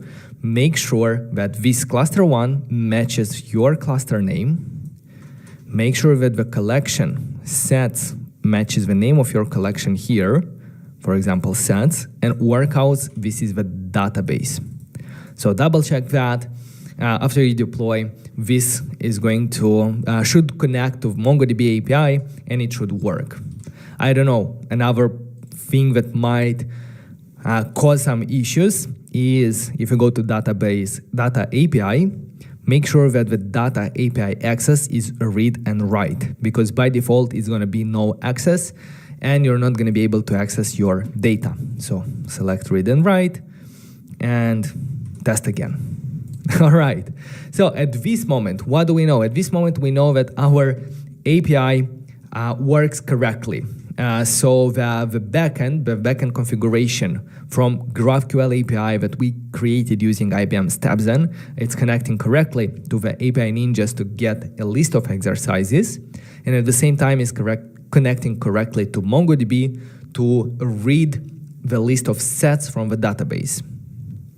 So let's go ahead and run our application, React Native application that we connected with our GraphQL API, and let's see if everything is working in the application as we left it previous time.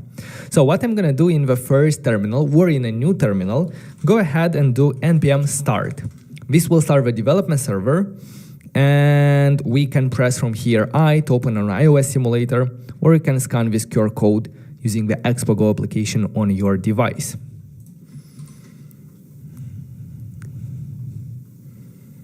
Did you change the stream time? No, actually this is our usual time, but today is Tuesday, so we are doing more streams this week. Actually, for the next 3 weeks, we're gonna have 2 streams every week. A lot of ideas, a lot of content that we planned for you guys. So yeah, if you're interested and if you're on your journey to become a React Native developer, make sure to subscribe to our channel because we have a lot of tutorials, project build, very hands-on tutorials for building mobile application, full stack mobile applications. We are very, very close to reaching that milestone of 100K and receiving the button. So if you can spend 3-4 seconds to press the subscribe button, that would mean a lot to us. Thank you very much. And let's continue with the project. Here we have our application running. The home screen is a list of exercises. At the moment, it doesn't have like pagination, so we only see the first probably 10 exercises. We can press on them. We go to the details page, and here we see, first of all, more information and instructions about the exercise. All of this, if you remember, is coming from API Ninjas that is providing us with the exercises dataset. And here we also see a list of sets that are in our database.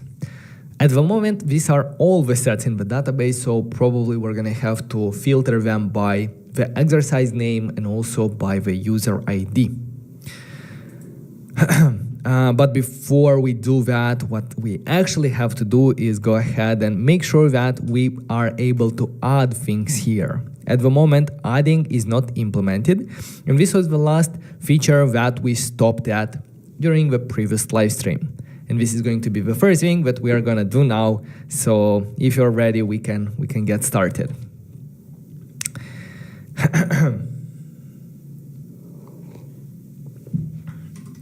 Let's go ahead and what we're gonna do. So In the previous live stream, we already started this integration for creating and inserting sets in our MongoDB database. For that, we have this curl 0.1 folder that is going to use the REST directive in order to send a REST API request to the following endpoint, which is our MongoDB data endpoint. And if you see at the end, we have action insert one, meaning that this endpoint is going to help us insert a set. Before we actually move along, let me show you a simple curl request that will demonstrate how adding a set through the REST API is working. If you're going to open this raw curl examples, here I have a couple of examples, maybe some API keys that hopefully I'm not going to forget to delete. And the last one, this is the one that ends with insert one. So that basically means that what I'm going to do is actually I'm going to leave out steps and import for a second just to send a curl request. Curl is a simple utility that helps us send get and post request or any kind of request to an endpoint. In this case, we are sending a post request with this API key and the content type. Make sure this is your API key in order for it to work. For the data source, we are targeting cluster 1, database workouts, collection sets, and we are trying to insert this document that has parameter exercise, weight, reps. If I'm going to do here something like, are you working? Question mark, just for us to see if this request is working. Let's try to copy this curl request,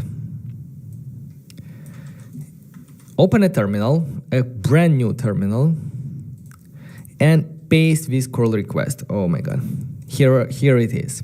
If I'm gonna press enter, we see inserted ID, which means that something happened. If I'm gonna go back to our database, cluster 1, collections, and here under workout sets, we should see the last item to have an exercise name, something like, are you working? Yes. Weight 4, reps 1. That means that by sending a post request to this endpoint with this data, we are actually inserting things or items in our database. So that's exactly what we are doing here with our GraphQL with StepZen. We are creating a GraphQL endpoint that will, when executed, will send this post request to this endpoint with the following values: name, and the following variables: collection, data source, database, and document. Exactly the ones that we have here in the data. Collection, database, data source, and document. If I'm gonna try to insert one from StepZen, for example, to do that, I'm going to delete this query from here. Let's add a new mutation in the builder. In the builder, let's add a new mutation. A query in GraphQL is used to get data, a mutation is used to create or update data. So let's press on the plus sign here. It's called my query for now. For the collection, database, and data source, what do we have? For us, collection is in queries. If I'm gonna look, collection is sets. So let's copy paste it to make sure that we don't make mistakes. Database. From our curl request that we made sure that it's working, the database is workout. And the data source is cluster 1.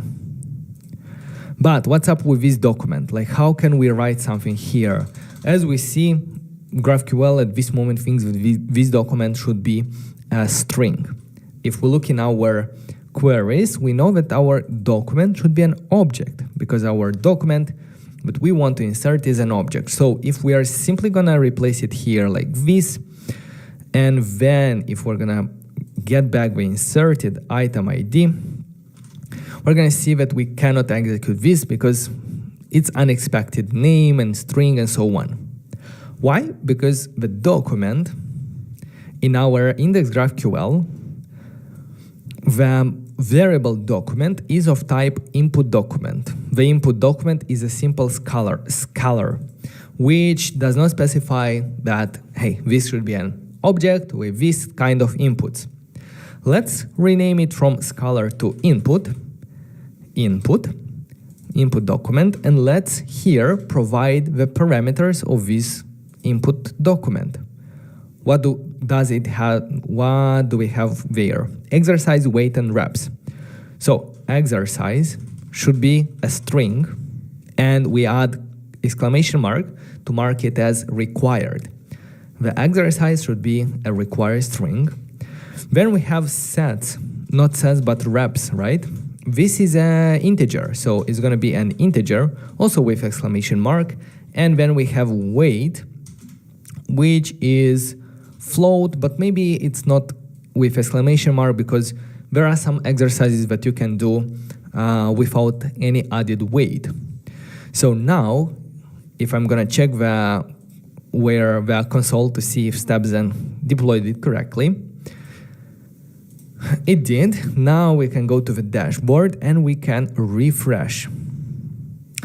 It deleted everything. That's not very nice, but we can add a new mutation.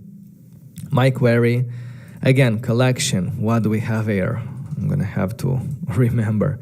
We're gonna optimize this in a moment, not to have to specify everything. For example, data source is this one. Data source. Collection, I think it's sets, and database is workouts.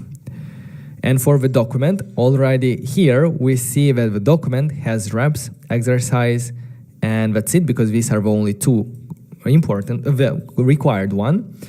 And let's for the exercise name say from Stepzen. Maybe for the weight, we can specify here, I don't know, 45.5. You can add these variables from the user interface or directly in the query here. So you saw that I added the weight directly in the query, and it was automatically synchronized with the user interface in the builder. But probably you cannot see correctly because I'm hiding that view, but yeah, it's not that important. Just make sure that you query back the inserted ID, and with this query, let's try to run it. So if I execute the query, we should see the inserted ID of a new exercise. If we go to the MongoDB and if we press on the refresh button at the top,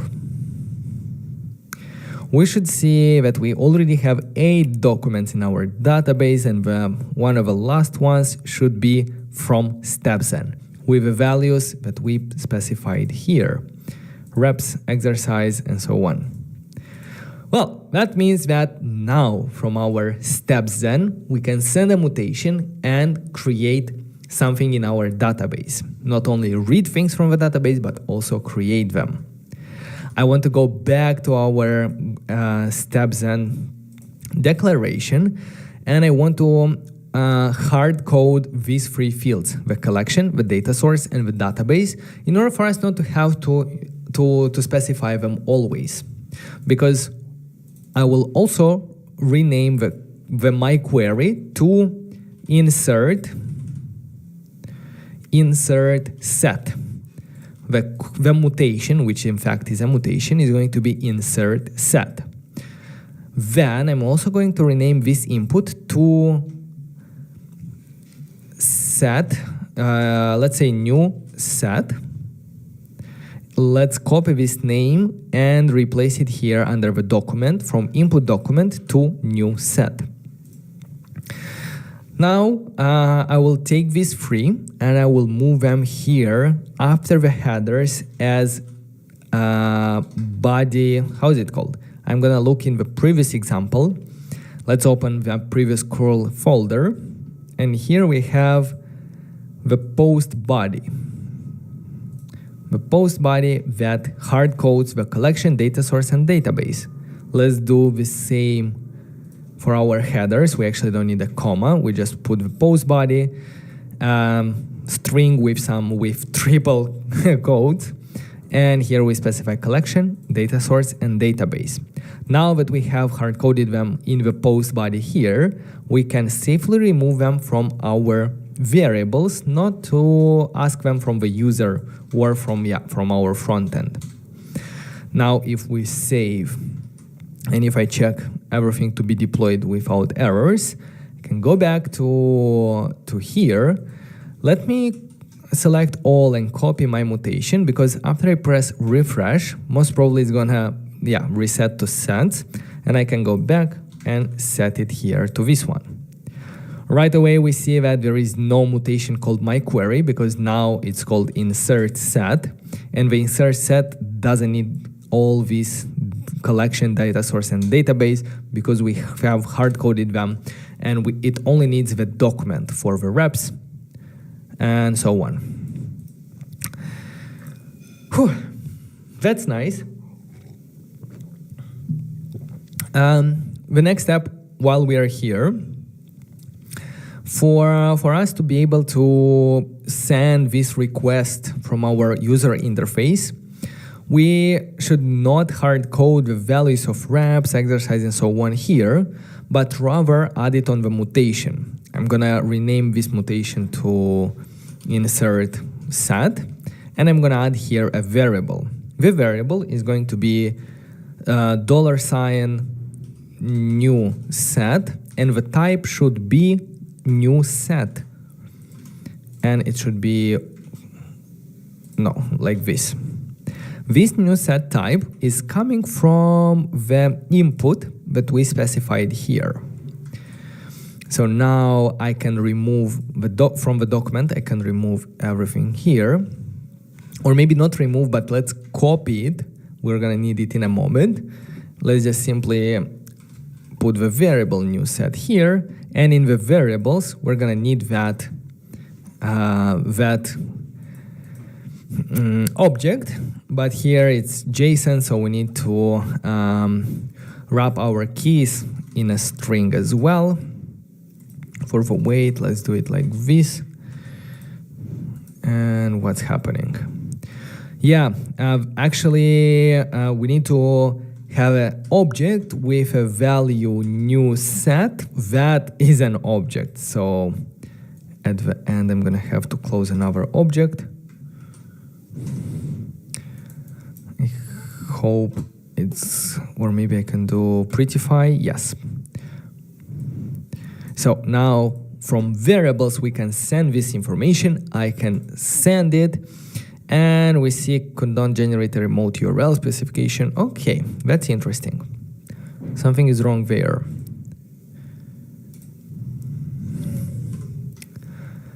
Why did we mess up here? Collection sets, data source cluster 1, database, document new set, insert set, document. Exercise should be a string, reps should be int, weight should be float. Specification on the URL. Path insert set.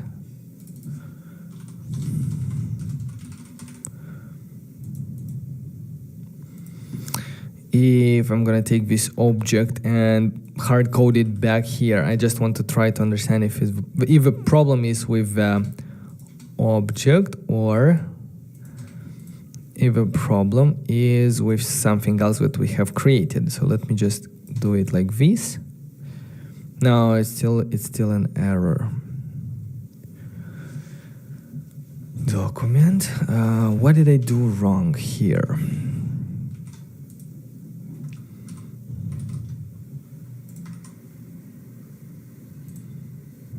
Insert set, document new set. Post body.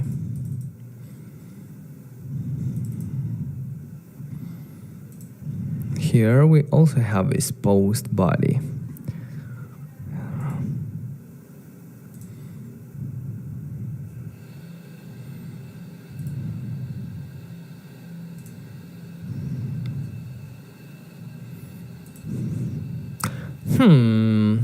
Interesting. Let me see.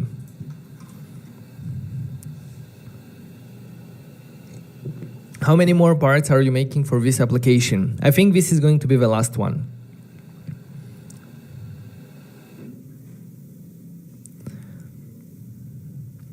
Julio, let me try to get back to your question a bit later.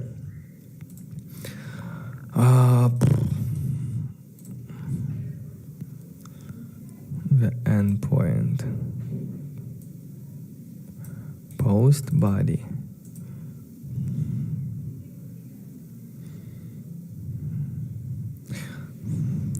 I'm looking at the previous one. It had these request headers. This might be the error. I don't think so. Let's do copy, refresh, and run again. No, it doesn't want.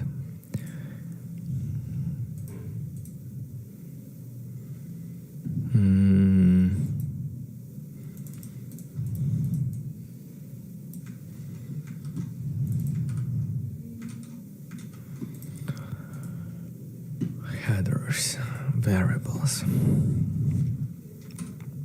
Pretty sure it should be with this post body.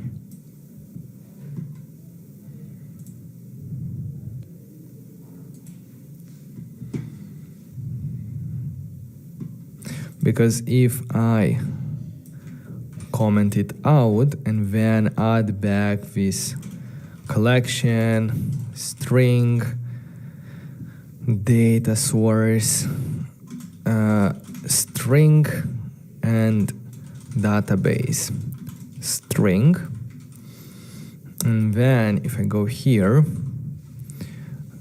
refresh, and basically going back, so for the collection is going to be sets, database, workouts, and data source, cluster 1. Let's see.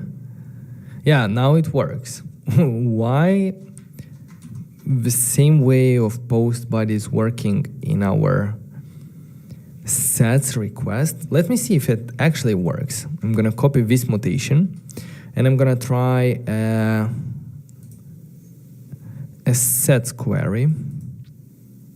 Yeah, it's working without specifying. But at the same time, we don't have any variables. So maybe it's not correctly merging them together, you know? Yeah, I think so. Because if I go back to this mutation, and if I, for example, yeah, I think here I need to add, if we specify post body, then our variables, where? Not here, in the previous one. If we have a post body here, then our variables are going to be completely ignored. So that means that if I run connection, yes. So that means that here I'm gonna have to say that the document should come from a variable. But how to access variable? Let's check the steps and documentation. Steps and post body. The message body for the request. Variables are supported. See directive reference. Perfect. So here let's search for post body. Where is it?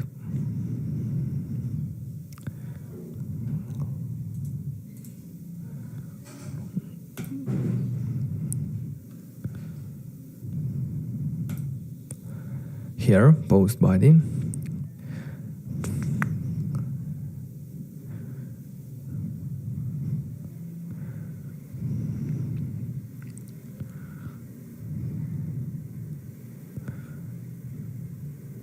Yeah, the steps then will automatically generate this post body based on the variables, but if we provide it,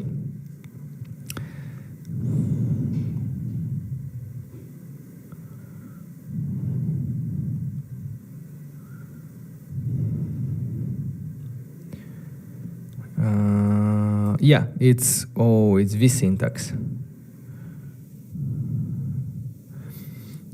Consider pay, but okay. So first name and last name. To access them, we are using this syntax. So let me copy it. In the document, we need to provide here get. The parameter name is called document. And we will remove a collection, database, and data source. So now we are overriding, or not, we're specifying the post body where we hard code the collection, data source, and database to make it easier for us to send this request, not to have to specify them all the time. And for the document, we are simply accessing, or we are getting it from our variables here. So let's see if we don't have any errors. We don't. Let's go to our dashboard.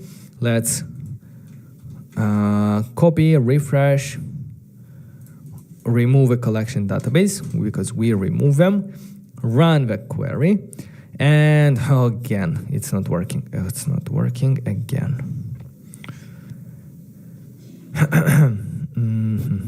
Document, get document.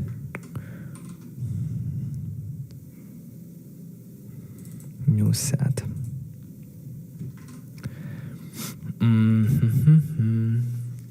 Maybe we cannot get the whole document. Maybe we're gonna have to do them separately with name, with exercise reps, and weight. Let's see the documentation if they specify anything about object. First name, last name.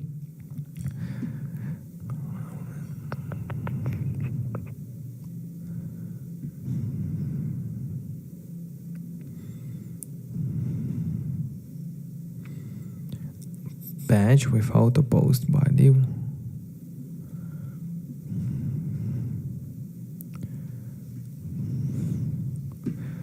To pass JSON as argument. In the GraphQL mutation, the argument JSON patch must be added as a variable to the post body argument. JSON patch. And that's a string. Oh, get JSON. Get JSON, but in our case, that's not a JSON.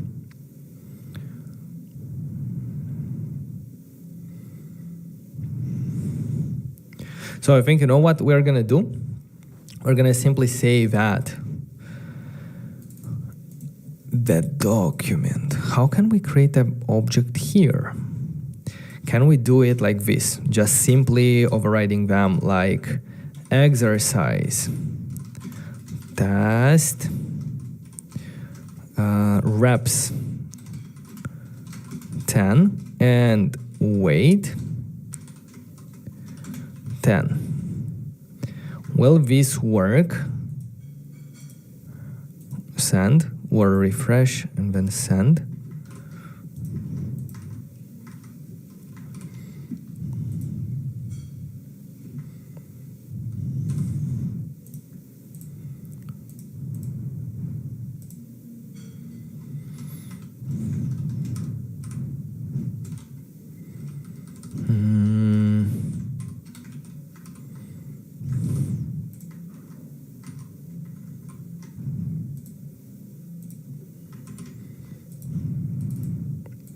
Sets cluster workouts. Maybe have a typo somewhere that you can see. Sets cluster workouts.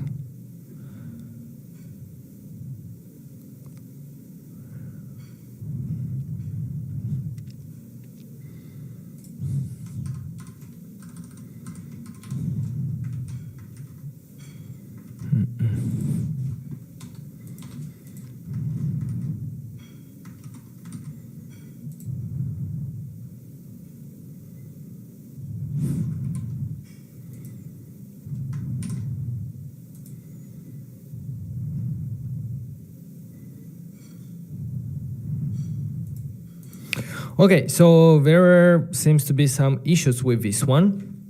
Maybe I don't, I missed something or I have a typo, but I don't see at the moment. So I was expecting it to work like this, but we're gonna work with what we have. Document.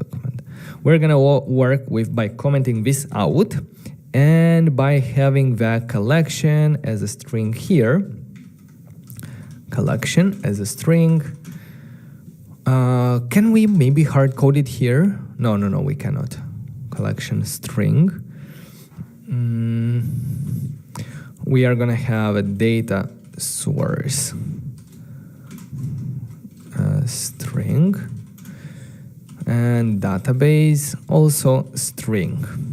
So now at least it's working, so we can move on. I'm gonna refresh, and the only thing is that we're gonna have to specify these fields, and of course they will be required. So I'm gonna put them as required, all of them. Refresh, and we see that we need more things here. For example, maybe we don't need it here. Yeah, as we can see, the new set here, because we made it required, in the mutation should also be required. And in the insert set, we also need to specify here database, which we are going to hard code in the query document itself. So it's going to be workout. I'm going to do data source.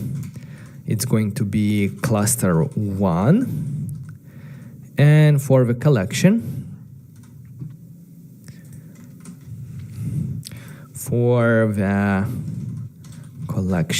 we're going to have sets. Now the variables will still be only the new set, and if we execute, it should work. Yes, we see inserted, and from steps in 1, 2, 3, if I execute it, let's copy the inserted ID and let's check in the MongoDB if by filtering here, and we're gonna look for ID, object ID, and this one, you can scroll and find it, but I'm gonna look for it. Yes, we see from steps in 1, 2, 3, reps and weight is coming directly from our variables. Okay, perfect. Let's go ahead and copy the document of this mutation, because we need to execute the same mutation in our React Native application when we press add button. So we're gonna need that in our source. Let's see where we have it. In the components, we have new set input. Let's start by writing the const mutation document equal, we need the GraphQL, so let's import GraphQL from, where did we import the GraphQL from? From GraphQL request. From GraphQL request, so let's define this query and let's paste it, the one that we copied from our dashboard and that we tested that it's working correctly. After we have done that, we will need to execute this mutation, but for that we're gonna need to import the hook use mutation from Tanstack React query, and also the what?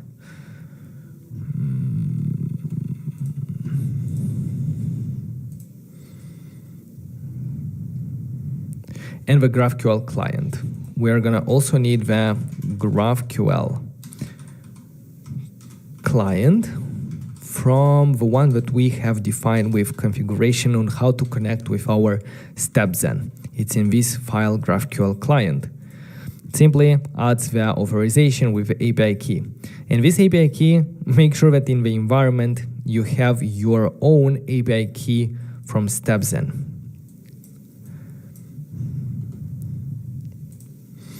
Now, let's go ahead in our new set input component. Here, let's define the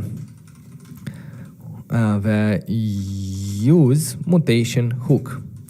In this mutation, we need to send an object with what? Let me open the documentation of use mutation from React query.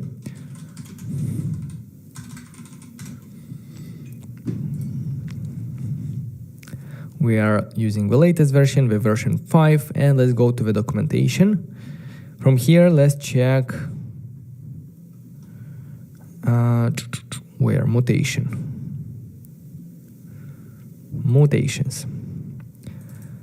We just need the mutation function,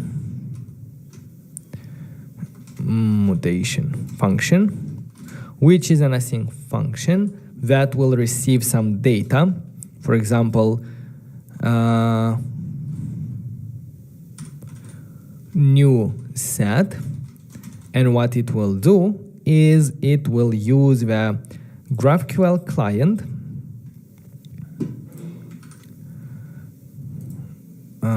it will return GraphQL client dot request. The request that we're gonna do is this mutation document, and the variables. Let me see how we did it previously. GraphQL client.request, and also we need to send some variables. So here, variables, no? Yes, the variables are going to be the new set that we are going to receive here when executing the mutation. But how do we execute the mutation? Well, the use mutation hook will not execute the mutation. It will only set it up, and it will give us back the mutate function that, when called with a new set, will execute this mutation function. So we need to call that in the on or add set.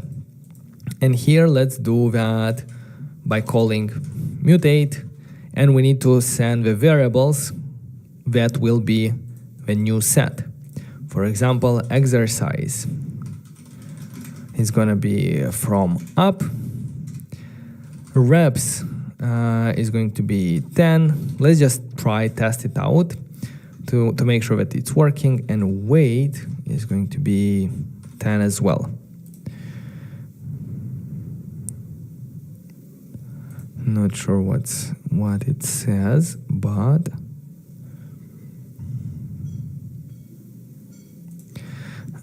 we can try to press it here and look for from application document the exercise in our database of sets.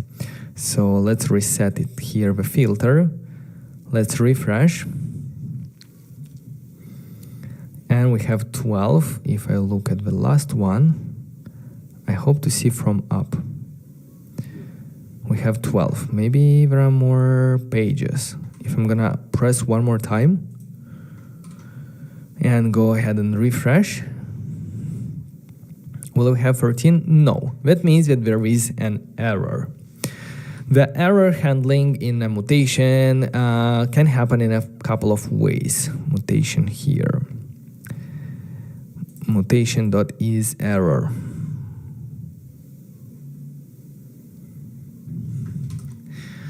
So here the use mutation will give us back also the error, and also the is error, and also is pending. So whenever is pending, that means that we are executing the mutation, so we should wait.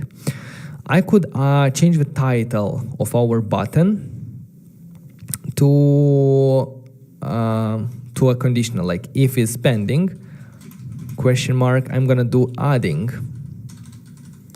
It's gonna look weird, but at least we're gonna see if something is happening.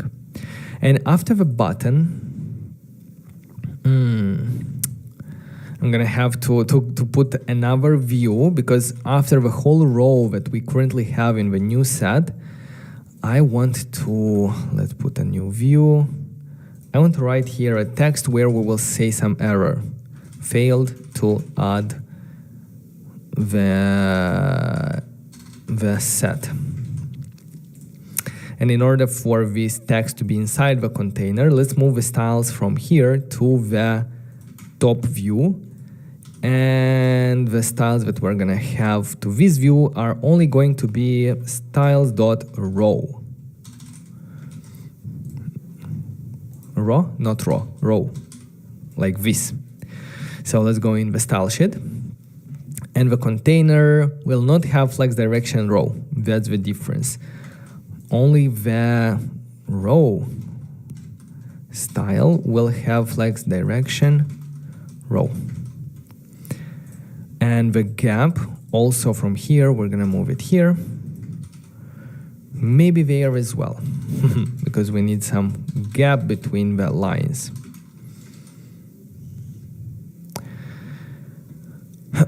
For the text, you can add some style like color red, and we're gonna conditionally render it only if there is an error, only if is error is true. So let's check here. If is error, only then render the text by doing it like this. So I'm gonna try to press add, fail to add set. But why? We can go ahead and maybe better to simply console log the error to see what's happening there. If I press, let's open the console where we have our metro running. So if I press add here, we see new set of required type, new set was not provided. New set of provided new set variables. Variables should be an object where we have a key new set. Okay, that was probably the error. Now if I'm gonna do add, again was not provided. Variables, new set, mutation function, new set. Let me try to simply override them here directly, like new set is equal to this one, and see if it's gonna work. No, it's still not working. GraphQL request, and I need variables.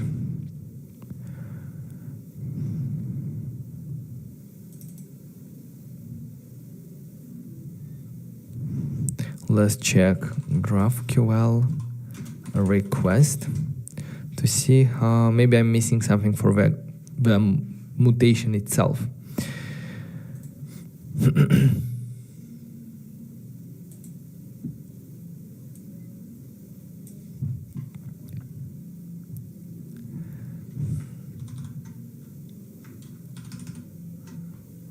All right, here, let's see.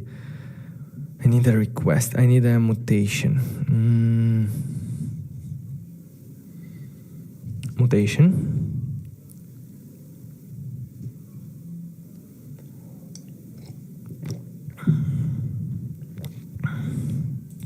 Add movie title, variables, and GraphQL request, mutation, and then variables. So it's not an object with a key variables, it's directly the variables. That's my mistake. It's not an object with variables, but it's directly the variables object. So like this. Wait.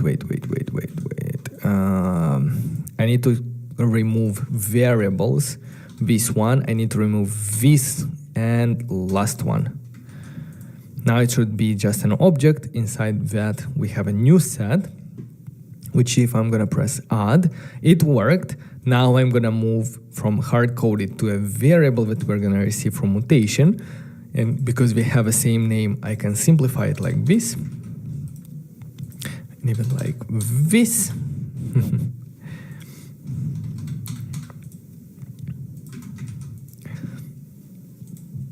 And because we have like one return statement, I can remove a return and I can remove these brackets in order for the arrow function to return automatically the response from GraphQL client.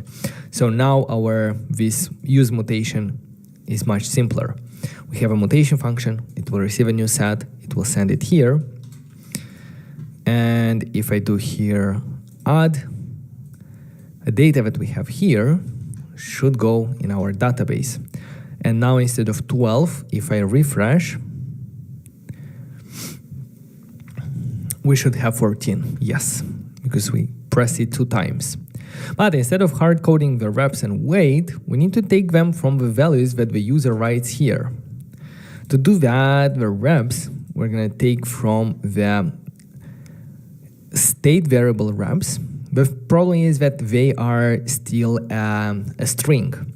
So what I'm going to do is I'm going to say number parse int, and we're going to send the reps string from the state variable.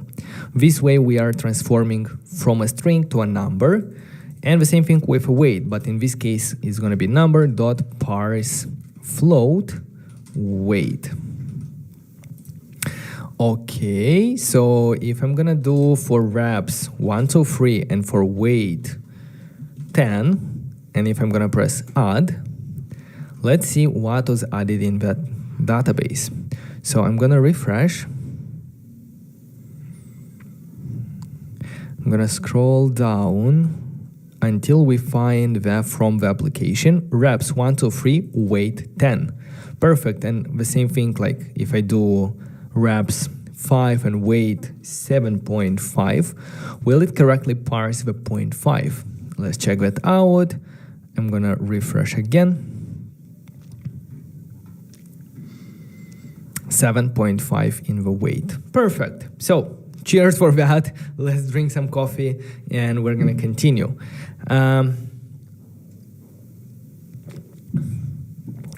We also need the exercise because at the moment we're hard coding it, right? Where we will take it from? Well, in this new set input, we don't know the exercise. But on the page where we use the new set input, which is our source application and the name, the details page, in this page, we actually know the exercise name because we actually know the exercise. So what I'm gonna do is to the new set input, let's send here the exercise name, or maybe the whole exercise, or only the name. Let's only choose the exercise.name. Now we're sending through properties with the name of the exercise to the new set input.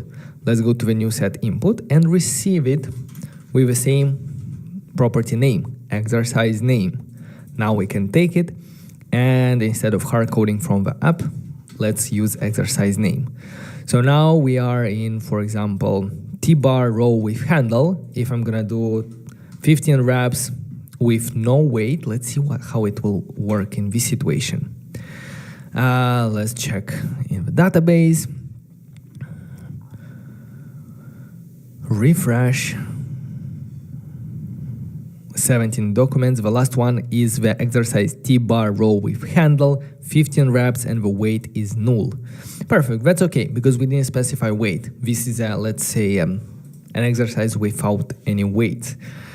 Okay, perfect. So now we have finished like the full cycle of connecting our user interface, and when the user inputs something here, we are going to send it to our GraphQL API. Our GraphQL API will save it in our MongoDB database, and then later on, if we come back there to that exercise, we're going to be able to query it and see the repetitions in this list. Let's wait to see them loading. Something happened there. Cannot read properties, sets of undefined. I think we broke it with this null value. You know why? Because we specify that weight in our GraphQL endpoint. If we look at the API curl folder when requesting it, we specify that the weight should be a float, but not a null. Is that the reason why it's failing? Because if I update, let's see if, for example, querying the sets from the dashboard works. It doesn't. If we change this to how to update it to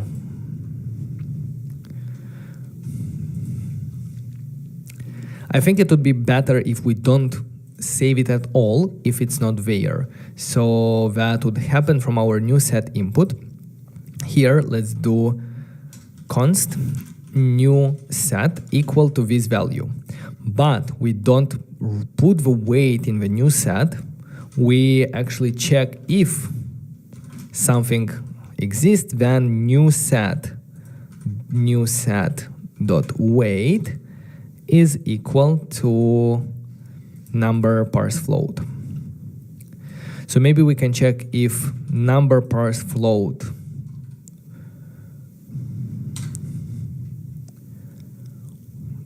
if it's an actual number, then we add it in our new set object, because this is optional and sometimes it's not gonna be. So instead of writing null there, we are going to not put it at all.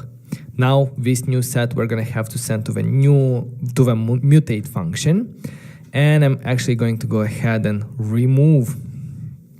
How do I remove this one? Remove this one with null weight and try again to see how it works. Let's go here. Let's say that we did 10 repetitions of this one, and let's add the set. Let's go here. Let's refresh. T-bar row reps, and it doesn't have any weight. But if I'm gonna add a rep, still doesn't work. Weird. But if I'm gonna add 1 and 2, adding, will it add then? Just testing like the edge cases, like having the weight, not having the weight. Yes, it works here as well. But anyway, like the sets request is still not working. And that's a bit weird. Why sets document?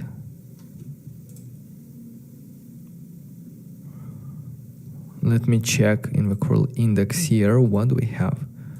Documents, entry, documents. ID, exercise.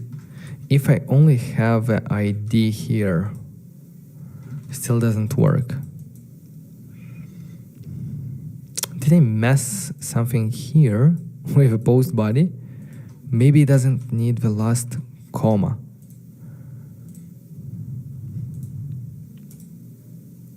Yeah, you know what? maybe I fixed that issue that I had before. Maybe I simply had that comma in the other GraphQL.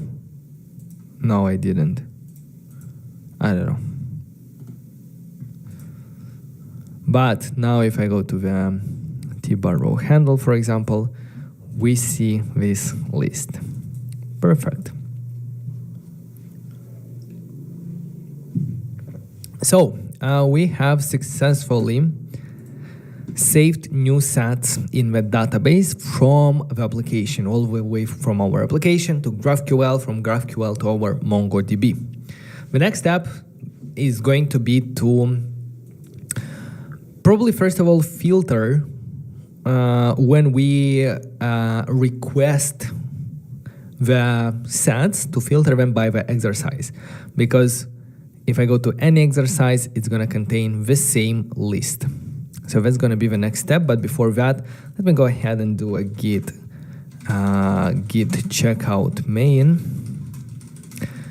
git add, git commit, save sets to database, git push origin main.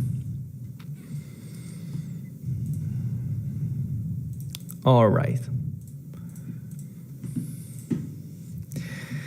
How are you doing, guys? Following along? Everything nice? Everything working for you? Hello, Ashish. Hello, I think Rohan.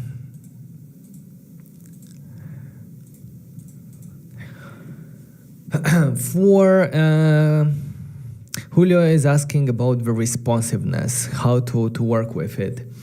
Yeah, there are a lot of ways, but in a lot of cases, the rule of thumb is to work with mostly flex boxes. So instead of specifying fixed width that works nice on one screen size, you rather work with flex boxes and relative widths. Maybe if you also want to deploy it on large screen sizes, think about max widths as well. Not only like if an item is 100% of a screen on the phone, it might be okay, but on a tablet or on web, you might want to have it as a maximum width, not to be stretched the whole width of a screen. Then again, yes, like you work with dimensions to have some rules around. For example, it depends on the layout that you're building. But if you have a list and you want on the mobile to have one single column, but on tablets to have 2 columns and on web to have 3 columns, the amount of columns you can calculate based on the dimension. So take the dimension, check like the dimension ranges, and make like the number of columns variable based on that. So that would be how it works. Or you can use some libraries, for example. You can use Tamagui, which is great for this responsiveness. But again, you don't necessarily have to use anything extra. You can do it yourself without any additional dependencies. Some cases, it's just easier to use like a library that is created for that.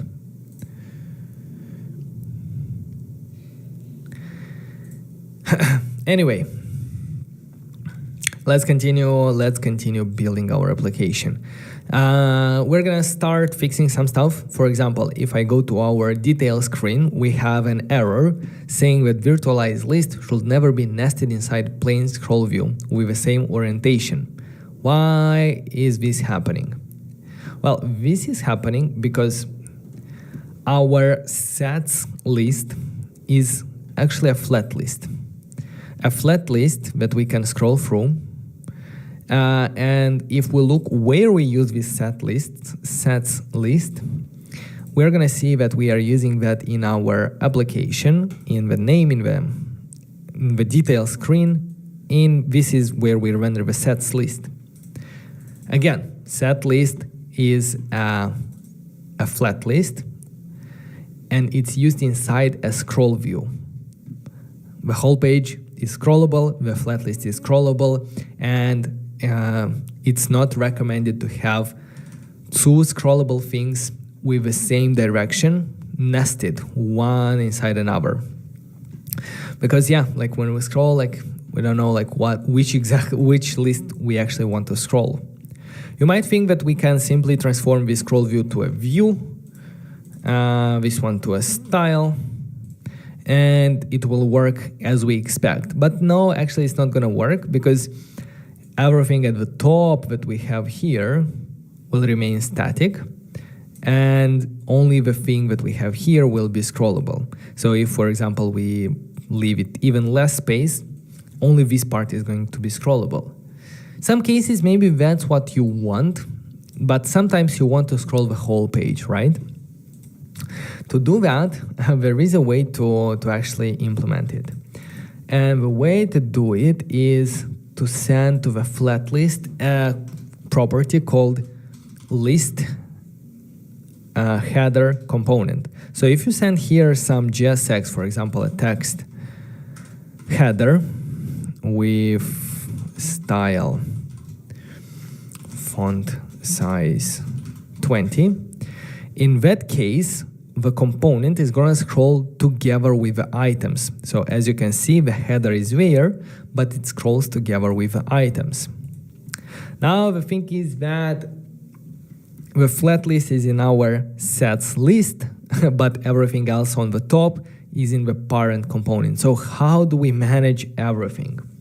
Well, it's going to be a bit interesting, but we're going to simply send it through parameters to this set list, also as a, let's call it again, list header component. This is going to be equal to, let's say, the same text header that we are currently displaying. So let me copy it from here and send it through parameters. Now, list header component, we are sending it to the sets list. Let's go to the sets list and let's receive it here in the properties. It's called list header component. Now let's simply take it and pass it down to our flat list. Now, what does that mean? That means that our sets list is responsible for rendering the sets, but is not responsible for rendering the header. It only receives it and passes it down to the flat list. We still have this header at the top, but it's managed from the parent component. So from the parent, we can changing from outside. So if I save, we see changing from outside. What does that mean? That means that instead of rendering a text here, we can render everything else above the sets list. Maybe the stack screen I'm gonna leave there, but the panel, the second panel with instructions and so on, we're gonna copy from there and we're gonna put it here. And because every component should, the component should be like one single component, we're going to wrap it around the empty brackets, which is also called template string.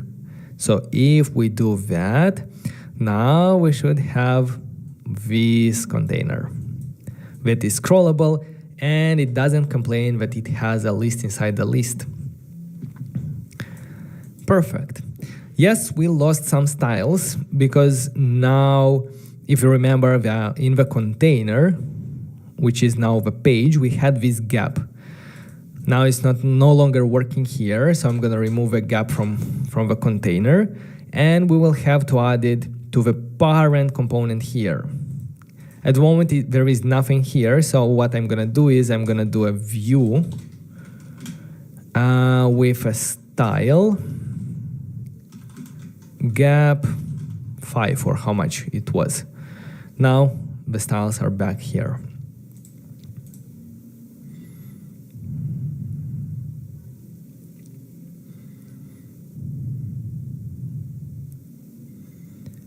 Okay.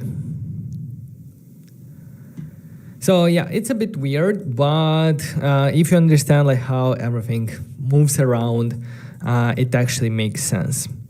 You can optimize this by extracting the whole header into a separate component, passing there like variables, but that's gonna be a bit time consuming, but it's gonna make your code cleaner because right now the sets list is opening here and it's ending all the way here. So it's quite a long component where we have simply one huge property that specifies how it should render the header, this one. Let's see if it still works. Yes, if it still works, we can adding, it's adding, perfect.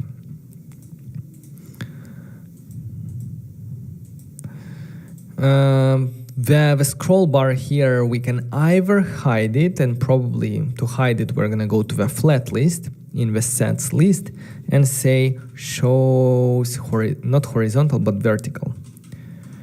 Scroll indicator, false.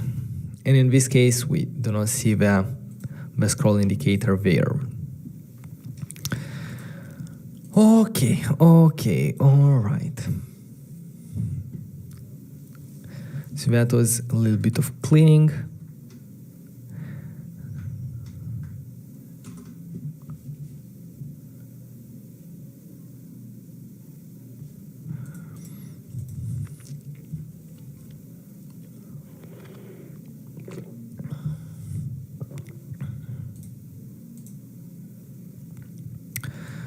Yeah, all right.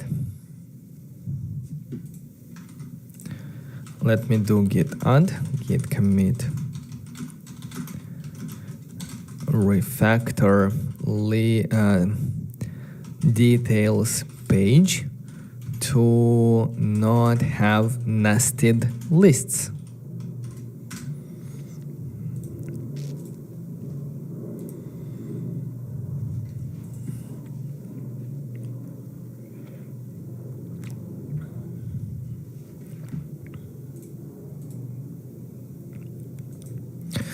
All right, the next step I think is going to be filtering out all and displaying only the sets that are related to this exact exercise. To do that, what we have to implement is, let's see at the raw curl example, and the first curl request here is the one that finds exercises. At the moment, if I copy everything except the steps and import, and if I send it in our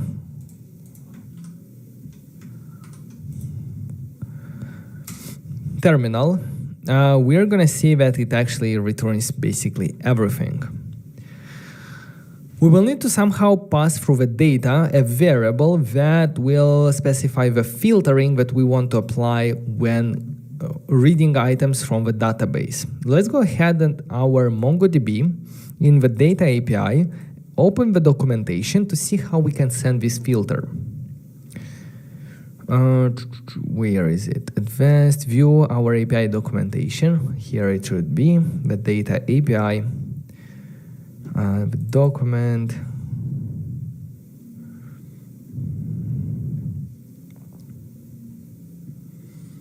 That API examples. Let's find a single document. This is find one, find multiple documents. This is the action find that we are looking at. And here we see that we specify all the data source database collection and also the filter. So the filter that we're gonna use, first of all, let's test it on our actual database, because we can go to the database through the Atlas and test the filter that we would like to use. For example, I will open the sets and I will scroll down and I will only want to check the exercises for this T-bar row with handle. In the filter, we can specify an object where we want to specify, basically the filter. So we will say that we only want the exercise, or I think it's exercise like this, where it matches this T-bar row with handle. If I'm gonna apply, the query will only return me one item that matches that, not one, but all the items where the exercise matches this one. So that means that we can use this one, this filter object, as it's shown in the documentation, in the data of our request. So let's go here, where we have our curl request, where we have data raw. Let's do a comma at the end and add filter. And let's paste the filter that we got there. Will it work? Not sure. Filter, object.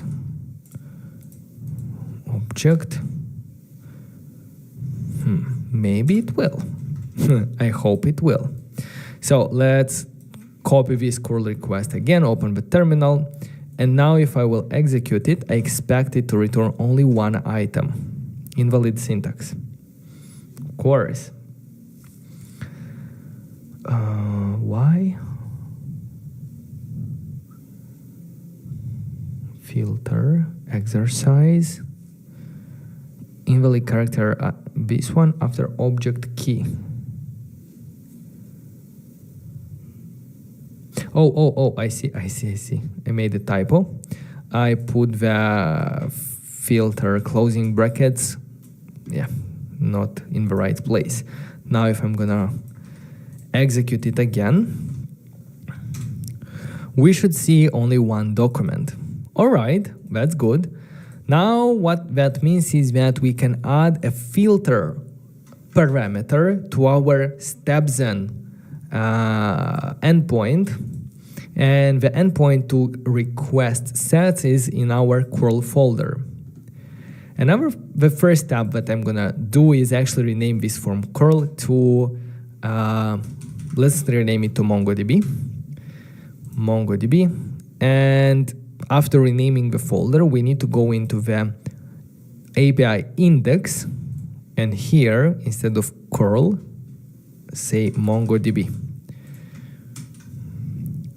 Now let's go into the MongoDB. And what do we have here? We have a post body. And again, we're gonna have to add a new variable to this query, and probably it's not gonna work by appending it here, but let's try.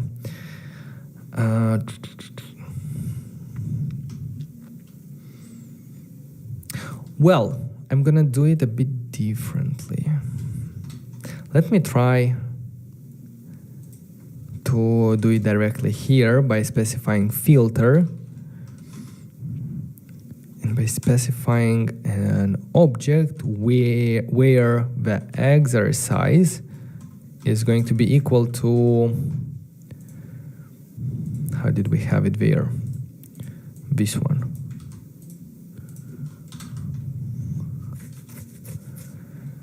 Let me see if it was deployed correctly. I think it was. And let's see through the dashboard by simply sending a request to the sets. If it, yes, it works in this situation. That means that I can add a variable to our sets query called exercise of type string. And here we need to get that variable. To get the variable back in our GraphQL directive, we will see that how to get it. Get JSON or get, simply .get here. So instead of t-bar handle, I'm gonna leave a string, and I'm only gonna add the .get exercise. Will it work? It doesn't need the $sign. That's in a different part. There it's simply exercise. Will it work? It was deployed. Let's see in our dashboard. If I refresh, we're gonna try unable to find key exercise, because the key exercise should be required if we are trying to get it. And if I refresh now, we see that we need to provide here the exercise.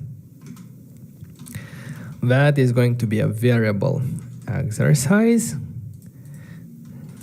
of type with $sign of type string required.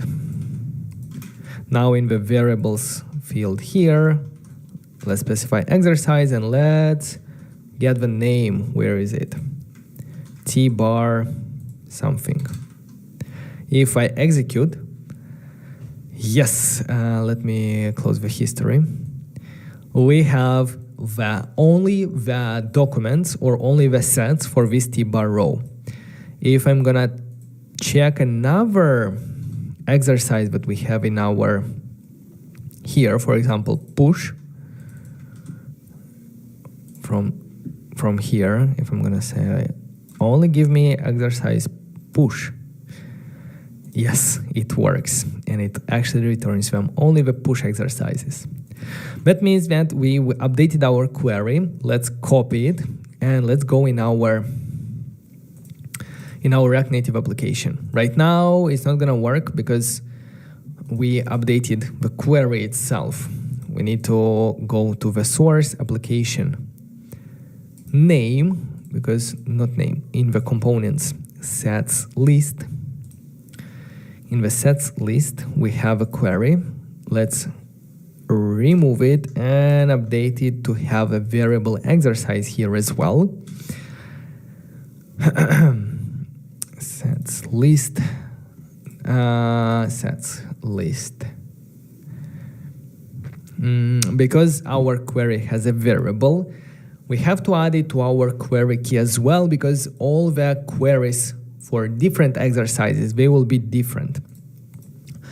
But again, we need to know the name of the exercise. Here we don't know it, but in the details screen, we know it. In a similar way how we sent the exercise name to the new set input, let's send it to our sets list as well, because we need the exercise name in the list to be able to only query exercises with this exercise name.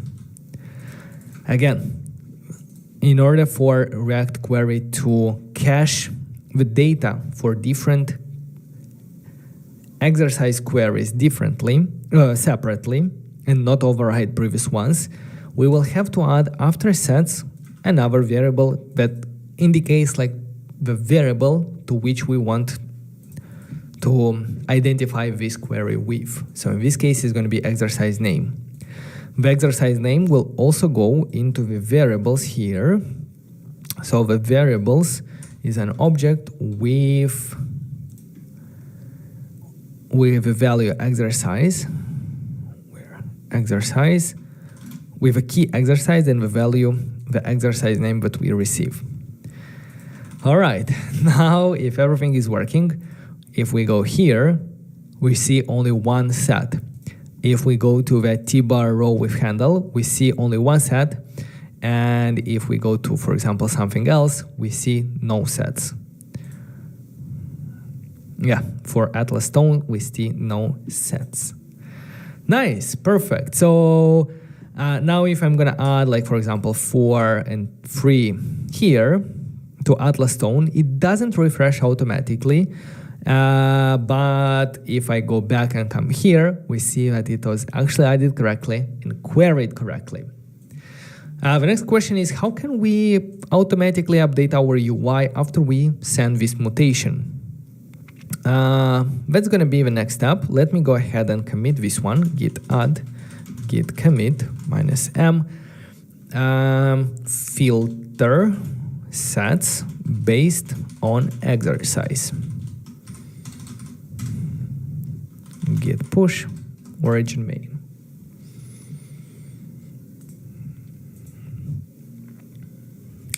Yeah, the question is, how can we update it automatically and not having to go back and come here to update it?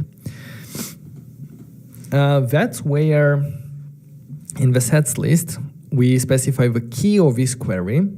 And by targeting this key, we can, when executing the mutation, we can say, hey, go ahead and revalidate this query that has the key sets and with this exercise name. So in the new set input, here, let's look in the documentation to double check in the mutation here, how to do that.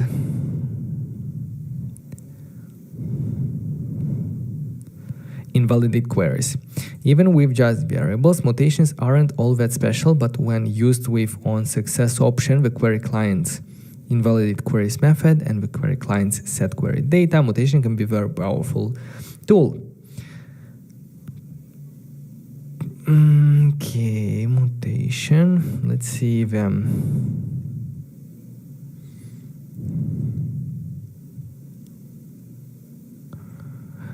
Yeah, we can specify a on success method in the mutation, and this function is going to be called when the mutation successfully executes.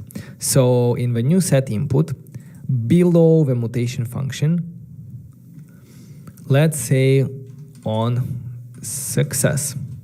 This is a function that can give you the data, for example, data, variables, and context that was used, but it will simply, for now, we can do a console warn. Hooray! So if I'm gonna go here and add something, we see a hooray method. I'm gonna remove a previous add set console log, which means that we can do something when the mutation successfully executes. What we need to do is we need to invalidate another query that will update our list of sets. To do that, let's see how to invalidate. Probably it's not going to be here. No, don't think it's going to be here, but it's going to be invalidation from mutation, or yeah. Invalidating query is only half of the battle. Knowing when to invalidate them is the other half. Usually when a mutation in your app succeeds, it's very likely that there are related queries in your application that needs to be invalidated. So in our case, when we add a set to a specific exercise, we need to invalidate the sets list, the query that is displaying the list of sets for that exercise. And only for that exercise, not all the queries in our application that starts with sets for other exercises, right? So yeah, let's see. We need the query client, and we get the queried client using a use query client hook from React Query. Use query client. Let's take it, well, it's not here. It's in the new set input. In the new set input, besides the use mutation, we are also going to import the use query client. Let's get access to this query client. Query client equal use query client. And on success, we can use the query client dot invalidate queries. And here we need to say what queries do we want to invalidate. Here we need to specify a query key. Let's pass here an object, query key, and the query key, this is where actually query keys are also helpful. If we simply say invalidate the query key sets, and if I'm going to refresh, going here, 2 and 4, add, it automatically refreshes. Because we don't necessarily have to provide the full key. We can provide only the beginning of a key, and it will work. So in this case, we are invalidating all the queries where the query key has the first element sets. The problem is that if we leave it like this, yes, it works here, but it's not going to be very performant because it will invalidate the queries of all the exercises. The thing is that we know that by adding a repetition here, but by adding a set here, we only want to update the query that is responsible for this page. So by adding here the second variable, which matches our variable in the query, the exercise name, we are making sure that we only validate the query that is responsible for this exercise. So here, yeah, it's tricky, as they said, like one way is to invalidate, but another way is to know when to invalidate and which exactly queries. So if I go here, for example, to the first one, I can add 2, 4, add, it's adding, and 2 and 4 is here. Another thing what I can do is, instead of resetting the fields when we execute the mutate, I would rather reset them when we have a success on success. Because now if I do it 5 and 6 add, it's adding and only then they are reset. I think this way it's much better. And they automatically update and appear here below. Okay, so that was our query invalidation and having like synchronization of different queries and mutations. Git add, git commit, invalidate sets query when adding a new set. Git push origin main. Perfect. Okay, so far so good. The next step I think is going to be to link sets to the user, because right now, if we look in our database, looking at a set, we don't know which user in our application performed that set. This is fine if you're building this application only for yourself and if you have only one user in your application. Probably in most situations, you're going to have multiple users in the application, and you need to somehow link the data to a specific user or to a specific device. To do that, we would have to implement some authentication system if we want to link to a specific user and if we want to allow him to sign in from different devices, but we are not going to do that. What we are going to do is we are going to link data to a specific device. This way, the user doesn't have to sign up. He will download the application, he will start using it right away, and we're going to link the data to a device ID, and whenever he will use that device to sign in, we will be able to retrieve only his data. This is going to be much easier to implement, and at the same time, I'll set the base for this user base data.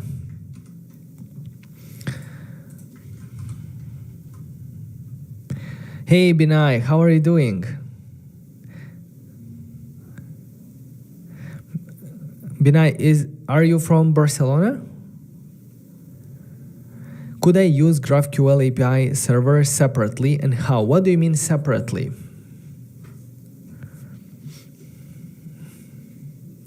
Yes, like GraphQL API server is an independent piece, so it doesn't have to be part of React Native or anything else.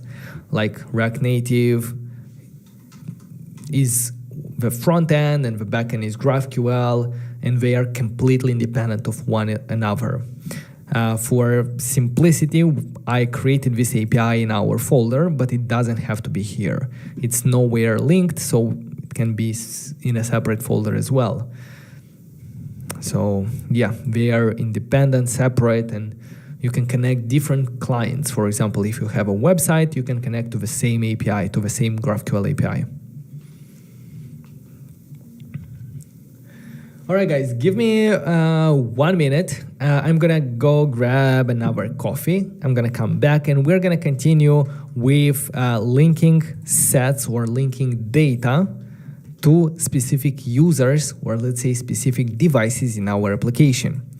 Then we're gonna have charts, searching, filtering, pagination. Okay, a lot of things to do still. But we're gonna learn a lot today. See you in a second.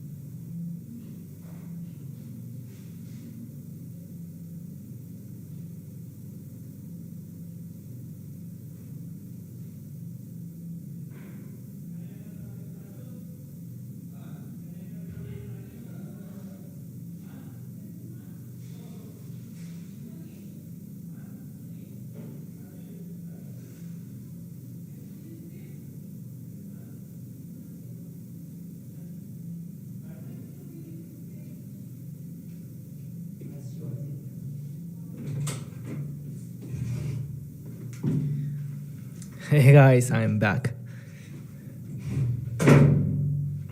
Okay, so got the coffee, got some pistachios to fuel for it, and we are ready to continue.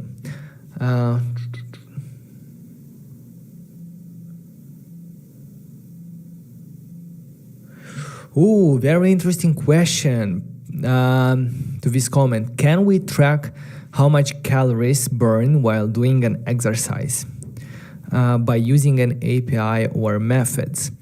That's a good question, and to be honest, we could. Everything is possible. That's my answer. There is a formula for exercise calorie formula. There is this the way to determine how much calories you are burning. So the formula depends on this METS, and depending on the time that you perform the exercise. So, for example, cycling at this speed uses around 4 METs, and when you put this value in a formula, where is the formula? Here, how to calculate METs to determine the calories expended by activity. We use this formula. METs multiplied by 3.5, then multiplied by the body weight of a person, divided by 200, and that's going to be the calories per minute. And then you multiply that by the minutes that the person is doing the exercise, and you're going to see how many calories in total he did. So an example of this calculation is here. For example, 30 years old man, 77 kilograms, performing 45 minutes of running at 7 miles per hour.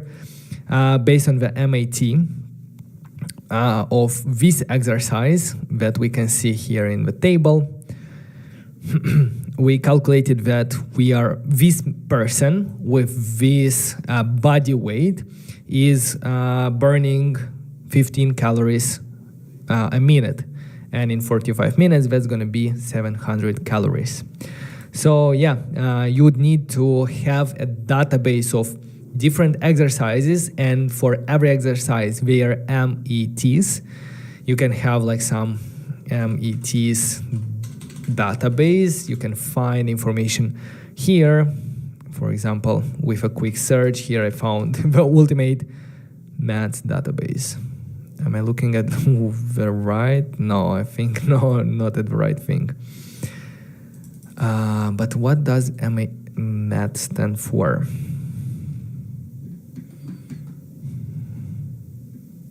So that's possible.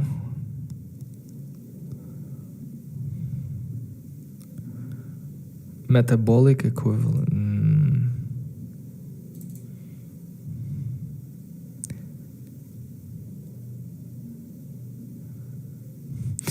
So there are databases of this for every exercise, and you can do that.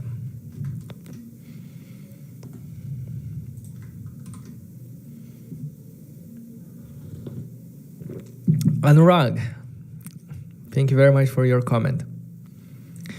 Is this application will work in offline mode? Means data synchronization. At this moment, no, but we could do that.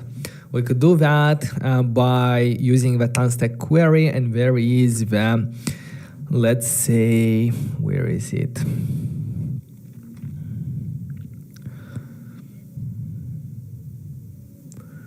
There should be a way to make it offline first. Offline queries and mutations. But you'd have to look into the documentation and take a couple of steps to implement that. Simply, there is a way to persist the query client, and that's the easiest way to make it at least somehow offline first, by simply persisting your cache of all the React queries that you have run. So if you open the application, you load the data, and it persists, it writes it to the device storage. So next time when you open it without internet connection, it will simply load it from state. And this is super simple to implement. You just add a plugin, and you just add a plugin like this. Where is it? Back cache busting and so on. And it will work. With mutations, for example, if you want to use the application, write some sets, and run the mutations when you don't have internet connection, and when having the internet connection, in that situation you'd have to synchronize and send the mutation to the database. But it's also possible.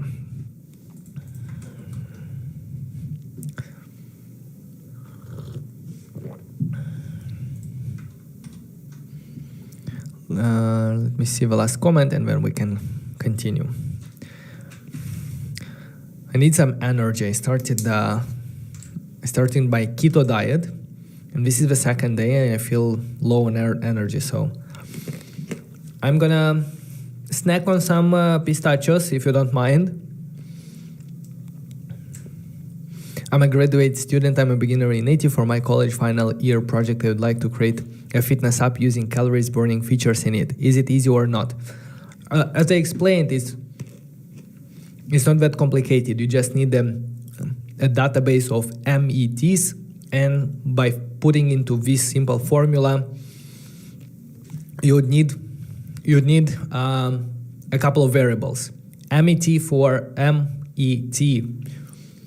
the exercise that is the user is performing, his body weight, it's important, and the time he's performing it.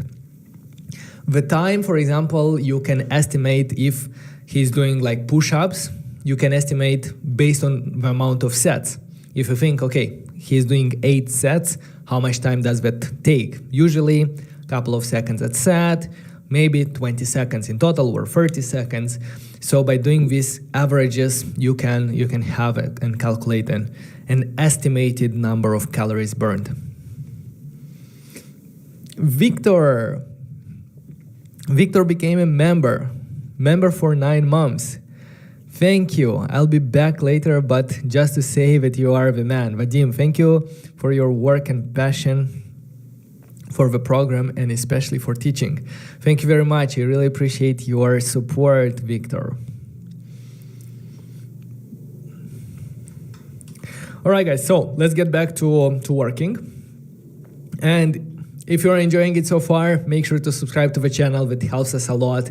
We're very close to the 100K subscribers. And if you can do us a favor, that I'd appreciate it very, very much. So, where are we here?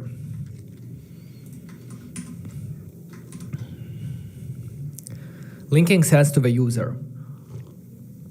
As I said, linking it to a user needs an authentication system. That's out of the scope for this tutorial. We have other tutorials on the channel if you're interested in integrating an authentication system. In a stack that we are using here, I would recommend going with Clerk because it's an independent and it's only focusing on authentication.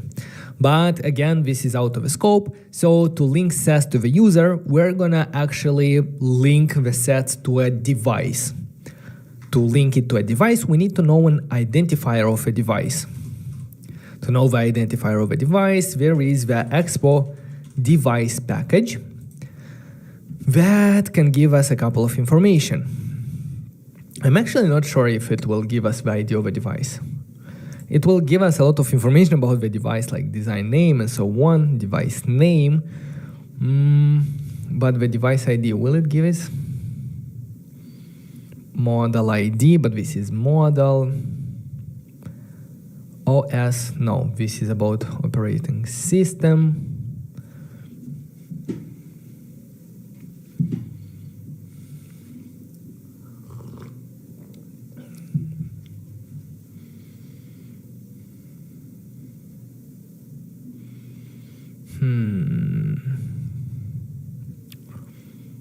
No, I don't think this is what we actually need.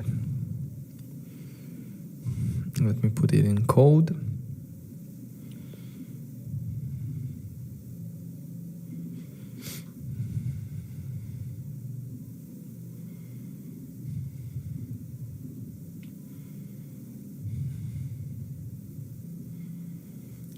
Okay.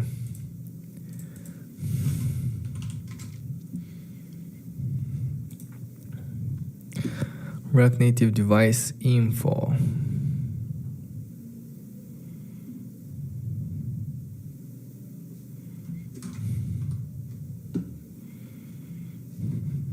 The device's unique ID, known as the device ID, which can be useful for certain functionalities.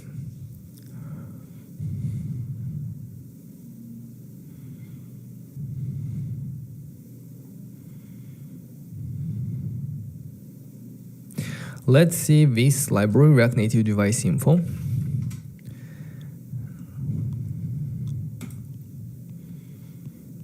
Let's see what the status of this library.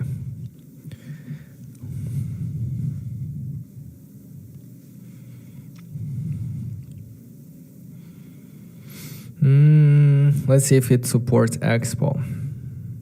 Get unique ID.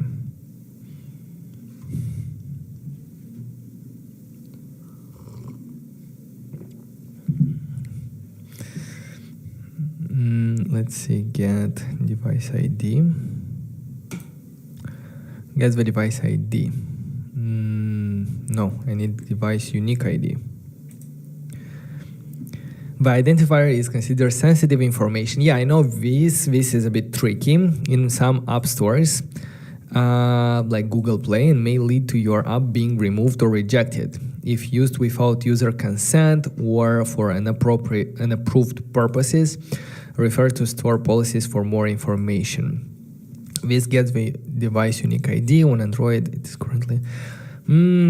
Or maybe we can add a simple, very, very simple authentication form where you just do like, give me your username and it will save it on the user device and it will use it for later. Not to have to go through this because yes, like, it's a bit strict around like identifier users this way.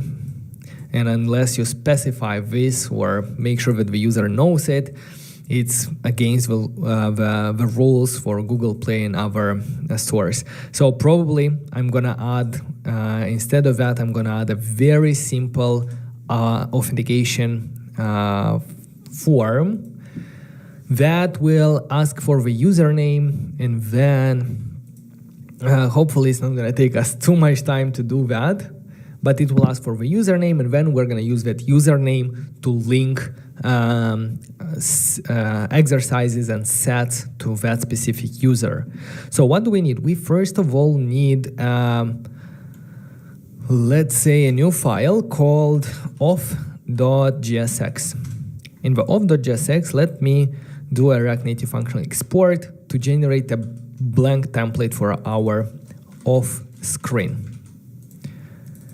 Off screen should be screen.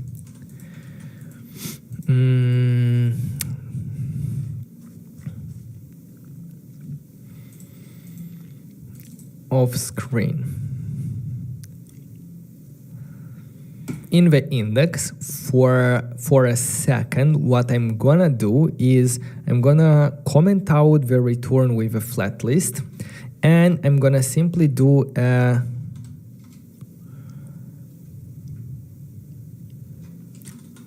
return redirect to the href to our newly created off screen, just for us to be able to see the off screen. Why is it going to the exercise name? It's going to the off. Okay. Now in the off, what I need is a stack screen, but Vadim, please don't waste a lot of time. Import stack from Expo router. I just want to change the name here to not the name, but the screen. The options title.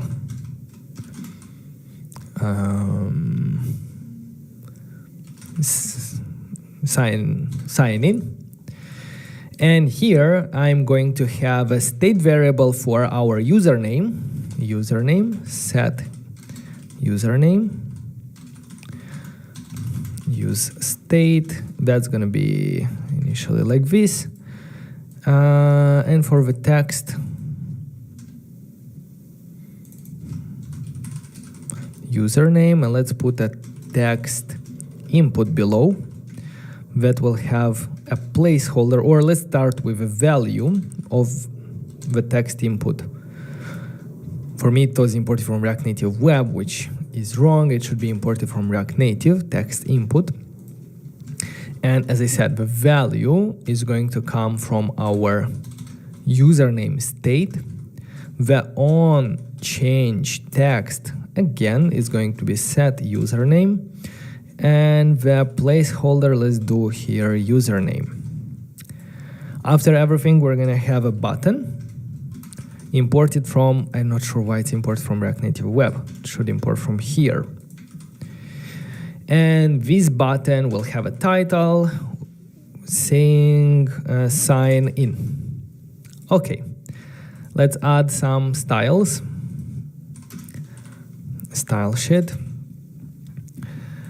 Let's do const styles equal style sheet dot create, and we're gonna have a style for the page, a style for the label, a style for the input, and that's it. The button will be the default button.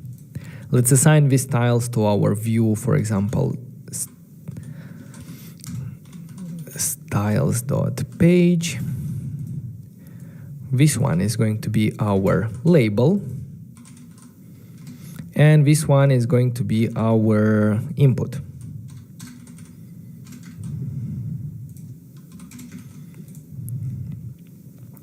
The page will have a flex 1 in order for it to take the full vertical space. And this will help us align everything inside it on the center of the screen with align items center. Actually, I wanted justify content. Justify content. This will put everything in the center. For the input, or let's add some padding of the page, padding 10. For the input, I'm gonna do the following: border width 1, or let me copy the styles for the input that we have defined in the components new set input. There we have some input with border and so on, and it's gonna simplify us a little bit of work here. It has flex 1, I'm gonna remove the flex 1, and now it looks better. For the label, let's add a gap on the page to add some spacing between the label, button, and so on. For the label, font, weight, bold, font, size 20. Maybe font color, or just color, gray. Dark gray, dim gray, and not bold by 500, 600, something like that. Okay, so here we have a very basic sign-in screen. Maybe the background color of our page should be white. Background color white. Okay. Now I can write here something, I can press sign in, and when that happens, we have to call a function called onSignIn. This is going to be a function, onSignIn. When we press on the button, onPress, onSignIn. What should happen?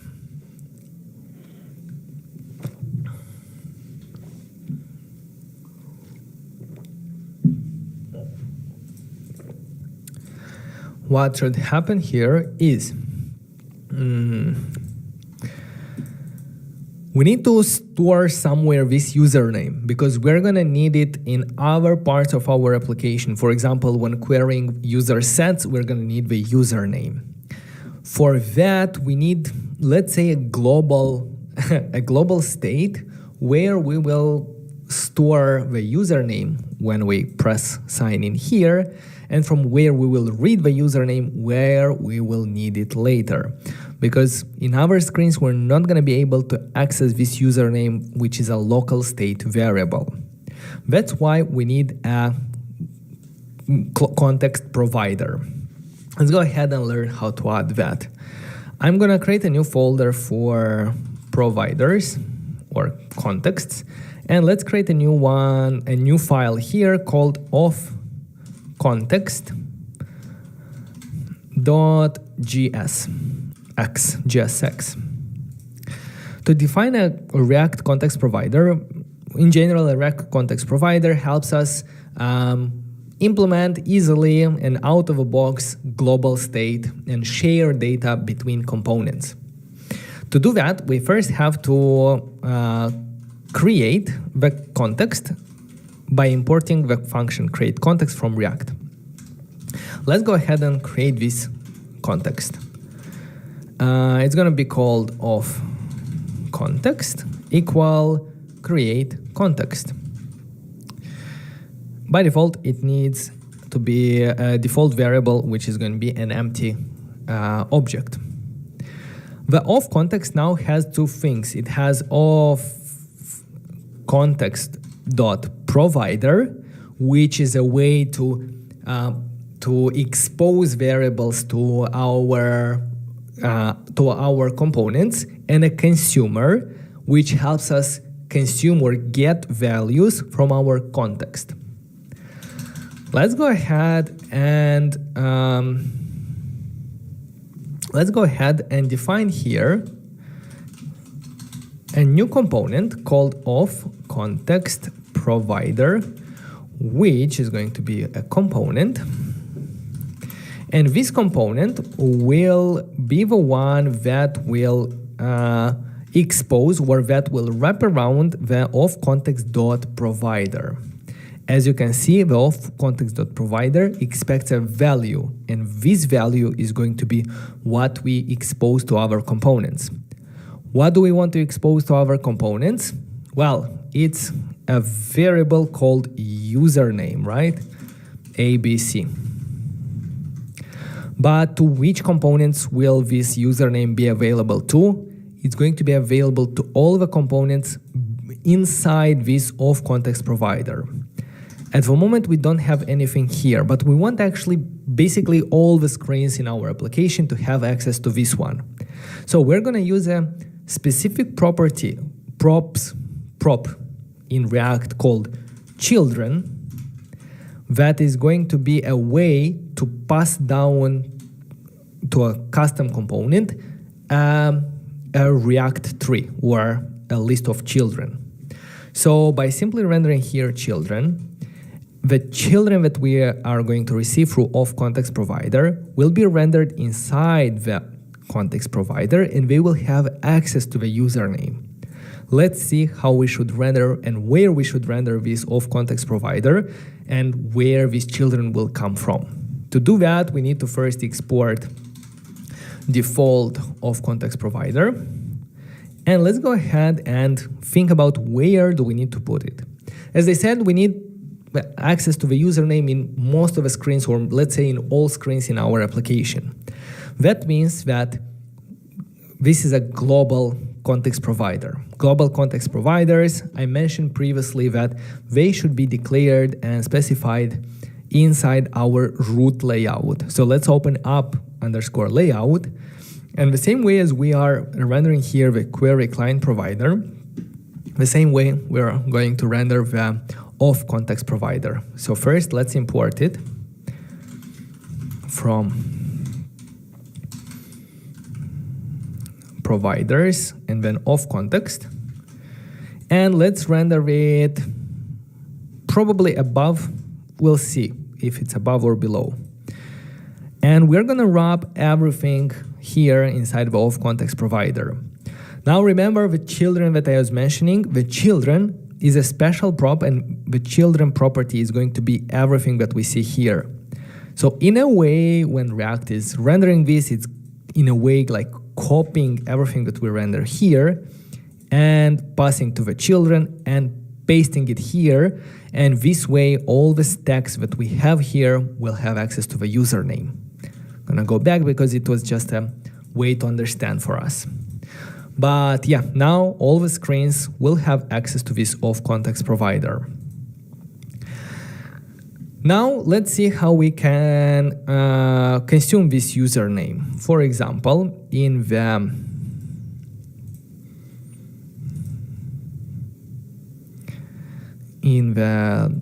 let's say in this index, if I want to get access to the username and only redirect if the username is not set, what I'm gonna do is I need a couple of things. I need access to this off context. We can get access to that off context through a hook called use context. I'm going to export from this file a custom hook that will simplify our access to our off context. It's going to be called use off. It's going to be equal to a function that will call use context and will specify our context here. Export const. So whenever we will use that hook use off, we are actually using the context called off context. Let's go ahead in our index and import use off from providers of context. Now in our component here, somewhere at the top, we can say const something equal use off. What we are going to receive back is the value that we specified here. The value is an object, it has a username. So if I'm going to destructure the username from here, let's do the following. Let's redirect to the off screen only if the username is not there. So if username is not set, we're gonna redirect to the authentication screen. Otherwise, we're gonna render the home screen because the user is already authenticated. So if I refresh, we see the home screen. And if, for example, I'm gonna add here a text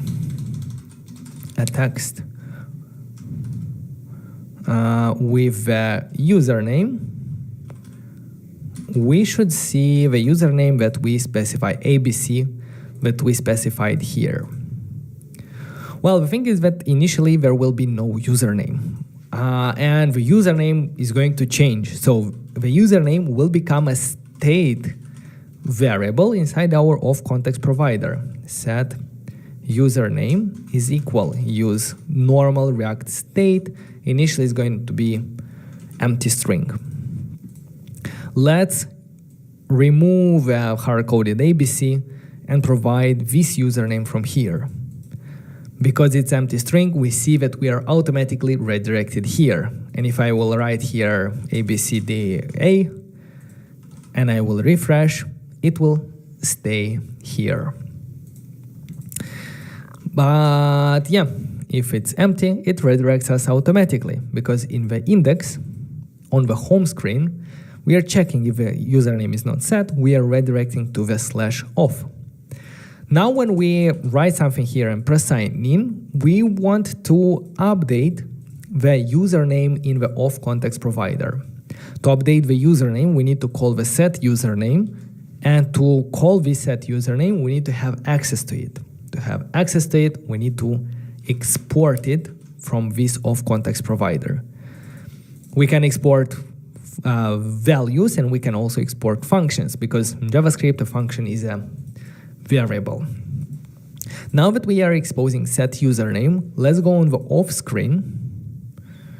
And here, and maybe I'm gonna, let's say,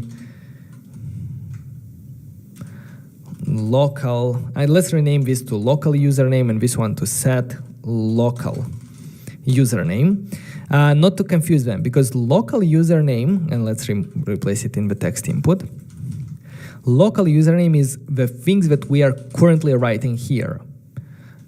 After we press sign in, only then we want to update it in the global state. So that's why we have a local state here and one in the context. Let's get access to the use of hook, that is our of context, and from there let's get the set username, and when we press on the button I want to call set username with a local username that the user typed into the input. Now if I write here for example Vadim and press sign in, it's not going to redirect me anywhere, but it is going to set it in the global state. In order to redirect, on this off screen, let's also get the username from our global provider, username. And I'm going to do the following. I'm going to check again if username in this situation is defined. If it's not null, in that case, I want to return a redirect to our home screen. href/. So this way, initially, we are redirected to the sign-in. On the username, I'm going to check, I'm going to write here Vadim, I'm going to press sign in, and I'm redirected back to the home screen. And at the top, we see Vadim. And yeah, I can go back, I can come here, and it's always going to be saved because it's a global state there. If I'm going to refresh, it's still going to redirect me to the sign in. I'm going to say Vadim, sign in, and here we are. From the off screen, that's actually the correct way of guarding this. Like if you are already authenticated, go away. Like don't stay on the off screen. But here in the index, it's actually not the right moment to do this redirection, because this way we are only guarding the home screen. If, for example, someone would open that directly through a deep link, the detail screen is not guarded in any way.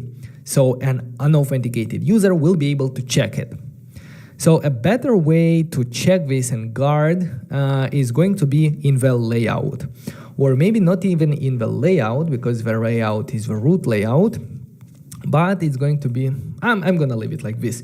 Now I'm going too deep into the authentication workflow, which is not the goal of this tutorial. We can, if you want to guard the detail screen, you can add the same if statement there. So it's still going to work. But because we don't use like deep links here, we are going through the home screen, everything is going to be fine. So in the index, I just need to remove this username. In the off screen, the set username and username here shows with an error because, yes, even though we are not using TypeScript, my Visual Studio Code is trying to infer the types.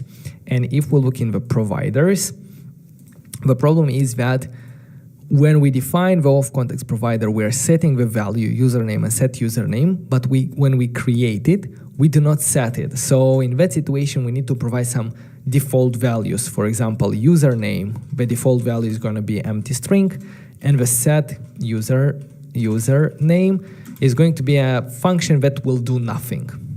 And in this way, on the off screen, the set username and username actually works, but the set username should expect a variable. So set username here is going to be username of type string, or just username.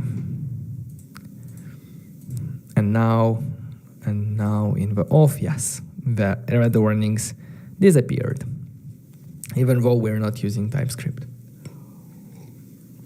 So now we have a very basic authentication system. When we open the application, we have to write the username, then we sign in and we have a username so that we can link sets to a specific user. This is a very simple basic without a password, but it helps us set the different, to be able to use the application with multiple users.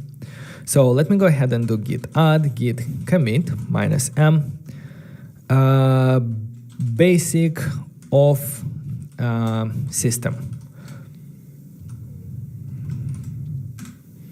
Git push origin main. Perfect. So now that we have a username, the next step is going to be to write the username when we add sets in the database, and then filter when we query them. Two things. When we write, we need to do something, and when we read as well. Keep up the good work. Thank you very much, Ansaf. Thank you. Can you do some project that contain payment method?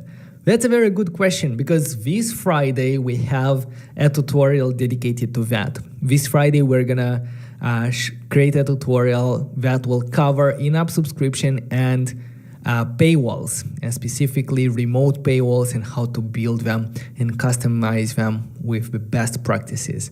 So make sure to stay tuned, subscribe to the channel, turn on the notification bell not to miss that one if you're interested in payment methods. That one is going to be focused around in-app subscriptions. But device ID would be quite interesting. Yes, it would.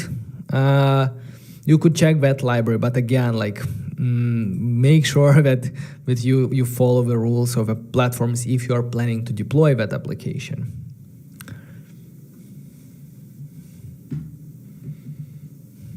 Chris from Kenya. Hello, Chris. So,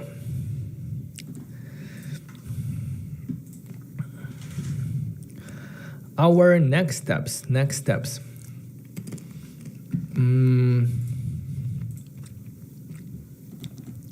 As I said, first of all, we need to write the username when we insert a new set. We insert a new set in our components, new set input.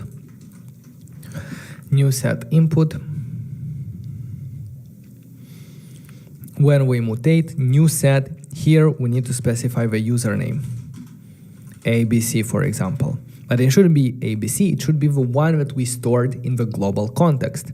To get access to it, it's pretty simple. We only have to do const username equal use of. So now we take the username, and instead of hard coding it here, we're gonna do username. And because it has the same name and value, we're gonna do it like this. Okay, let's try it. I think it's not gonna work because our GraphQL API doesn't know about it yet. Yeah, failed to add set. That's because if we look at our API, MongoDB, not even MongoDB, but curl 0.1, this is the one responsible for inserting a new set. We see that the document has of the type new set. The new set has this type. Let's add here a parameter called username of type string, and it should be required.